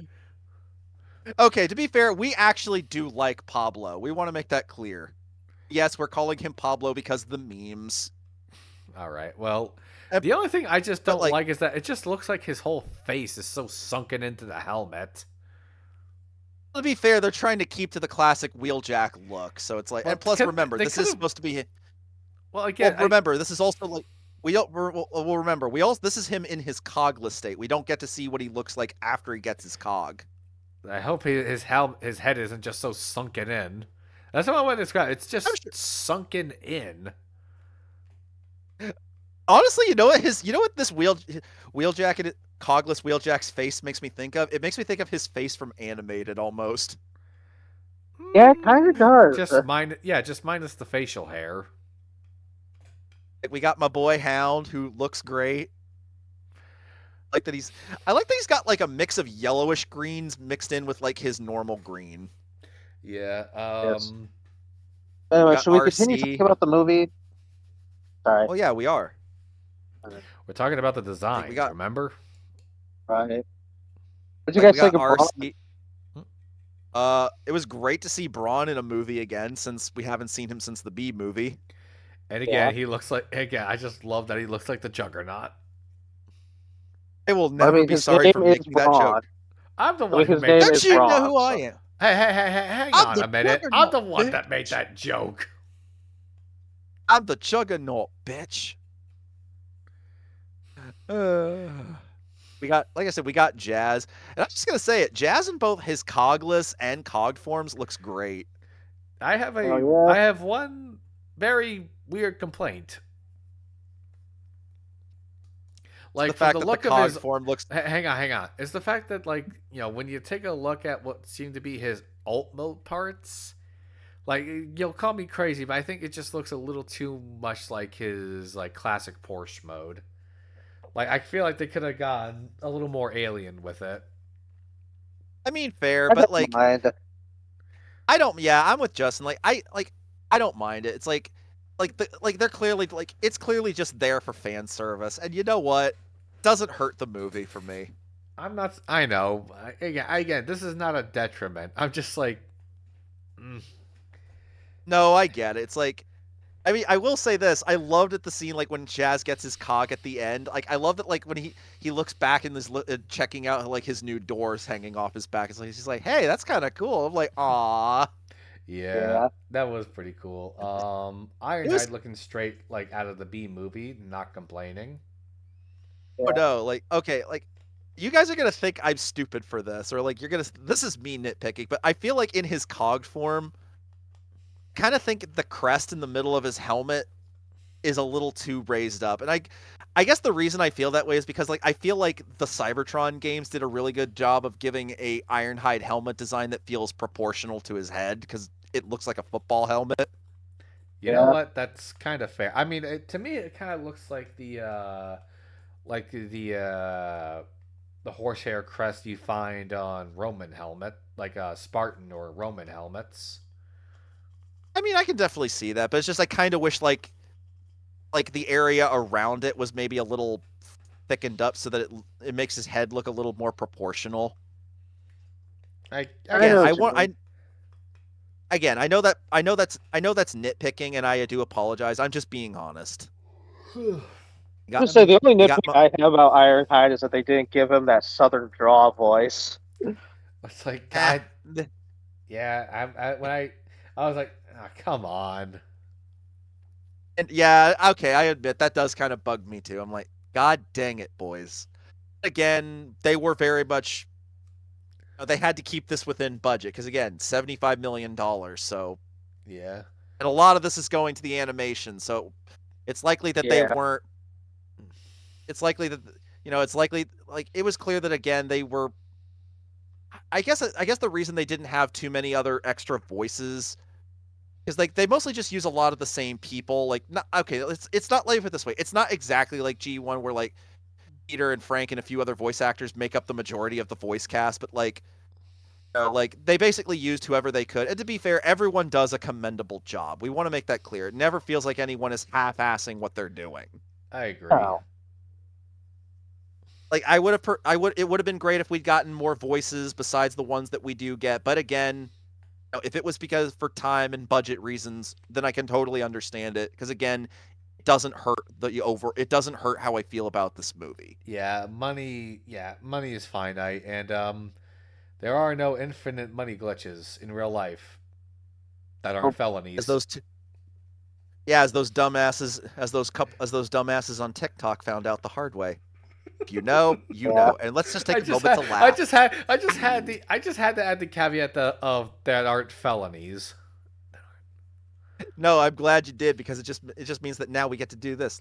Let's take a moment to laugh. That's the part where we. That was the part where we all throw our heads back and laugh. Ready? Ready? Will say, like, I do love Prowl's design. I don't even mind that his head crests are very short. Like, I actually kind of like them that way. Well, duh, Cogless, remember? Yeah. No, I get it. I also like that he's got a bit of blue on his chest too. A little different from the standard black. But again, I guess I feel like that was done just because, like, again, they didn't want to be too on the nose that he's a police car. Sorry. Still, like I said, it was no, you're good. Still, it was great. Like I said earlier, we get pretty much all the classic G1 female Autobots are in this movie because, like, we get Alita, RC, uh, Firestar, Moonracer, and Chromia. Um, Which, okay, like, everybody thought Moonracer was Nightshade because of like the color, and it's like honestly, yeah, I can kind of see it. yeah, she's more, Yeah. in this one. Moon's more of a dark green, where she's traditionally more kind of like a turquoise or teal. Yeah, but again, Cogless State supposed to be devoid of life. Yeah. What else? What also doesn't help is that admittedly she has a very her Cogless State. She has a very honestly looking at her in her Cogless State, she could almost pass for a female hound because her head looks very similar to hounds. Kind of has that same shape, like a very similar shape to it, but once you get more of a look on it, Yeah. Firestar is clearly Firestar because again, the color alone is what gives it away, but also like the little her head crest will be in her hog form gives it away. that's what clued me into who that was. Again, you fucking called it. But just like I said, obviously Ratchet's in this movie. There are so many cameos in this movie. At one Yeah. point, we Yeah. even get to see. I don't like. I love that we get to see classic Red Alert, like full on redeco of Sideswipe and everything. I love it. Red looked really good. That was Yeah, for clearly the meant to be like. Red Alert. Oh yeah, it is. Like also like, and it's fun. Like we were mentioning, it's like you look at like I said, going back to like Chromia, it's like her design looking very similar to Mirage. Apparently, at one point, she was, I guess, supposed to be Mirage. If what rumor about this, what some of Are the you guys behind the Yeah, I scenes just about said this are that. you movie was guys true. just like rehashing some of the stuff Yeah, you talked? I was just gonna say, I just said that. Yeah, I know, but it sounds like you guys are kind of rehashing. This is long enough maybe, as but it still, is. yeah, you're right. I'm sorry. Yeah, it's cool, man. Still, but yeah, it's like so. Uh, what else is there to talk about? I guess we could briefly give our thoughts on the soundtrack since it was done by Brian Tyler, Wait, aka who the same clearly? guy who did the soundtrack Oh, for wait, Transformers he Prime. clearly put a little reference to his work on Prime in one Oh part yeah. of the track, which was like my ears perked up. I'm just like, is that Oh, what I same think it here. is? I noticed it too. I'm like, wait, is that the theme from Prime? Yeah. There are, Na-na-na-na-na. but yeah, there's a couple of samples of the tracks he used are available on YouTube to listen to, which I recommend incredibly. Yes, Um, please go support the guy. Seriously, Brian Tyler, like he absolutely outdid himself. I think he knocked the soundtrack out of the park. He did in I mean, it's Prime too, so oh for sure. Like all they made. I mean, they. I feel like I basically felt like they were like Brian. We want you to do the same thing that you did with Prime for this movie. Can you do that? Hell yeah. Which I'm very glad they got him back. Oh yeah. Like it's great to see a guy like this coming back to this franchise again because he recently did a live Q&A session where he was fans could ask him anything, and like from what I understand, like he really is just a diehard fan of yeah, Transformers. seriously, you listen to his work. He added a bit more, I guess you could call it techno to it, but it's still very Oh much yeah, keeping into like the DNA of the Transformers Prime soundtrack with the orchestra. right. yeah. If anything, I would say I honestly I would say the techno adds to it because again, the whole point of this movie is that it's set on Cybertron, so that makes sense. Yeah. And again, kudos to Brian Tyler, similar to like what he did with Prime and like what Steve Jablonsky did with the Bay films. None of the music for this movie feels out of place in the scenes that it is. Like every track perfectly fits the scene that it's in. Absolutely, it does. Like Um, I think one of my favorite musical cues from him is again like going back to and you know, D basically becomes Megatron and and lets Pax fall. Just like I said, like that when you see him wrestling with it, as he's oh laying yeah, there holding Pax just yeah. like it's just like the music swelling. Oh yeah, the track that's played during that entire sequence. That's one of the ones I was able to listen to on YouTube, and I listened to that over and over and over again because it encompasses everything of what was going on through that entire sequence. And the It fact that it's able to switch up the tone of what's going on a dime, same as like the scene transitions, bravo. phenomenal. Mwah. 5 star. Chef's kiss. Zag it. But yeah, so yeah, Brian Tyler. I mean, I hope they keep bringing him back to do some more soundtracks because I really think he outdid himself with this one. I agree. Like this for me is on par with his work for Prime. Mm-hmm.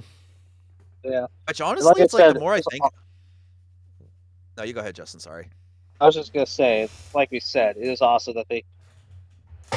I'm glad I'm not. I just say I was just glad I'm not the only one that picked up the fact that they do play a little bit of the theme from Prime. Yeah, they definitely Yeah, stuck especially it like in there.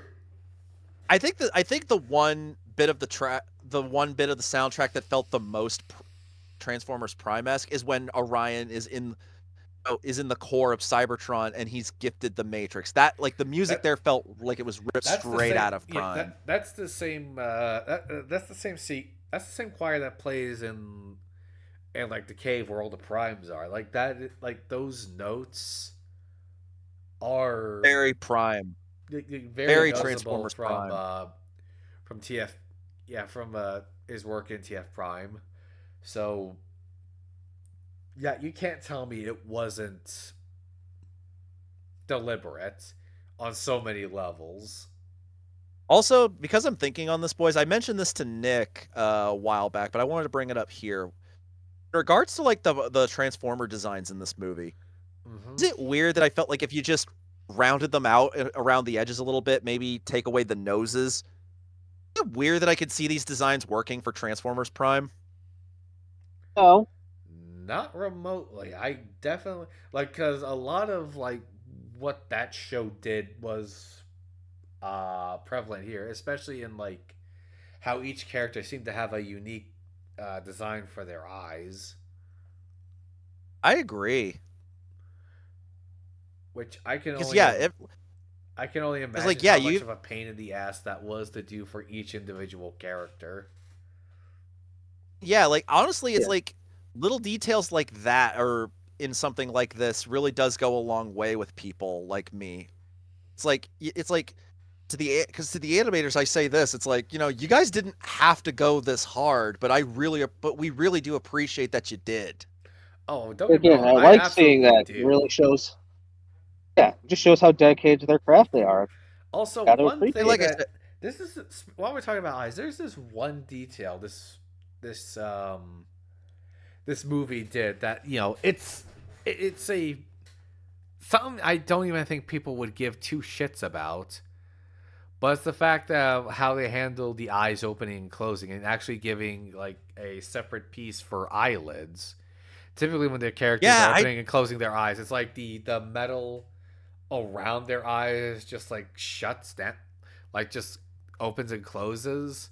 But in this one, there's yeah, it's actually this like a layer that functions as a there's like a separate piece that functions as a top and bottom eyelid, sort of like just like that the skin just around the human eye just in cases. We have a separate bit for our lids to open and close, to cover our eyes when we need to blink or when we close our eyes to sleep.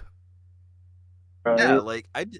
yeah, I noticed that too. And honestly, again, it's a blink and you'll miss it detail, no pun intended. I was about to say, if But that's still, supposed to be a pun. no, it's not. It's not. But still, it's like it's a blink and you'll miss it detail. But still, when you do notice, it, you're like, oh shit. Like again, you guys did not have to go this hard. I appreciate that you did all the same. Yeah. Mm-hmm. So I guess we could start trying to wrap this up now because again, we have been going for like 3 hours now. Yeah. Four Just get hours. So so oh yeah, but still, like we said, folks, there's a lot to talk about in this movie, and I am definitely going to be listening to this once Tom uploads it in my free time. Yeah, I'm pretty sure we still missed a ton of stuff to discuss. We can always do if need be, we could always do like follow ups on certain things. I wouldn't mind it because again, this movie deserves it. I will not yeah. argue that. So, should we go down to the line of closing statements?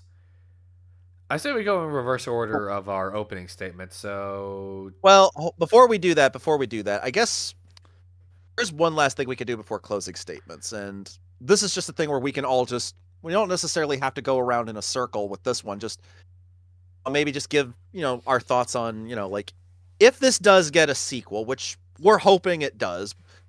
Like, please, everybody out there listening, please go support this movie. It doesn't deserve to fail because it's actually freaking good. Yeah. absolutely. So, obviously we know like they want to do a sequel because they obviously are hinting at it because that's why they do leave some things open ended. And I didn't mind because it was done in a way where it's like, okay, sold.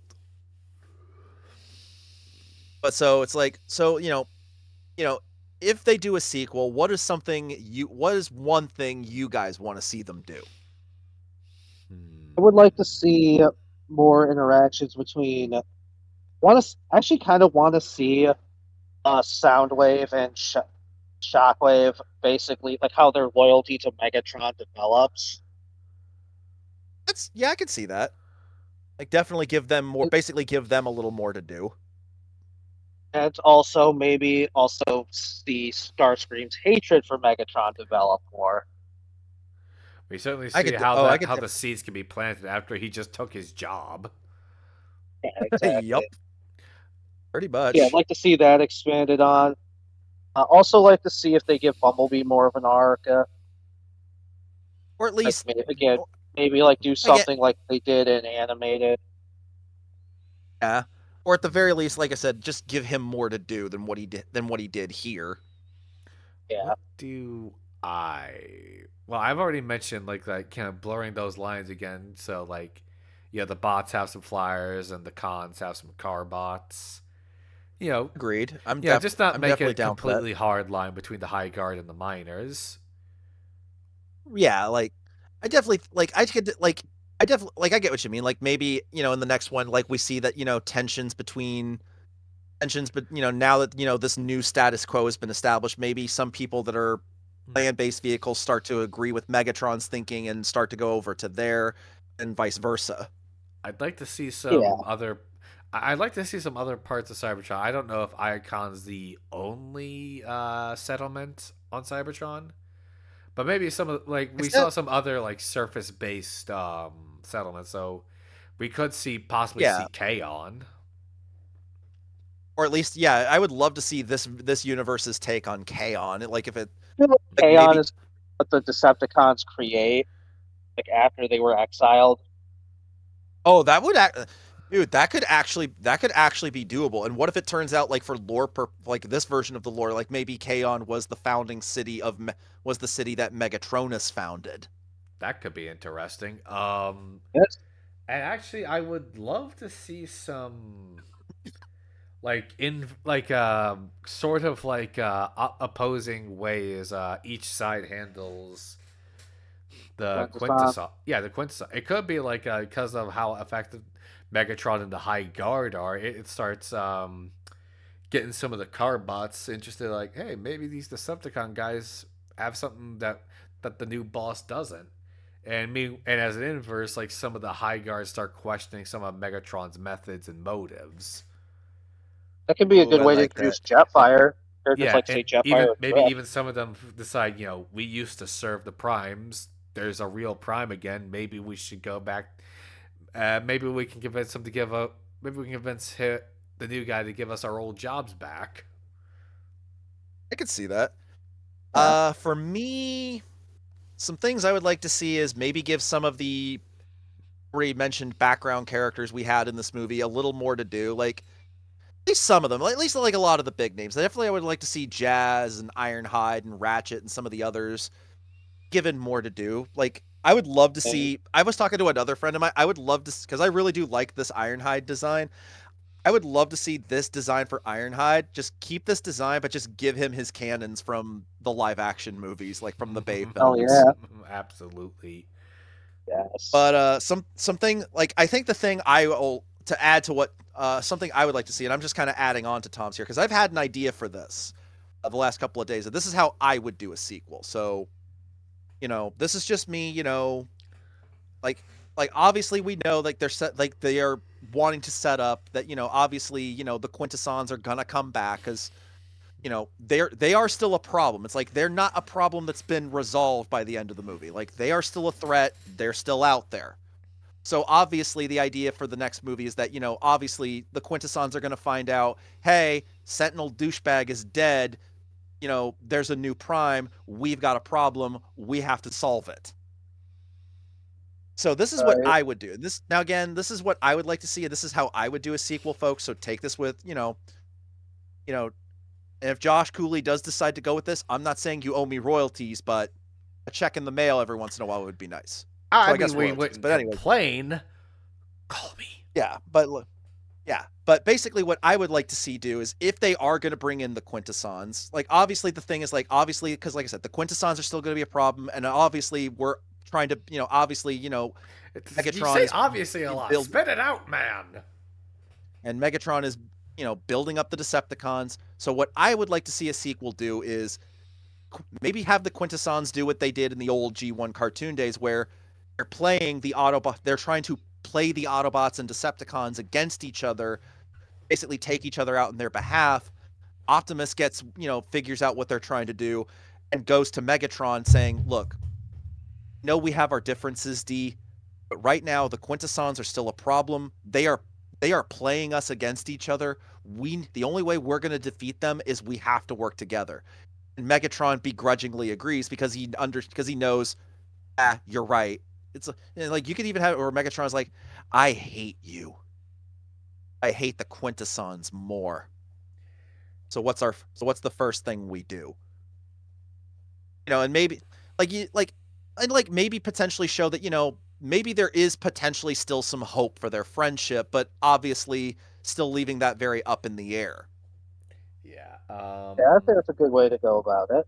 I agree. That's what I would Now that's what I would like to see. Whether or not they do it, I don't know. Whether or not we will actually get it, also unknown. That's why again I am asking everyone, please go support this movie. Please go see it. It does not, I repeat, does not deserve to flop.